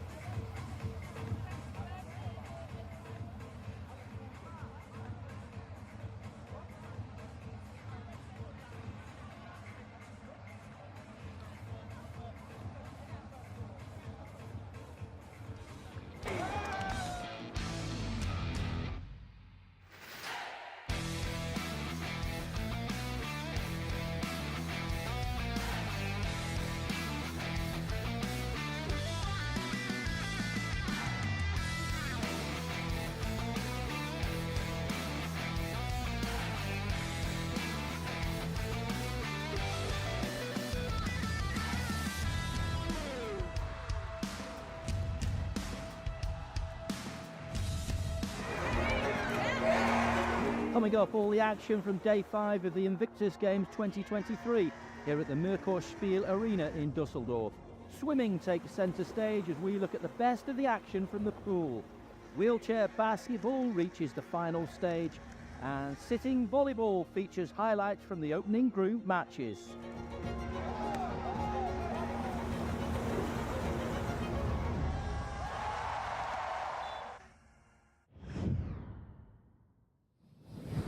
Swimming at the Invictus Games is a one-day competition, starting with heats in the morning and moving into finals in the evening. Managing energy levels while qualifying from heats was the priority in the morning session. In the men's ISC category, for competitors with impairments to their upper limbs that might prevent their arm or leg cycle in the water, Colombia's Alberto Arciniegas delivered a masterclass in the men's 100 free, and he topped the qualifying times for the final.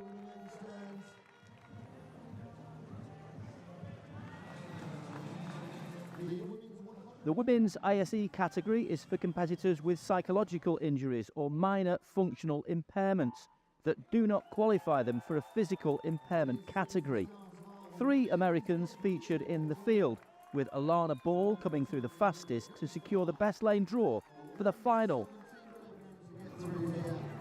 The motivation for competitors in the pool in Dusseldorf can be wildly different. Some, such as Nazar Wozniak in this race, came to swim fast, but others, such as Danny Stevens from Team UK, were aiming to conquer their fear of water, so she could swim with her son in a pool one day. The finish line was an important objective, but not the only one.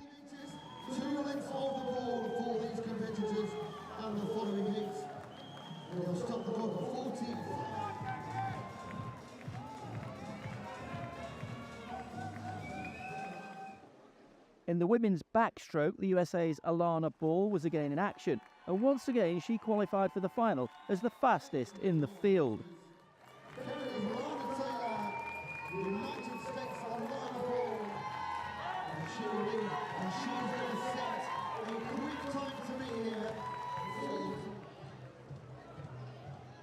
In the men's 50 metres free, the ISB category includes competitors with lower limb amputations, and the heat was won comfortably by Camilo Sanchez of Colombia.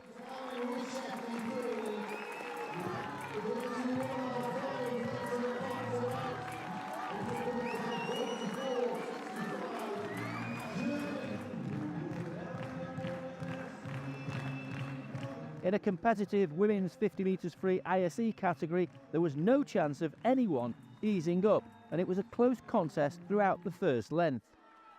After the turn, though, Team UK's Rebecca York pulled ahead and then had to dig really deep to stay clear.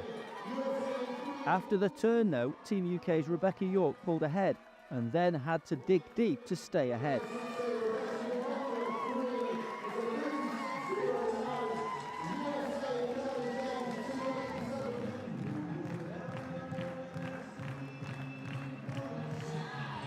Then the breaststroke began with a familiar name in the field, Camilo Sanchez.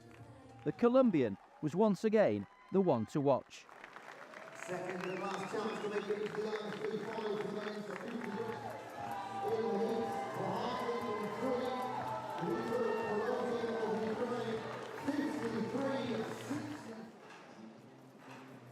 There was a similarly familiar feel in the women's breaststroke ISE category, where Alana Ball again saw off the field, pulling out a healthy advantage towards the end to cruise home comfortably.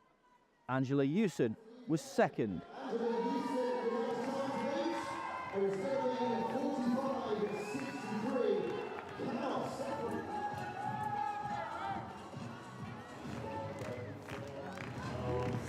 Then it was the turn of the mixed relays. It was close between the USA and Denmark in the first leg, but after the first changeover, the USA couldn't be challenged, finishing off with a rapid final leg to qualify ahead of the UK and Belgium.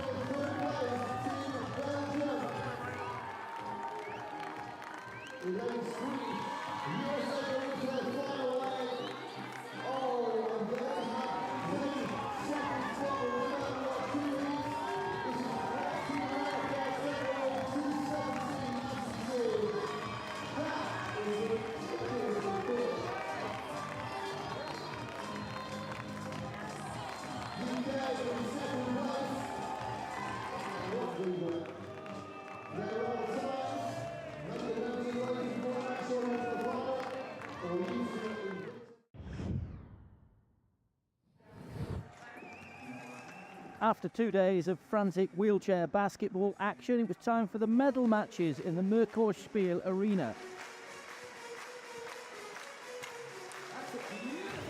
First, Team Unconquered and Team UK competing for the bronze medal. The countries had met in the group stages when Team Unconquered ran out 14-4 winners.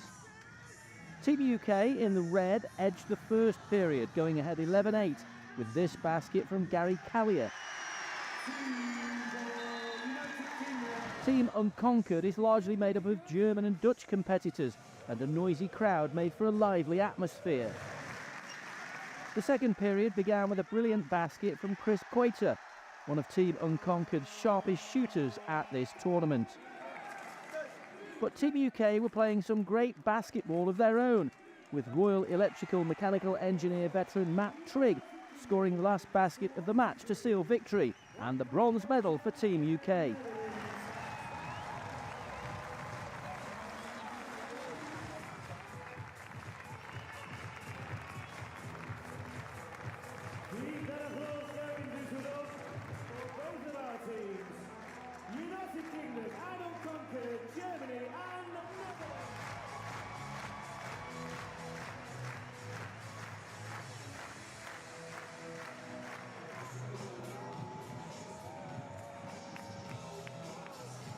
Then it was time for the gold medal contest, and adding to the excitement of the match between the USA and France was the arrival of VIP guests in Harry and Meghan.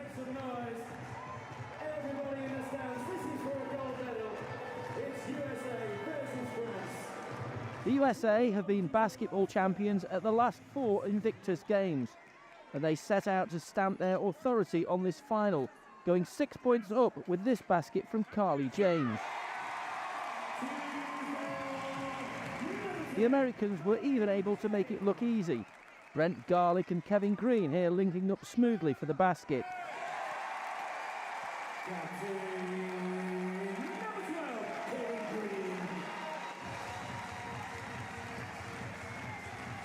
France were trailing 16 points to 0 when they scored their first points, a moment celebrated by everyone in the stands.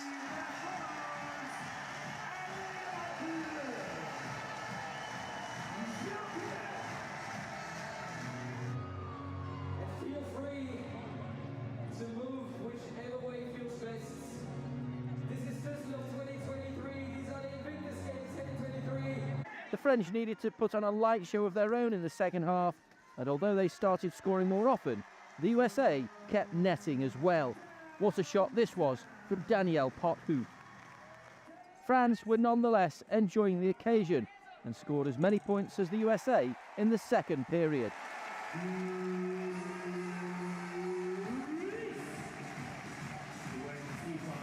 But when the hooter went, the final score read the USA 29, France 15.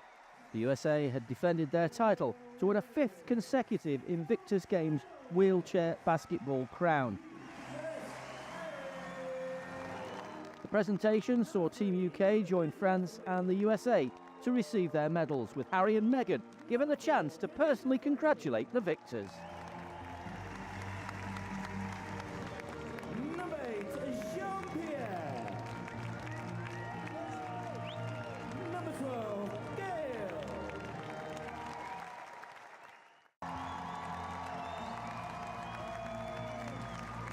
United States of America, represented by number 3, Kayla Saska.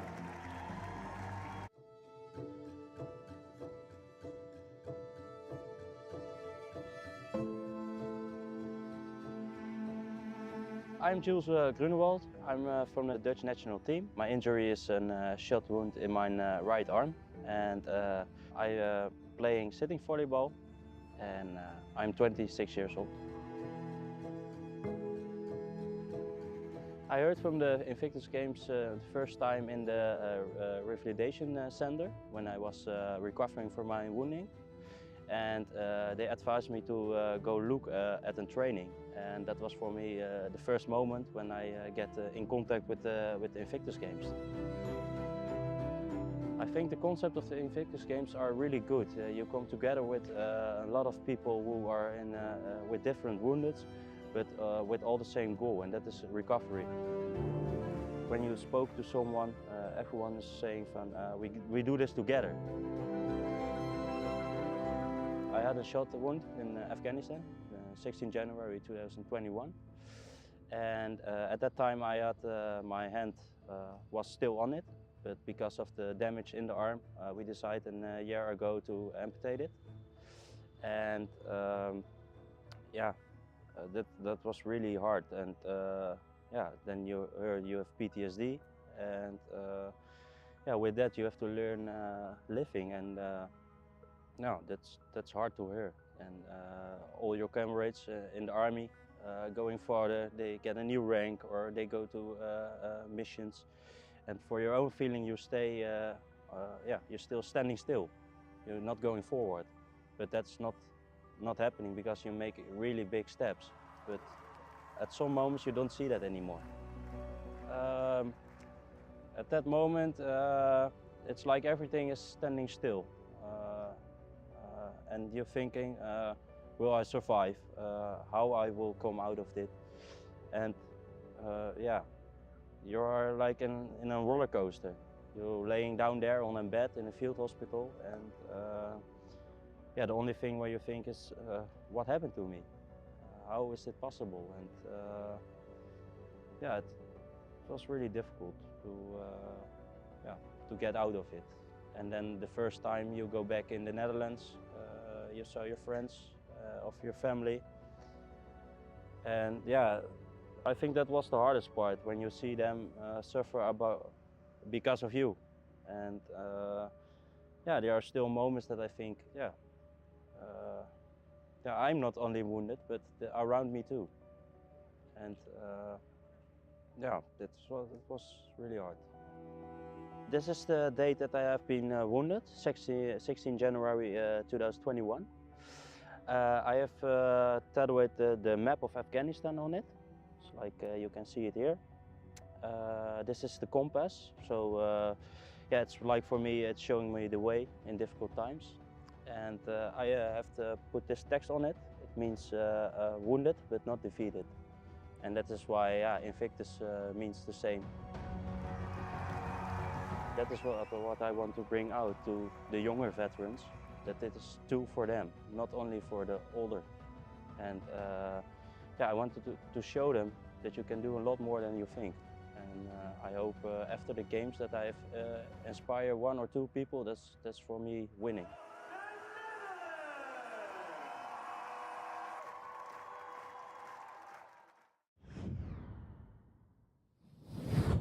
A historic moment at the Invictus Games as Nigeria make their debut in sitting volleyball. The courts at the splendid Merker Spiel-Arena, the perfect setting for the opening match in this eagerly anticipated tournament. The host nation Germany, the opponents. Great anticipation, with the Nigerians something of an unknown quantity, having never appeared in this competition before. Germany make a promising start, but the Nigerians had clearly prepared well.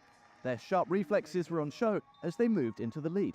Sitting volleyball requires great strength, concentration, and above all, ability. It's a fun sport to watch, and Nigeria are a force to be reckoned with as they took this first set by 21 points to 12. The German fans didn't seem too upset by the scoreline. Nigeria went on to seal victory, a wayward serve giving them a 21-15 win in the second set. No wonder the Nigerians were in party mood after such a confident start to their Dusseldorf campaign. The favourites to win the gold medal are Poland, who met one of 2 teams representing Team Unconquered. This is a mixed team tournament, and the Poles, playing in white, soon showed that they could take some stopping. It was a tough baptism for Team Unconquered, who couldn't find any rhythm in the opening set, Poland taking it by 21 points to 3. It was a similar story in the second set, although Team Unconquered did mount a more sustained challenge, sharing in some excellent rallies. Poland prevailed though, and they're looking a good bet to go all the way in the tournament.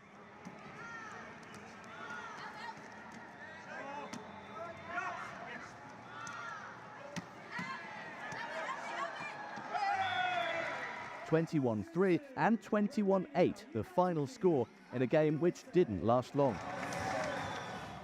Predicting a winner of Georgia's pool match against France wasn't easy. Both teams getting their first taste of a court which has been set up superbly for competitors. It was a match which produced a high standard of play. Just watch as the athletes move around the court, anticipating where the ball might land. Quick reactions are needed, as well as judging the pace and the power of the ball as it travels over the net. Georgia and France served up a classic to entertain the fans. It was the Georgians who came out on top in the first set, 21-6 the final score.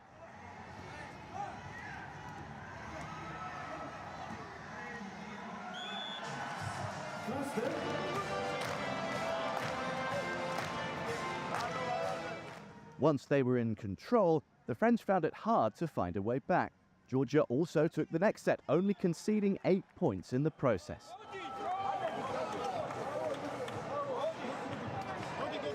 The United States had already won the gold medal at wheelchair basketball and wheelchair rugby. What could their sitting volleyball team do against the Netherlands? The Dutch, easy to pick out in their traditional orange. Confident about their hopes, but well aware of the power of a talented American team.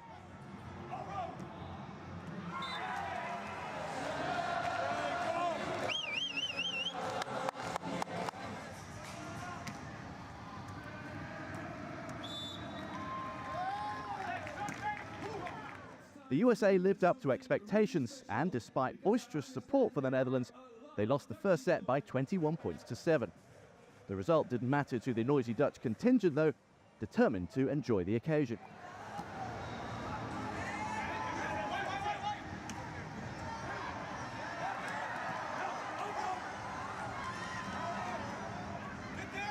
The Netherlands were inspired, making a much better challenge in the second set.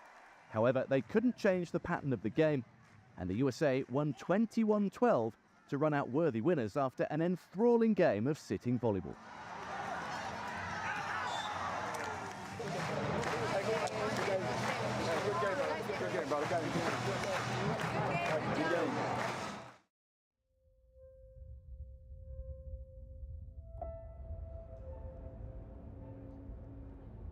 My name is Matt Tindall. I'm representing Team Canada at this year's Invictus Games. I'm going to be competing in swimming, sitting volleyball, and rowing. My injury, I'm a left above knee amputee. I heard about the Invictus Games a few years back from a couple of co-workers who were able to compete in it in previous years. After my surgery and whatnot, I saw the application come out to apply for this year. I discussed it with my wife for a couple minutes, and she said it wasn't even a question, I have to apply to do this. Almost 2 years now. I had a sore leg. It lasted for a couple of weeks, and then my wife made me go in to see the doctor, and why is my leg still sore? And they discovered a tumor going through my femur. It took about 3 or 4 months trying to find a diagnosis of what it was, and the damage ended up being to the point that I'm either going to get an amputation or I'm probably going to pass away in the next couple of years or a couple of months. So it was a pretty straightforward decision. Either I die sooner or we take my leg and I can carry on. So I opted for an amputation. It's in dark times for sure, why me and that. But it was outside of I didn't have any control over it. It's not like there was a car accident where if I had taken that turn or if I had slowed down or something. And all the physicians, the specialists, like oncology and whatnot, they're like, it was a roll of the dice. You have bad luck, I'm sorry. It just happened, so. My youngest daughter, she's 9 now, so I guess she was 7 at the time, when I told her that, hey, I'm going to be losing my leg on November 2nd this year. She just, oh, that's fine. And she went and played or whatnot. And then she came back a little while later. And she goes, Dad, I think I'm sad. And it was very bizarre. Like, she was very vocal about this. Like, not crying, but just like, I'm sad. Like, okay, well, tell me about why you're sad. And she's like, well, Halloween is October 31st, and you're losing your leg on November 2nd, so you can't dress as a pirate this year for Halloween. It just pure and wonderful thing coming out of her. You know, it's like, okay, Dad's gonna lose his leg, that's it.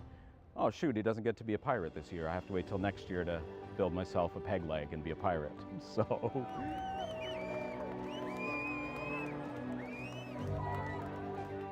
Sure, there's an injury. Yes, it's weird, right? Like, this is different. You don't see, like in our community, we don't see a lot of amputees or visually disabled looking people around. Trying to normalize it and just live a normal lifestyle. Can still go hiking, I can still motorbike, I can still bicycle, and just normalizing the injury and normalizing the situation that, sure, it's different, but it doesn't have to be, you don't have to shy away from it. It doesn't have to take over your life. I think I'm going to expect after the games that I've learned that I can do this. This will be my first competition since taking my leg. I think it's going to be a big day, but proving to myself, it's like, yes, I can still compete, regardless of what position I might get and where my hierarchy will be and how well I did stacking up against other countries. But proving to myself that, yes, I can still do this, and then build from there.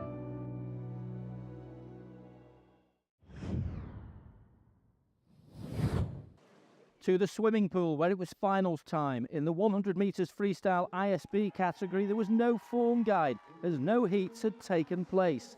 So Germany's Armin Wittchak in lane 7 might have been as surprised as anyone to find himself the runaway leader after 4 lengths. The German taking gold ahead of Scott Caroon of the United States of America. In the women's ISE 100 metres free, there was form, with Erin Brigden of Australia having qualified as the fastest. Brigden went in lane 4 and proved her pace from early on, sustaining it through to the last stroke.